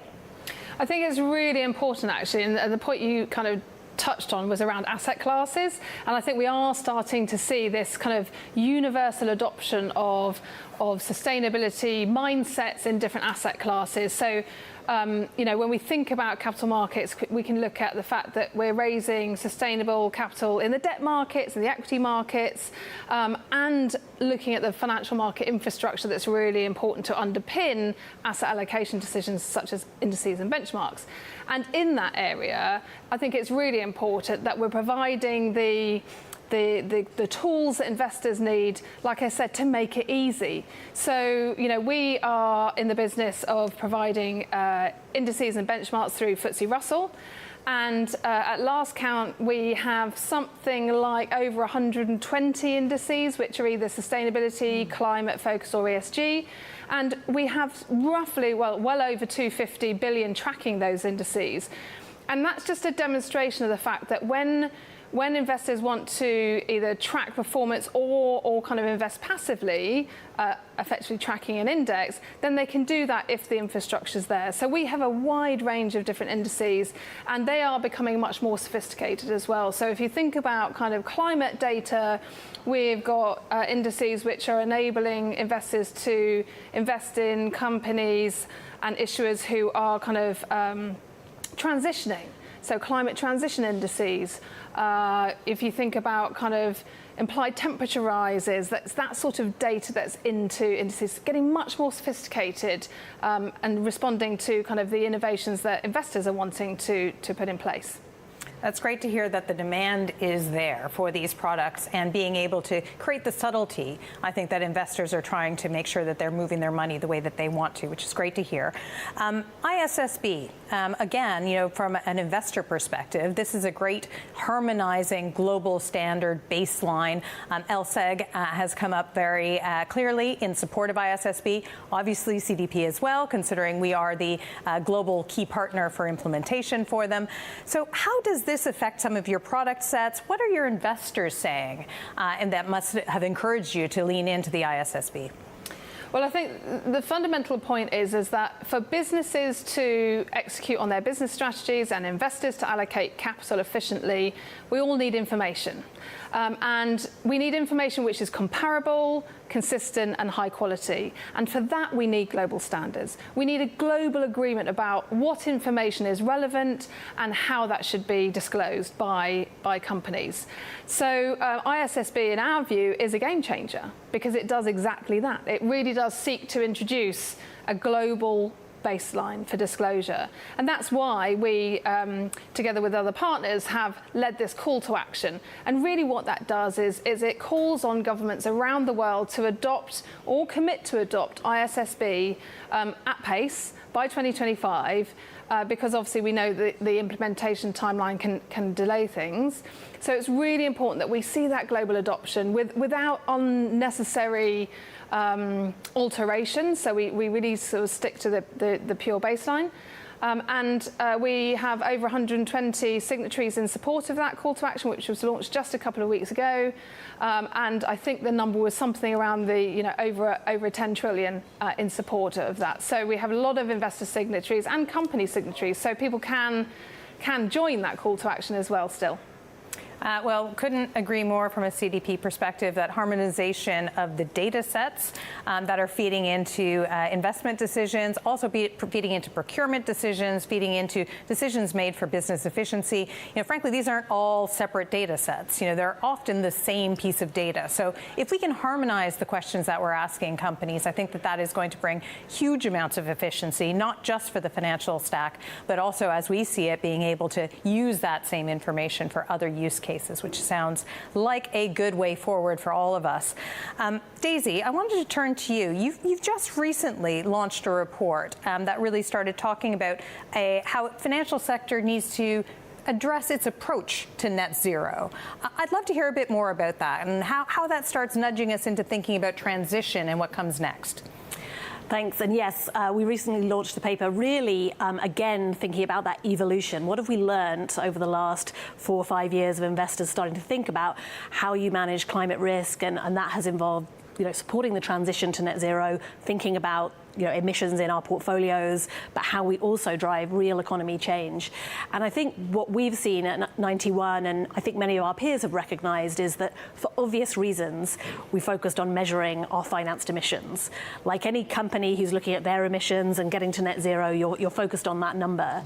But it doesn't work so well for investors because actually what happens in our portfolio doesn't really matter a great deal when it comes to emissions. What matters is what's happening in the real economy. We don't live in our portfolios, we live in the real economy, and what is happening to emissions towards net zero in that real economy is the most important thing. And really the proposition we put forward is that we should stop focusing so much on just the financed emissions number, which is also often backward looking, and start really to think about, well, how as investors is our capital driving that transition to net zero in the real economy? How do we move from just thinking about reducing our financed emissions to financing reduced emissions in the real economy? And that involves a different set of metrics where you're looking at not just what a company emits now, but what is their transition plan, and having the data to understand how are those companies going to transition? What is the forecast for those emissions reductions? And then how do you allocate capital behind that? So the concept of transition investing is well known now, but still relatively new in terms of those standards. But it's really important for thinking about, well, how are we going to have that biggest impact as an investor towards achieving net zero in the real economy? And that comes through supporting the technologies that are going to get us there, allocating capital to the companies that need investment to transition, particularly in emerging markets. And often those technologies, those companies have high emissions now. You're going to get the biggest impact from getting those high emissions towards low emissions, but it does involve investing behind that. And I think that idea of how do we measure what we're actually achieving in the real economy becomes really important. And that's what we put forward in the paper as a kind of evolution, I guess, to the approaches to net zero we've seen from investors historically. Yeah, I love that term evolution because I think that's what we're all working towards. We started this conversation about sustainable finance, and that transition piece is something that is a very much a forward-looking consideration. And at CDP, we love the idea of a transition plan because actually it needs two things fundamentally. It needs a target and it needs a baseline. And then you need to track between that baseline and your target end date. Ideally, that is a science-based target, so that actually we are all aligned, again, to sort of pull from what you've said, Daisy, to thinking about the real economy and what it is that we're all really here talking about, which is actually making good decisions for a climate-positive future. And of course, finance plays a huge role in that. So, Jane, with that, in mind, as companies come to the London Stock Exchange Group, either as a listing or or through their bond issuances or any of the products that are listed there. How important and how many questions are about the future? How many questions are about that transition that they're planning to do, as opposed to perhaps just something that could be audited, which is in the past? So I think the whole point around transition is really important, and that's another area that we're kind of really keen advocates for, is around the publication of transition plans. And the reason why it's so important is because this is really a tool to move the debate on from publishing emissions, setting targets, transition plan, that's the how, but then enabling the building and kind of the connection of the capital there. So this is a continuum, and a transition plan enables investors to be able to allocate capital in a really transparent way. So on the bond side, we have the transition bond segment, and then on the kind of equity side, we have companies who are potentially transitioning. Maybe they could secure the green economy mark, for example. So there's lots of ways that we're trying to encourage companies to be more transparent and sort of thoughtful around the transition that they're undergoing, and to avoid a situation where we're talking about a binary debate here, because we don't think that that's particularly helpful in terms of, are you a brown company or are you a green company? Actually, the whole economy should be transitioning.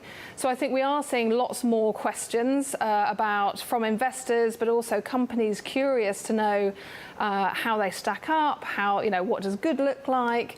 We've been involved in the transition plan task force, which is starting to try to set out what a kind of good stand of a climate transition plan could be, and LSEG itself has tried that out. We've tried to put our transition plan through that lens, and it's a really helpful framework to think through all the elements that are at play. Absolutely, and CDP also participated in that transition plan task force, and actually some of the questions that we ask regularly through our questionnaire are in line with really tracking what data points, what information do you need to be able to think about that transition plan. And Daisy, I wanted to come to you with a word that is being bandied around in the market a lot, which is credible, a credible transition plan. And I think, it was before my time, but I believe that CDP coined that phrase first a few years ago when we were starting to think about how that tracks. And according to some of the data in 2023, actually there's only less than 1% of all the companies that disclose through CDP that would be considered having a credible transition plan. Now, before we start bemoaning that fact, we are definitely on a journey, and we hope that this year we're going to see a lot of improvement on that. But what's your reaction to that, Daisy? In terms of being able to allocate capital, how do you take that credible word and make it useful? It's something we think about a lot at 91 because we assess all of the highest emitters in our portfolio and look at their transition plans to assess the ambition, the credibility, and also the implementation. And there are a few things that become particularly important to investors, and it often lands with, are the component parts of delivering a target there? You can set a science-based target and you can set out some vague kind of description of how you might achieve it, but actually are the main components that add up in terms of actions to delivering that target in the plan, and is there capital behind them? Is the OPEX, the CAPEX that you can see allocated to that with a forward look? I think the main challenge, even for the companies that are producing those more credible transition plans, is often we're asking to do something companies don't do in any other sphere. We're saying, please tell us to 2050 how you're going to run your company. And no one publishes that information for any other part of their strategy, really. And I think that's where we have to be realistic. We focus a lot on the plan till 2030. We want that to be based on existing technologies that are viable, to be able to see that those are financially credible. Ultimately, we're investors. We want these companies to make money, so we have to know this is a financially viable plan.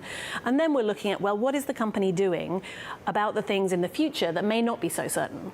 It's fine not to be able to tell us what CapEx you're going to allocate in 2035. But are you doing the things, creating the partnerships, investing in the innovation that you might need to do the things for the more longer term parts of your transition plan? And I think that's where we're still evolving as to exactly the detail or the level of assurance we need on those parts of the kind of longer term plan, while wanting very clear detail on the short term parts of the plan with that real financial element, both in terms of, is this going to keep the company profitable over that short term investment horizon, and does the plan sort of stack up in terms of the component parts actually delivering that science-based target that we look for? It all sounds very logical, and I'm glad that we're thinking it through with such detail. How does a sectoral overlay impact what you're talking about, Daisy? Because earlier today we talked about various different sectors. We talked about the cement sector, the steel sector, retail sectors, and of course some of the hard-to-abate sectors are in a quite different place than perhaps others that are more quickly moving along their transition pathway. How does sector reviews come into play when you're looking at companies to invest in? It's really important because, of course, if we're going to reach net zero, we're going to need to do something about those hard-to-abate sectors. Those companies are going to need to transition, and not all the technologies and solutions are there. So when we look at, say, a pharmaceutical company that set a science-based target, often reaching the majority of that target is going to be based on, well, what's happening with the national grid becoming greener, and there's almost an automatic transition that will happen for that company, irrespective of what they do, or a large part of what they do will be taken care of for them.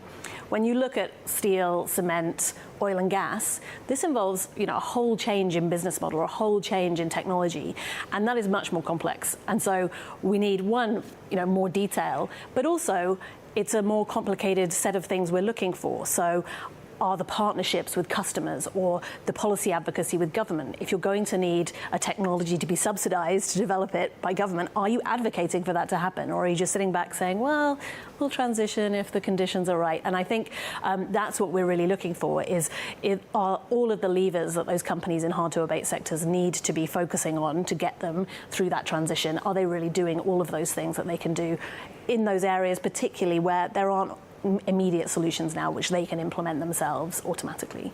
Yeah, makes great sense. And it sounds a lot like it's a big company game. A lot of these things in terms of lobbying and policy making and really sort of advocating for what needs to be, often that's more difficult for smaller companies. And Jane, we spoke before we started this conversation about different sizes of companies and how they're accessing capital and whatnot.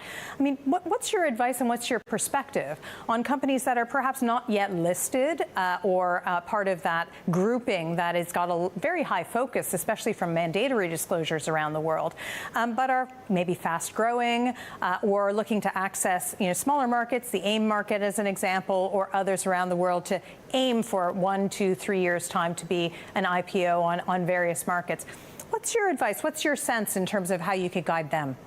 Well, I think coming back to the credibility point, actually, because I think this is relevant here, is that I think I'm a firm believer in focusing on the things that matter. And one of a piece of research we did recently actually was around disclosure of emissions. And that showed us that when you look at the larger cap end of the spectrum, the FTSE All World, of those companies, most of them, at least 70%, are disclosing Scope 1 and 2. But when it comes to Scope 3 emissions, which we all know form the majority of most companies' footprint, only 45% are disclosing Scope 3 emissions. And of those, only half are disclosing the most relevant categories. So what we're seeing here is that companies are not always kind of showing the full picture. So what I would advise perhaps smaller companies to do is really kind of get to grips with what your emissions are, the different scopes, and focus on how you capture that information, because that will stand you in great stead to have a really solid baseline from which to then put in place plans and actions. And often it's going to be in the value chain where those emissions are. So good relationships with suppliers, good relationships with customers, and thinking kind of very holistically around the carbon footprint is super important. Great. Maybe good relationships with CDP as well. We can add to that list. Yes, fantastic. Yeah. Well, thank you so much for joining me today. Super interesting, and thank you for all the great work that both of you are doing. Thanks for your partnership. And back to you, Marla.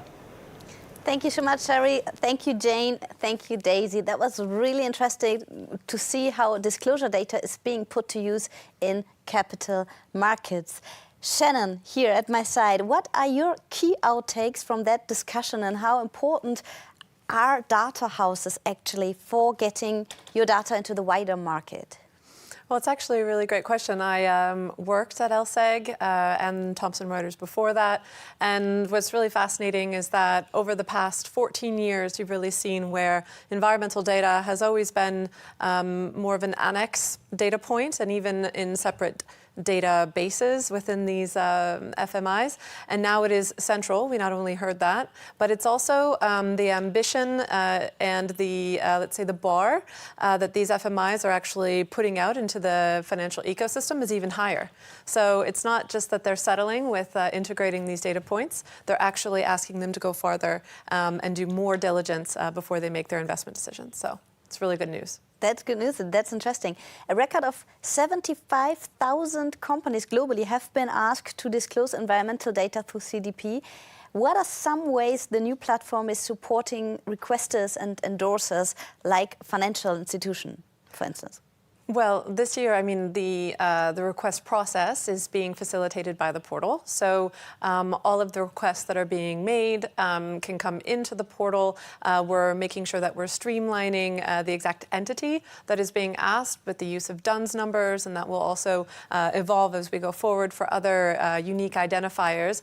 And that way, we really know that the identity of the disclosing company is the right one, and that's going to start facilitating our requesters and endorsers process going forward, because as soon as they do this once this year in the portal, going forward, all they have to do is just click, yes, that's my same list. So it actually takes a huge step out of the process once we get over this initial import into the portal. And we talked a lot about harmonization of standards today too. How does this support this whole process too? Well, I think, it all goes hand in hand with the integrated questionnaire and tagging those that really align with our international standards. So as we said, the IFRS S2 will be very called out as to exactly which questions and which data points align with that standard. And we will continue along that same journey with the likes of TNFD and EFRS. And, we just want to make sure that this write once, read many approach really does come to fruition, meaning people can come to CDP, they can disclose, they know exactly why they're disclosing the data, which ones correspond to international standards, and then they can leverage that data in all of their reporting requirements going forward. Sounds like good news too to me. Thank you. So speaking about how we can use information to move money towards sustainable investments, we now welcome Ryan Murray Thomas, the Chief Executive of the Green Finance Institute, to discuss how we drive systematic change to accelerate green finance. Up to you, Sherry. Thanks a lot, Merla. And thank you, Ria and Marie, for joining me today. It's a big day for CDP, and I'm delighted to have the CEO of the Green Finance Institute with me. Welcome. Thank you. Delighted to be here. Indeed. We've known each other for quite some time, and I know the GFI, if I can be colloquial about it, has gone from strength to strength. And I would love to hear from you. What is making you optimistic? We're sitting in London, we're talking about sustainable finance. We also know that the world is on track for somewhere between 2.7 to 3.2 degrees warming instead of our real goal of 1.5 degree. Give us some optimism, Ria and Marie. Well, that obviously doesn't sound too optimistic when you put it like that. But, I get asked this a lot, and I'm not ducking the question, but I am going to quote Anne-Marie Lovins, the pioneering physicist and climate expert, who says he doesn't believe in either pessimism or optimism because they're both forms of fatalism. What he believes in is applied hope, that things can get better, but we're going to have to make them so.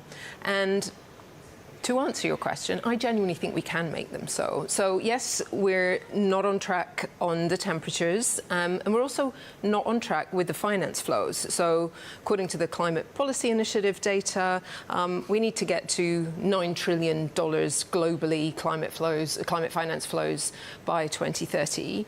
Last year, according to Bloomberg New Energy Finance, we hit 1.8 trillion. So we were up 17% globally, and it was a new record. And 2022 was obviously an important year for climate finance flows because that was the first year where we actually surpassed clean energy investments, surpassed the amount of finance that was being invested in oil and gas, new exploration. So, and we're never going to go back on that. So, look, these indicators are in the right direction. But what do I think is going to help us accelerate finance, and what's going to help us get this money moving at greater pace and scale? And there too, I think there are real positive signs. Coming out of COP in Dubai last year, I know there were a number of people who were very disappointed that we didn't get to phase out language on oil and gas. But as somebody who spent most of my career in the private sector, as you know, I came back with quite a different narrative, which was, I was really pleased to hear how this conversation about climate finance is moving very much into the how, into the implementation. And this is why we're seeing this proliferation of country platforms, more talk about blended finance, talking about how the MDBs, the multilateral development banks, can play an even greater role at trying to catalyze the private capital. And of course, the private capital, in principle, is already committed. We have the 400 signatories of GFAN saying, yes, they have their net zero plans in place. And now it's a matter of how do we bring all those jigsaw pieces together to actually create those opportunities for money to be moved at scale. And the whole thing obviously underpinned by data, but I don't need to tell you that. Well, no, but it's always great to hear because certainly we agree that, you know, you've just given me a number of data points and it allows us to at least ground ourselves when we're starting to think about what's next. You know, question for you. I know you've been investigating supply chains and supply chain finance and thinking about how banks get involved.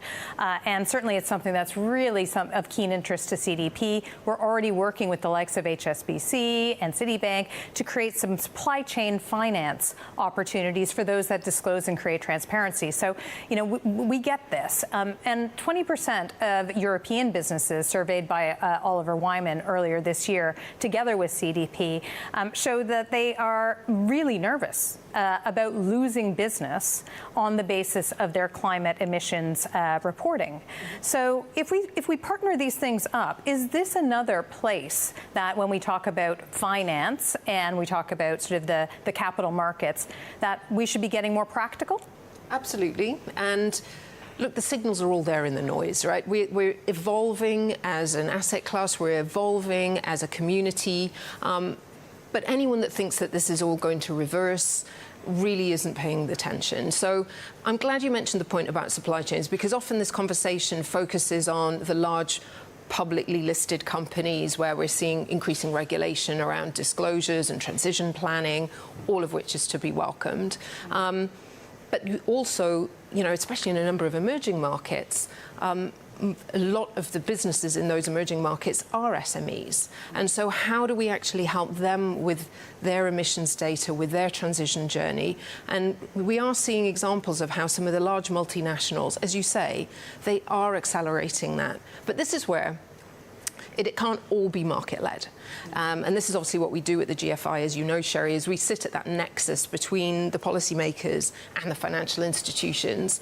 And we look at not only what the enabling policy environments need to look like, but we do focus a lot on what are the financial mechanisms that you need. So you mentioned the supply chains, where we've looked at various types of instruments that actually give you a preferential rate if you can demonstrate that your supply chain is cleaner and greener. But we've got some really fabulous examples of where we're seeing real innovation, working with both policymakers, philanthropic capital, and we'd love to see more philanthropic capital as genuine philanthropic venture, taking risk. So philanthropic venture capital is hopefully a new asset class. And also, obviously, the large commercial players.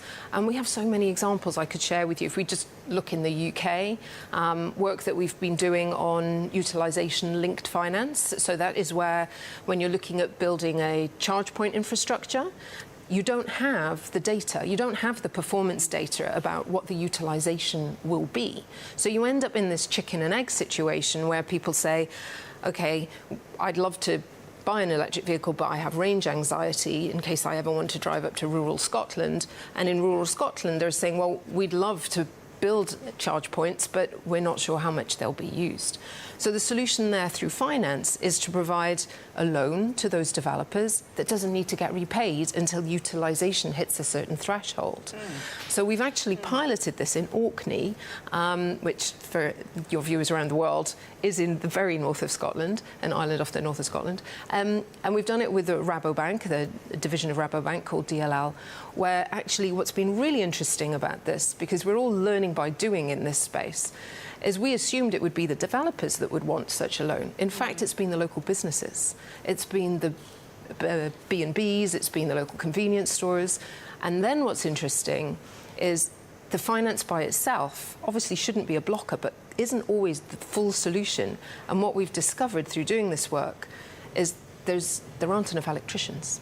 And so now we're actually trying to work to make sure that, you know, there's been so much demand for the charge points using this loan that now we're having to work through that particular challenge. And so this goes to my point, if I may, which is, you know, I started off by saying one of the things that I feel is really positive about this dialogue is we're starting to see that shift of that sort of top-down focus, not just on targets and long-term commitments, but into real implementable coalitions, collaborations. None of this is going to happen by osmosis. We need to bring people together. And we need that top-down approach, but we also need the granular bottom-up solutions as well that we can then quickly scale and replicate. And the same goes for some of the work we're doing with local authorities around the UK, so local climate bonds with our partners at Abundance, where you actually can crowdfund from the local community. They invest in their local community in a yielding security. That money then gets invested in green projects that benefit the community. And what's fantastic, we've raised about 23 million, so still small compared to the billions that we could do. But what's been really interesting is we've looked at the demographic of people that have been investing in the local climate bonds. And it isn't just the top social demographic bands, it's actually people right across, which just shows how people want to get involved. Absolutely. Yeah. I could talk to you all day, and certainly some of the pieces that you've picked up are things that are very near and dear to CDP's heart. This concept of the SMEs and making sure that they're included in this journey. And this year we've launched an SME questionnaire in order to be able to encourage more disclosure and more transparency and to get on that bandwagon so that actually maybe some of these very practical real economy decisions can be made even more efficiently and effectively in the future. So with those fingers crossed and hearing so much of your great work, please do continue it. Thank you for everything that you're doing. Thank you for your partnership. And I'm going to throw back to Merla. Thank you. Thank you, Sherry and Rian Marie. I love the quote about applied hope that you mentioned in the beginning, and that's something I felt throughout a lot of conversation, this kind of hope throughout the day. And as we look forward towards powering solutions, we'll now hear from the Bezos Earth Fund, who we also thank for supporting CDP's new platform launch.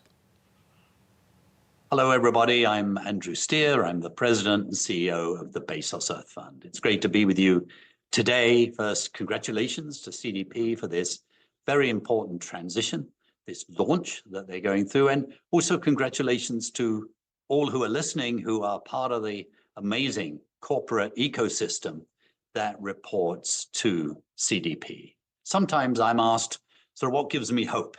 And the first thing that I tend to say is the role, the voluntary role of the private sector in doing everything it can to be part of the solution, not part of the problem.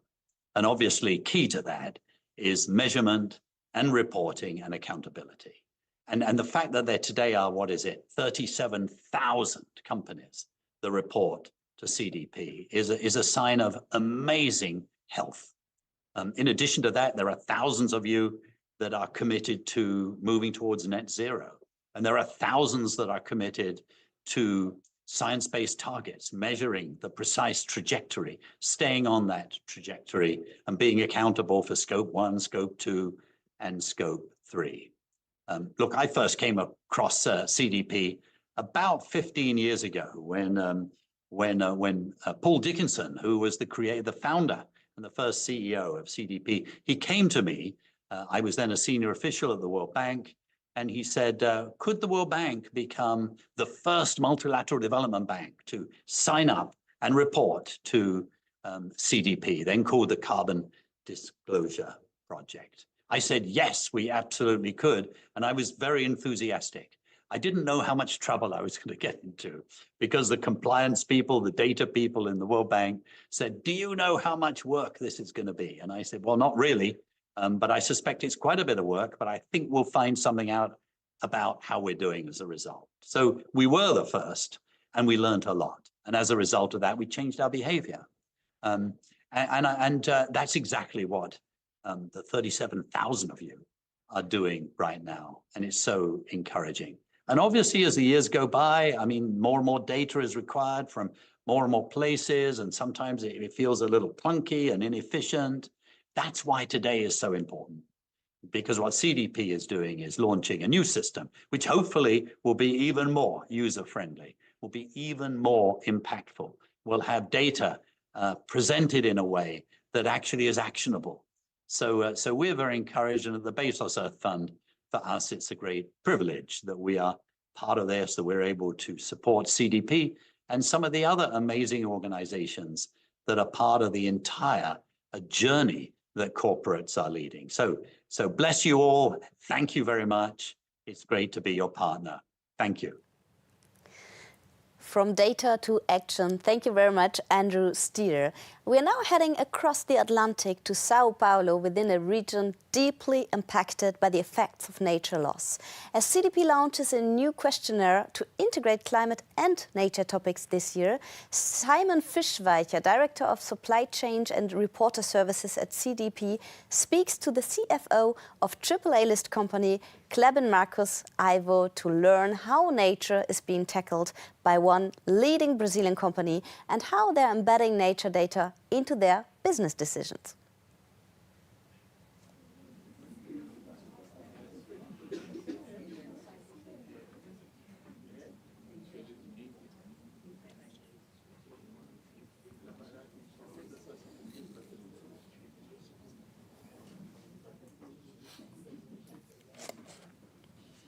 Good morning everyone, both here and online. Welcome to the Global Disclosure Dialogue in São Paulo, an integral part of a series of events marking the debut of CDP's new platform and questionnaire. Today, our journey has taken us from Tokyo to Shanghai, Singapore, Mumbai, Brussels, London, and São Paulo, with New York up next. It's my pleasure to introduce Simon Fischweicher, CDP's Director of Supply Chain and Report Services. Please. Thank you, Joyce. Thank you. Thanks for having me here. Bom dia. Bom dia. Thank you so much for bringing me and inviting me here to this event in São Paulo. Welcome to those of you here in the room today.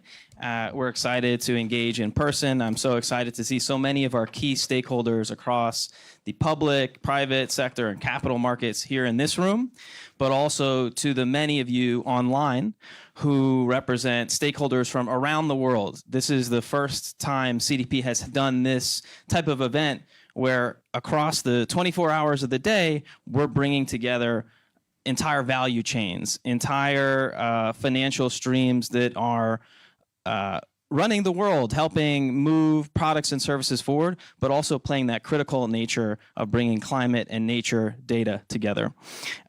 So this is why we're here today. We're here to discuss nature, right? And why is our focus on nature so important? Well, we know that climate and nature cannot be separated. Science tells us to solve the climate crisis, we need nature-based solutions.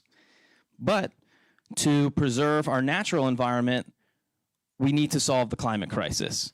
And so no longer can we look at climate change and nature as two separate issues, but they need to be brought together.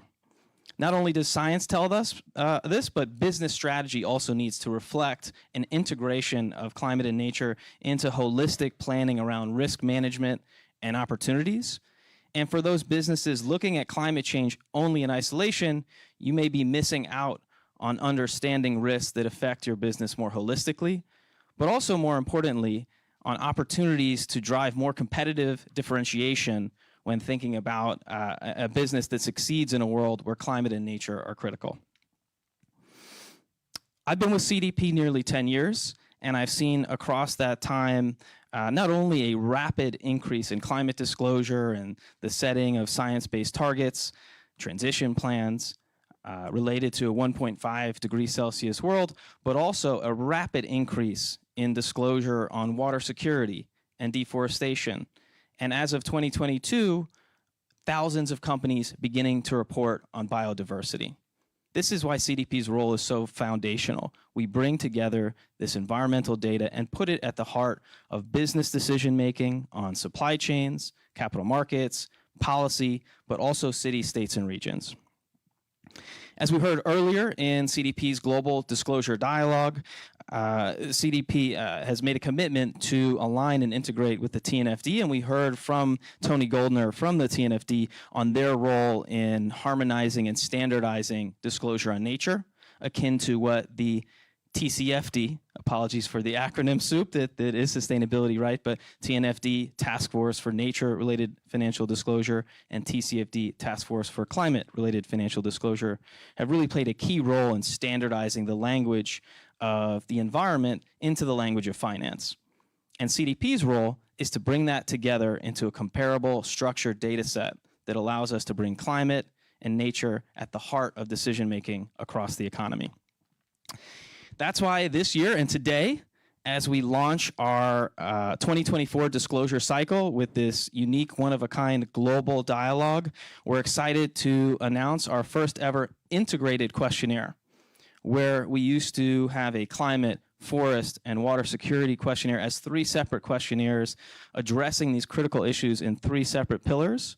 This year, we're bringing these questionnaires into a single questionnaire, allowing that data to be streamlined, but also encouraging companies to think holistically about climate and nature across their value chains, their business decisions, and arm the capital markets and policymakers with data to do the same. With that in mind, I will have a conversation later with my good friend, Mr. Marcos Ivo from Klabin, who is the Chief Financial Officer in Investor Relations, and I know Joyce will do some introductions, so I'll sit down and let her take over from there.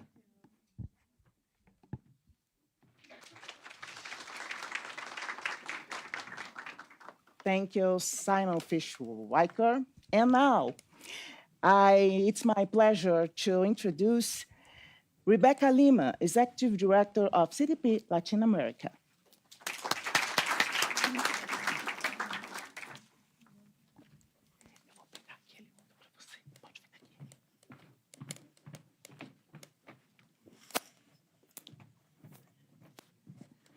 Hi, everyone. It's a great pleasure to welcome you all, those of you here in the room and the entire CDP community all over the world. As Simon just said, and we know pretty well, here in Latin America, in Brazil, it's impossible to separate climate and nature. And we have seen extreme weather events reaching us really heavy lately here in the region, especially in Rio Grande do Sul state. And that's why we urge you, business, governments, and the entire community to join us in this activity, in this fight against climate change, but not only climate change, but thinking environmental issues all over together. And that's why today we focus on nature. And as Latin America, we're proud to represent CDP as we begin all the discussion, these important discussions on how nature and climate and environmental issues are so critical to foster corporate and governmental action in this ecosystem. And that's why, as we're comment today during other sections and these sections today, it's so important to bring together all the different questionnaires and environmental issues together, because in this way, by streamlining reporting, we are able to ask the right questions to the right organizations in the right way, without duplication. And as our CEO, Sherry Madera, said early today as well, we'll be able to, with one single answer, we'll be able to write once with many. And with that being said, thank you, everyone, and I hope you have a very good event today. Thank you.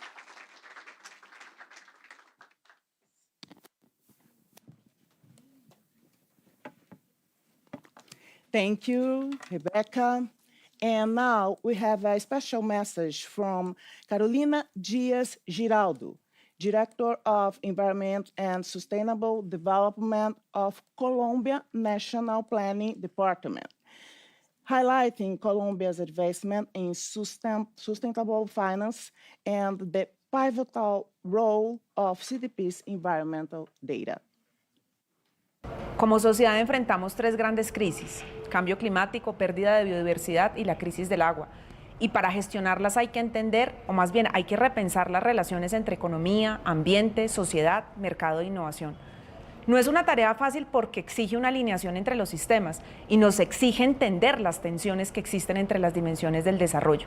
Y para esto es necesario avanzar de forma efectiva hacia la carbononeutralidad y la resiliencia climática, que es una meta país y que es una ambición nuestra como Colombia para ser potencia mundial de la vida. ¿Cómo ser más efectivos en la acción climática? Hay que partir de lo fundamental y es el acceso a la información transparente, consistente y de amplia cobertura. Cuando las instituciones de gobierno, las entidades financieras, el ecosistema empresarial cuenta con información de valor y estratégica sobre qué es la acción climática, cómo permite una mejora en sus procesos y sobre todo el porqué de su importancia, ocurre un efecto detonante. Y es que la acción climática se acelera, el nivel de riesgo se reduce y se generan escenarios de confianza para promover el involucramiento de una multiplicidad de agentes del desarrollo que son esenciales para abordar la crisis climática. Agentes que reconocen el sentido de urgencia y que también identifican allí una oportunidad. En este sentido, la plataforma llamada CDP promueve la divulgación de información desde los gobiernos centrales, subnacionales y corporativos a nivel mundial, para que proporcionen mejor información que respalde la transparencia del mercado, una asignación de capital más informada y que se identifiquen los riesgos y las oportunidades de la sostenibilidad como factores de competitividad y de recuperación económica. En Colombia tenemos una institucionalidad ambiental y de cambio climático robusta y hojas de ruta claras para ser más eficientes en el uso de nuestro capital natural, agua, suelo, aire, energía, biomasa, y para cumplir con nuestras metas climáticas con un enfoque de proteger y hacer un buen uso de los recursos naturales como base para esa transformación productiva, donde el sector público y el sector privado encuentran espacios de trabajo colaborativo. Frente a la movilización del financiamiento climático en Colombia estamos invirtiendo en promedio cerca de unos 2 billones de pesos al año. El 10% de los flujos financieros son del sector privado. Sin embargo, a nivel mundial, el portafolio de inversiones está balanceado 50-50 entre lo público y privado. Eso significa que en Colombia hay una oportunidad importante de involucramiento y de un mayor esfuerzo del sector privado. Si nos concentramos en el sector empresarial, sabemos que en Colombia el 99% son micro, pequeña y mediana empresa. Y por eso celebramos que la plataforma del CDP, a partir del 2024, esté incluyendo todo este segmento empresarial y ayude a crear escenarios de confianza donde la información sirva de oportunidad y como un habilitador hacia un desarrollo sostenible, competitivo, justo y que avanza hacia el compromiso climático. Desde el Departamento Nacional de Planeación queremos promover la divulgación de información relacionada con los avances que el sector privado está teniendo en agua. Colombia tiene una oferta hídrica 5 veces mayor que el promedio mundial. Sin embargo, sufrimos de estrés hídrico en las regiones donde se concentra la mayor proporción de población.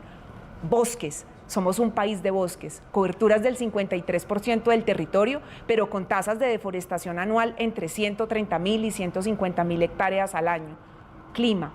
Un 7% de nuestra población está en condiciones críticas de riesgos climáticos y cuando ocurren los desastres, amplias afectaciones en el sector de vías, agro y empresarial es lo que estamos viviendo.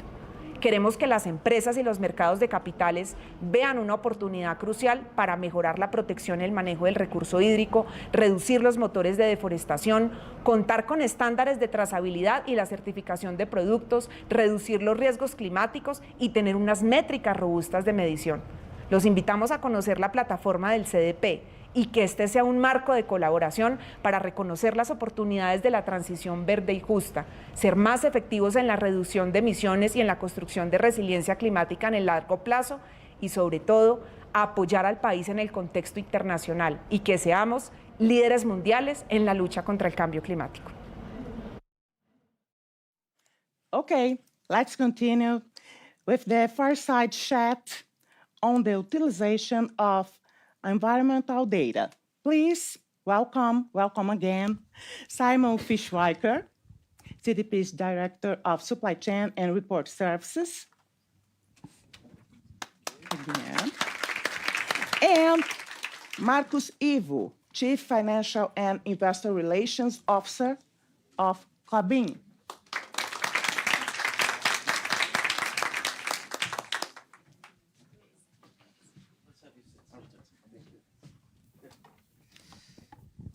Thank you, Joyce. Thank you. Very excited for this conversation. convene is one of just 11 AAA list companies globally, and the only in Latin America, which means an A grade on climate change, forests, and water security.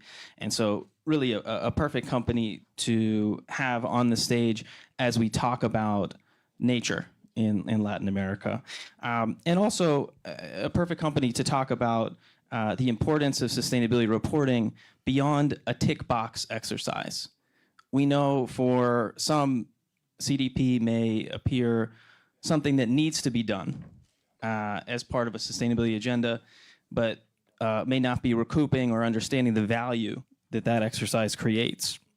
However, for companies like Klabin who use this data and understand the importance of this data towards managing risk and taking advantage of opportunity, this data can be a critical management tool, but also arm investors, policymakers, and purchasers with data to make informed decisions that integrate climate and nature into the center of the business. So let's start with the importance of climate and nature on a global level in terms of Latin America's role. In particular, we know that COP on nature coming to the region this year and on climate next year. So a major global focus on this region of the world. Why is it so important for companies to disclose data on climate and nature for us to achieve the Paris Agreement and global biodiversity framework? Good morning, everyone. It's a pleasure to be here today, sharing ideas and thoughts about this very important subject for us and for the next generations. Simon, as we have a very short time, I brought some notes because if I don't follow my notes, I will stay here for 1 hour and everybody will sleep and I will stay here speaking. I would be the same, so I think it's good we both have iPads up here. All right. I love the expression, we don't have a plan B because we don't have a planet B. We have just one planet. So in our view, we all need to work together to deliver the sustainability global goals, and the disclosure of high-quality data is critical for that. I consider high-quality data essential not only for capital markets, but for companies, for governments, and the population overall. I can't see good public policies without data. All public policies should be underpinned on good quality data. For companies like Klabin, for example, good data is essential to manage the risks. With good data, we are able to understand the risks and the opportunities, because we talk a lot about risks, but of course we have also opportunities. So everything starts with good data, high quality data, to understand and then to manage the risks and try to leverage the opportunities. I think in Klabin, we try to align our long-term history in sustainability in best practice with good data. In 2021, we launched our ESG panel, where we present Klabin commitments, goals, KPIs, and accountability for all sustainability-related financing, such as green bonds, sustainability-linked bonds. Also, Klabin has been reporting our results based on the main frameworks, such as CDP, TCFD, ISSB, and others. Excellent. Well, I'm really glad that you led with the importance of data. CDP obviously is the heart of environmental data, and that's critical to businesses, it's critical to capital markets, but I'm glad you also mentioned policy there, because the data that CDP collects allows us to also inform effective policy that aligns with what's possible from a business perspective. But I think I would love to dig in on the connection of climate and nature, and maybe the sort of missed opportunities and the risks that companies may be blind to. For Klabin, I know this is something that's really important to have that holistic and integrated thinking. What's the risk of addressing climate change in isolation? What opportunities might businesses be missing out on, as you talked about the opportunity side as well, if they're not thinking about issues like biodiversity or deforestation or water security alongside climate change? A great question. Looking only on climate change in isolation leaves organization exposed for several risks. We really do believe that. Climate change is just one aspect of a broader environmental and social challenges. Ignoring other factors such as biodiversity loss, and in Brazil biodiversity it's very important, everybody knows. Water scarcity, water is a challenge for the world. We are not looking for that, but water could be a very problem for the world. And the social inequality, of course, here we have a big problem in social inequality, but we have this problem in many parts of the world, including in rich countries, can result in an incomplete assessment of risks. I think stakeholders expect organizations, private organizations, governments, and the others to address a wide range of environmental and social issues, not just climate change. I think data can be very useful to mitigate those risks. I try to organize my way that I see how data can mitigate those risks in three main ways. The first is analyze multiple environmental and social indicators, enable organizations to gain a comprehensive understanding, a broader understanding of risks beyond climate change. With this information, the companies will be able to create a robust risk management. And risk management is something very important for all companies, for capital markets, and so on. Second way, the data analytics can be used to develop early warning systems. I mean, companies will understand early the risks, then they will be able to mitigate in a proactive way those risks. And the third way, the transparent reporting enhances stakeholders' engagement and trust. And the trust, it's very important for all companies. Providing stakeholders with access to reliable data on sustainability performance, organizations demonstrate their commitment to transparency and accountability, mitigating reputational risks and building trust with investors, customers, and communities. Wonderful. And many companies are effectuating or trying to achieve that. But certainly at Klabin, as a AAA list company, I think you've embodied some of those three aspects you mentioned. We have many folks in the room, but also many more online who are at various stages in their reporting journeys and their sustainability journeys. How have you been so successful at Klabin in bringing climate and nature together holistically? Achieving a AAA rating with CDP for 3 consecutive years is the result of a long-standing commitment to sustainability. Probably you don't know, but Klabin is celebrating 125 years, so Klabin has more than 10 years of history. And sustainability was always an important topic for the company, even before the word sustainability existed. I could stay here for 1 hour giving some examples of the history of Klabin sustainability, but I think this is not the idea.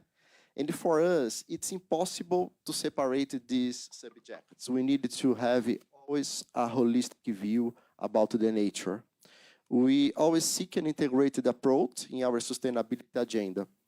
A good example is our 2030 plan, an initiative aimed to align Klabin's operations and strategies with the United Nations Sustainability Development Goals. This involves integrating sustainability principles across all areas of the company's operation, include environmental, social, and economic aspects. Another thing very important for Klabin was our experience with CDP and the other frameworks. Klabin considered those frameworks as a development opportunity, and it has yielded excellent results for Klabin. We currently have more than 100 talented people working in our ESG team, which is a proof of how the company prioritizes this agenda. Also, something that I consider very important for companies is the alignment with the executives team. Starting 2022, all Klabin executives' individual global goals included a sustainability index. I mean, the bonus of the executives team is related to ESG indicators. This index comprises a set of targets related to the company's key sustainability targets, selected at the beginning of each year based on the key challenges for progresses during that period. This practice is mandatory for the company's officers and managers and includes environmental, safety, diversity, and community engagement indicators. To end my answer, we really do believe in Klabin that sustainability is a journey, and we have always space to improve. Well, it's amazing how quickly time can go. I think we only have about a minute left. So my last question to you actually is going to dig in a little bit to your role as an executive and some of the decisions that you're making as a chief financial officer. And I think it's great to have a chief financial officer here at an event on climate and nature, because I'm interested to hear how you're thinking about investment in financial decisions and bringing climate and nature data into those as an executive, as someone who's responsible for the financial position of Klabin. We always try to connect the strategy of the company with the data related to the nature, because as I said before, this is a risk management, but also this is an opportunity to leverage sometimes the business of the company. Just to give a concrete example, the most important competitive advantage of Klabin is the forests. Our forest is located in Paraná and Santa Catarina state in the south of Brazil. We have the highest productivity in the world. I think it's easy for everybody to understand the connection between the productivity of the forestry with the water, the biodiversity, and the nature as a whole. Consider that Klabin has an integrated business model. I mean, planting our forestry, then we produce pulp. With this pulp, we produce paper, then we produce packaging made from paper. So everything starts in the forestry. The productivity of the forestry will allow the company to be very competitive.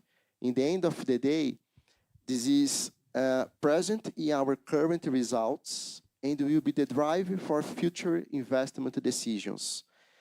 Another good example, Klabin has been investing in the last couple of years in products to reduce the water consumption, the fossil fuels, and to reduce the waste sent to landfills. All these initiatives combine value creation in a very financial way with good externalities. Klabin always pay attention with externalities. We try to mitigate and to reduce negative externalities, and we try to leverage positive externalities. We also have an internal price for CO2 emissions. All products are evaluated considering the CO2 emissions and the externalities. Sometimes we don't see other companies looking for externalities, but we do believe that considering the long term, this is essential for the companies. And just to conclude my answer, I think the time is over. We have been monetizing our history of sustainability efforts by issuing green financing, such as green bonds, sustainability-linked bonds. I would like to highlight that the sustainability-linked bond of Klabin was the first in the world considering a target related to biodiversity, and the other loans linked to a sustainability goal. In the end of March, 34% of our total debt was classified as green, and Klabin will keep growing this number in the future. Incredible, and it's great to see that linkage of finance and nature and climate. So please, a huge round of applause to Mr. Marcos Ivo from Klabin. And with that, I'll hand it back over to Joyce. Thank you so much. Thank you. Sustainability is a journey, and we always have the potential to improve. Such an inspiring conversation there from Brazil, and one of Latin America's best examples of companies integrating climate and nature together.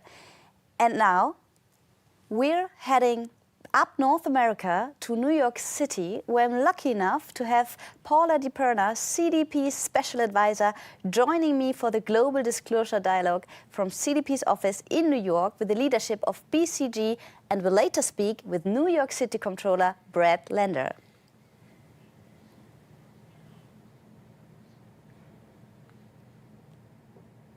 Good morning.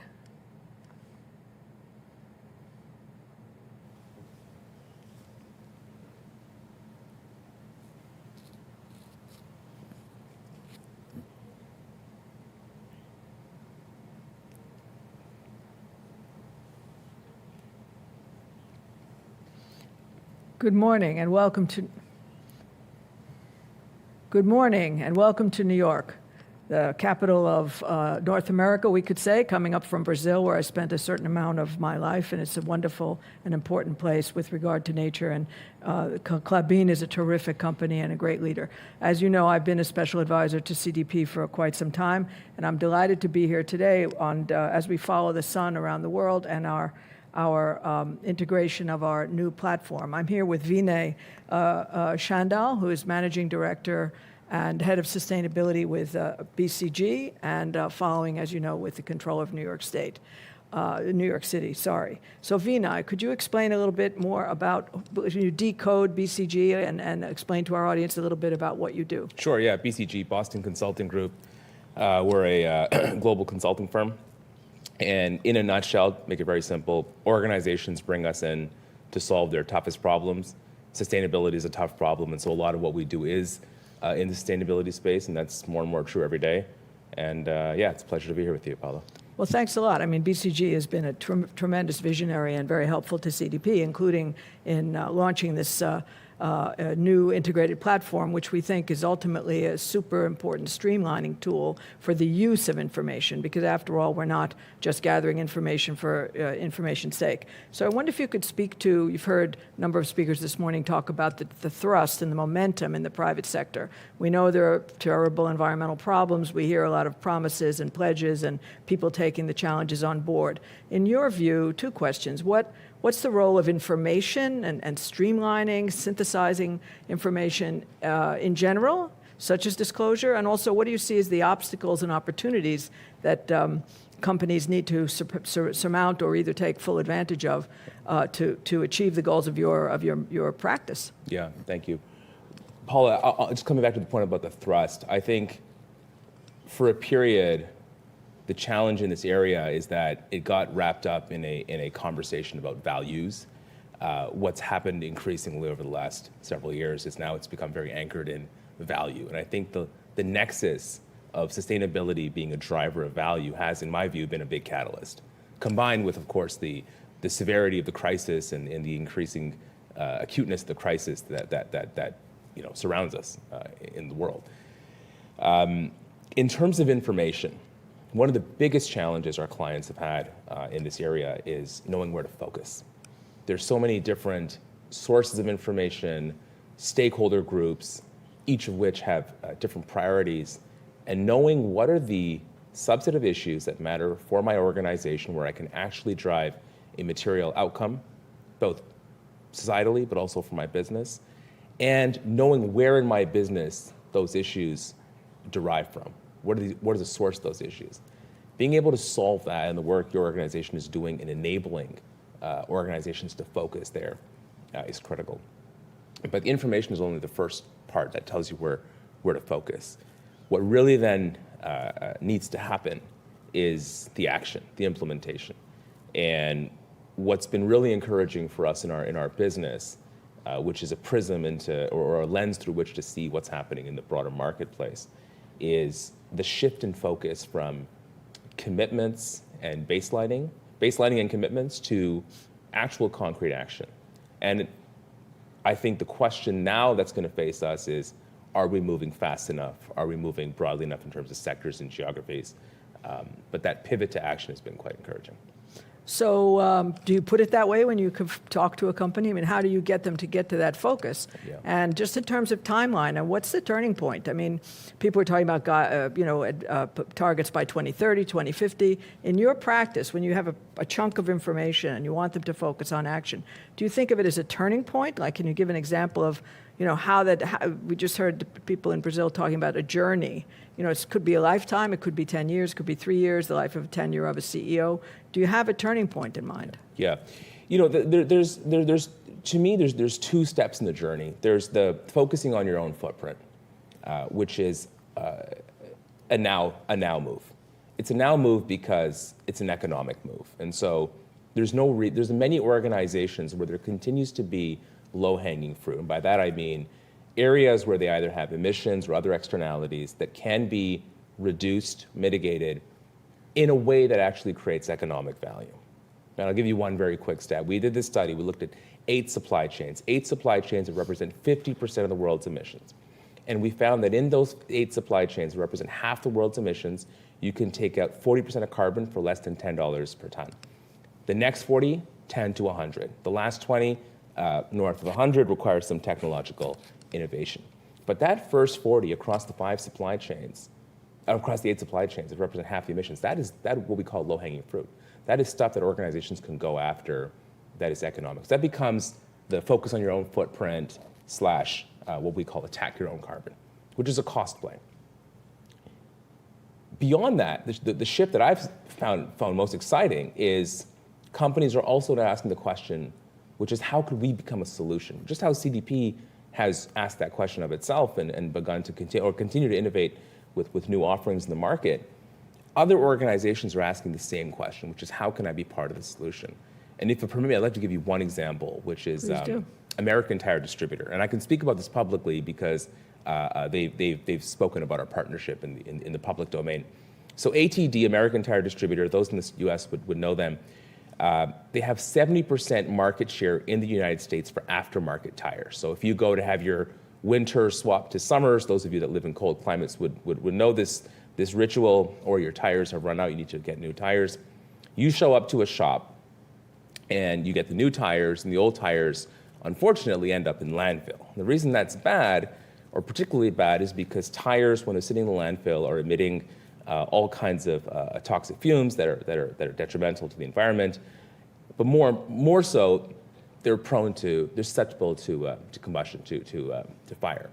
And when tires catch fire, the whole landfill catches fire. So the negative externalities of tires sitting in landfills is pretty meaningful.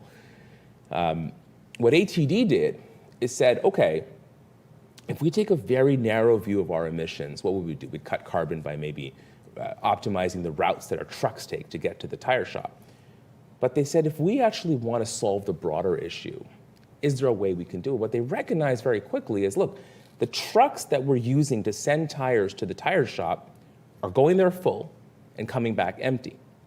What if instead of coming back empty, we put the old tires into our trucks and recycle them? And by recycling, create new products with them. And so if you go into a lot of shopping centers now, you'll see the mulch in the gardens is cut up tires. Football fields are being produced with recycled tires. I have running shoes, the soles of which are recycled tires. So this is what we call the shift from focusing on your own footprint to focusing on the broader footprint, being a solution. And what that did for ATD, it wasn't just a virtuous play, it was a revenue play. That is a new revenue stream for a company that was otherwise growing, at GDP growth, whatever the tire, whatever the vehicle growth is, and arguably in some cases could also drive valuation. So sustainability as an unlock for cost, call that inning 1 or phase 1. Sustainability as an unlock for growth, and then maybe even valuation expansion. It's that nexus of economics and value with sustainability that we think is going to be the big catalyst. And the unfortunate reality is, though, Paula, is that for every ATD, there's 10 that have the same opportunity but are not going after it. And that's what the unlock is going to be, starting with information. Well, the disclosure to mandatory enterprises, rather governmental enterprises, SEC, the EU, that will be a driver to try to help unlock these latent opportunities Do you have a timeline? To go after those other 9, those other 10? Do you see? I mean, what's really the missing piece to get those companies to move faster? What kind of information do they need? Would you say? Yeah. Or how best can they pull from, all the information that's out there, even through the disclosure that we offer? Yeah. I think one of the so I think the disclosure is critical because it helps you focus.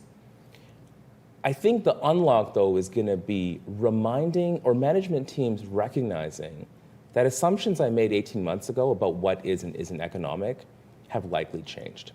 And the reason for that, Paula, is if you look at the pace with which, and you're no stranger to this given you're one of the gurus in this space, the pace with which policy is evolving in this space, and the pace with which technology is evolving. I'll often walk into an organization and say, hey, have you thought about, you have a lot of emissions from heat. Have you thought about maybe the role of carbon capture here, point source capture? And they'll say, yeah, 18 months ago. And what we'll say to them is, in the last 18 months, the amount of evolution in the technology and the cost of the technology has shifted. So that discipline of revisiting assumptions, I feel, will be a big unlock. That's perfect, because unfortunately we're running out of time and the world is running out of time, but that's a perfect place to end. And I love the idea of unlock opportunity, unlock risk awareness. So those two things have to work together, and that's the key. So thank you so much for being with us, Vinay. I really, really appreciate it, and all that BCG does for the world. Thanks for having me.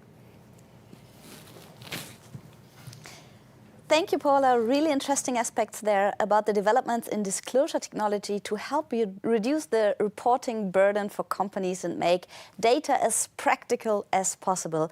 Paula, what was a key outtake for you from that session with BCG? I think the key takeaway, and Vinay put it beautifully, was this balance between risk and opportunity, and we'll talk more about it, and the unlock. This opportunity is sitting there. It's been there for decades, and so have the risks. And if we don't literally unlock it and make it visible, we'll miss the opportunities and we'll suffer the risks. And I think he put that very explicitly, and I think people can see that as a scale. It's a very important visual tool. So we have a short window of opportunity, and we have to take action now. And speaking of applying disclosure data, we're about to hear from the New York City Comptroller about how they put information to practice across their work. To get us started with this topic, Paula, can you share some general perspective about how we can ensure this data can actually be used by financial stakeholders across the economy? Well, I think, the CDP integration, the integration of CDP's platform, and as Sherry often says, Sherry Madera, write once, read many, that's the key, that you can put the same information into many different keyholes, and it can be used by different users for different purposes, but the information itself is not redundant and is not duplicative, but it's able to be disintegrated and used and applied, like almost putting an acid on a knot, very specifically. And I think that's the most important way that information can affect change. Otherwise, it just sits on the shelf like all the spices that we buy and never use. Anyway, I'm very delighted to be here talking to Brad, who is our, Brad Lander, who is our controller and has been in the job now for long enough to really understand it. But as a lifelong New Yorker, I'm honored and privileged to see you again. You've been a terrific speaker at the CDP workshops, and I know you're a big supporter of what we do. Thanks so much, Paula. Yes, it's great to be here. Big fan of CDP, excited about the new platform, and great to be with you this morning. Thanks so much. So are you a New Yorker? I just have to ask. I'm not supposed to sort of deviate, but I have to know. No, my kids tease. I mean, I'm not a native. I grew up actually in St. Louis, came here 30 years ago, but have raised 2 New Yorkers, and they remind me every day what a native New Yorker is. That's great. And so I know that you've been in urban planning, and I've always been a frustrated urban planner, but what I guess now is true because of the infrastructure challenges and all the things that you have to confront, urban planning is now really financial planning. Absolutely. The core core issues: infrastructure, climate resilience, affordability, sufficient housing. Yeah, the future we face is one in which the built environment is critical. So can you speak a little bit to how you use not only CDP information, but broadly speaking, how does information inform? Or maybe you should also speak a little bit to what your job is. Yep.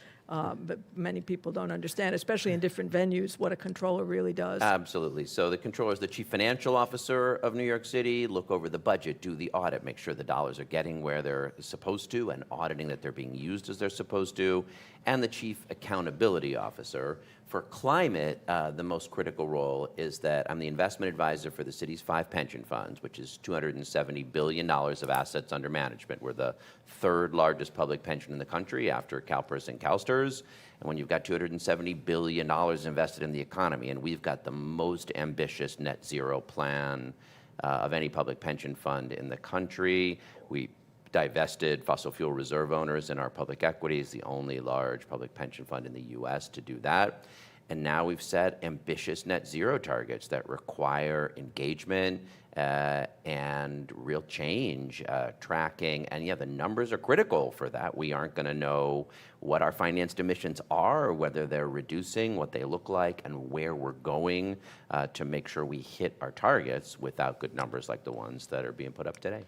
So how do you balance that? That's an enormous sum, $250 billion. 270 even. Don't take 20 billion. 270 billion. And that represents the future of those pension holders. Absolutely. That is the retirement security that's of our their teachers retirement and security of firefighters the teachers and firefighters, as you mentioned, who make the city livable. Absolutely. And so how do you balance either just intellectually and also operationally the today needs of that pension fund to sort of hold risk under control with this push for sustainability? Absolutely. And, you know, we are a fiduciary. That means we have to maximize risk-adjusted returns. When you look at the long term, which is our job, again, we have obligations that already stretch out near to the end of the century. That's what this is, retirement security. So if a first-year teacher starts this year, they're just about to graduate their first class of kids. But we hope they'll teach another 30 years and then retire. So we've got obligations running out toward the end of the century. And of course, the biggest risks we face are systemic risks. So the risk that climate change poses to our portfolio, because let's be clear, if we blow past our Paris targets collectively, we will burn up trillions of dollars in economic value when the companies that we're invested in have damage done to their assets, when stranded assets can't have their value recognized, when the costs of the climate crisis come home to roost. So acting now, if you're a universal investor like we are, invested all across the economy, you can't hide in one little part of it. We need real world decarbonization. We need to hit those Paris targets, and we need urgent action to do it if we're going to hit our financial returns in the coming decades. So how does disclosure, say, complement your engagement? I assume from what you just said, you're in a constant engagement with the companies in which you're shareholders. Yep. And you know, our role is to help them illuminate for you as an investor, their disclosure position, their risks as they see them. So how do you balance what they're willing to disclose with what you're asking? These are great questions, and disclosure is so critical. So, you know, like many of the companies we invest in, we've set a net zero target. We've set a goal of being net zero by 2040, but, you know, most companies 2050. But then the question is, okay, that's a long time from now, and sure, we can track emissions if they're disclosed, but how do we know? Do you have science-based targets? Are the actions you're taking consistent with the plan you've set out? And we can only know that if people will disclose meaningful factors. So what are those? Obviously, a big chunk of that is what are your scope 1, 2, and 3 emissions. We were glad the SEC rule got put in place on scopes 1 and 2, but 70% of emissions are scope 3. So we really also need scope 3 emissions disclosure. And what we've said is we want to have 70% of our financed emissions, the emissions we're responsible for through finance, in scopes 1 and 2 under science-based targets by a year from now, and 90% of them under science-based targets for scopes 1, 2, and 3 by the end of the decade. But that's a big problem. I'll give you an example. In our utilities, 90% of them have set Paris goals, have set a net zero target, but only 11% have a plan that's been submitted for science-based targets. So, that's an example where we're pushing and working with them for better, clearer disclosure. One other good example, we actually just had some successes this spring with the banks that we're invested in, which obviously invest, are huge lenders in fossil fuel extraction, even after they made commitments to be net zero. The biggest 4 U.S. banks have lent over $1 trillion on fossil fuel extraction. So this year we did get JP Morgan, Citibank, and Royal Bank of Canada to agree to some new disclosure to disclose the ratio of their clean energy lending to their fossil fuel lending, which was not being disclosed before, and will now help investors make real decisions about whether people are aligned with their plans. That's a real breakthrough. We're kind of running close to end of our time, but I would love to probe that a little more, because that's really a breakthrough. Because obviously, everybody, this is a world of contradiction. We're not yet ready to say renewables can run all of our energy needs, and we may never in our lifetime. We're seeing big scale up of renewables, but we're not seeing a real plan for drawdown of fossil fuels. Exactly. So the fact that you, as a fiduciary, are pushing people to set a science-based target, get science closer to the policy and capital knowledge that we already have, is really critical. So did you develop that yourselves, or how did you get to that? That's an activist point, pretty activist for control. We did not develop this energy ratio metric. We worked with Bloomberg New Energy Finance, did a lot of work for it, and Mark Carney, who had been a big climate advisor to a lot of the finance industry, came up with this metric. And we said, great, that's a metric. We had tried some others. The banks had resisted. This metric of the ratio of shifting from fossil fuel lending, which now is 2-to-1 for those U.S. banks compared to their clean energy lending, it's got to be 4-to-1 the other way. And now we're going to start to see, as a result of this disclosure, whether or not they're moving fast enough. So that's a perfect example on which to end. It's a very specific bit of information that gets surfaced through the ecosystem of information search and can be applied, but it takes somebody like you and your team to know, okay, this is a piece of info we really can put to work, and we have a year to do it because you've set them a year target. So that's really lining up timetable with turnover with the task that needs to be achieved. So I'm just so grateful for all your leadership, and I'm not a teacher, but I know the teachers are very grateful too. They're great partners. They've got a long-term view on the planet. They certainly do, and what your work is the heartbeat of our city. And I'm really grateful for your presence today. Wonderful to be with you this morning. Thanks to CDP for inviting me on and for this great new platform. Thanks so much.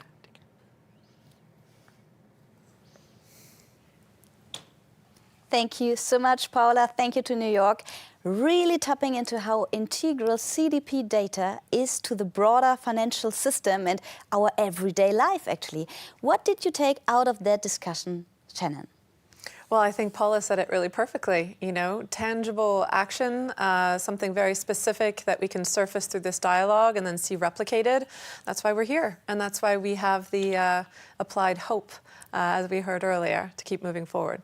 So we're still hopeful, and we stay active. Absolutely, as long as we have these solutions coming to the fore that we can all replicate. Yeah.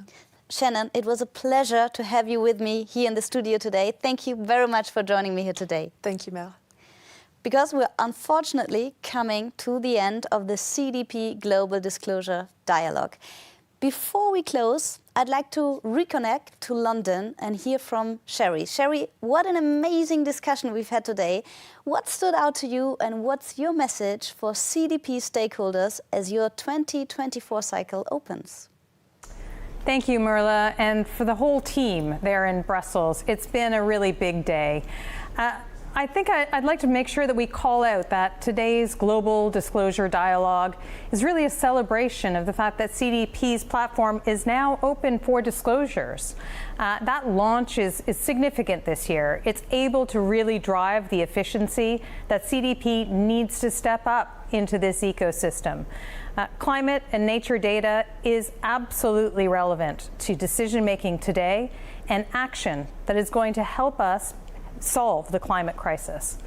And so I'd really love to be able to make sure that I thank my whole CDP team. This was a huge lift, and I think we should all be incredibly proud of what we've delivered today. I'd also like to thank Patricia Torres and the team here at Bloomberg for giving us this fantastic space. A big thank you to Sue Lloyd and her team at the ISSB for such incredible partnership. That partnership as well with the TNFD and Tony Gardner and his team.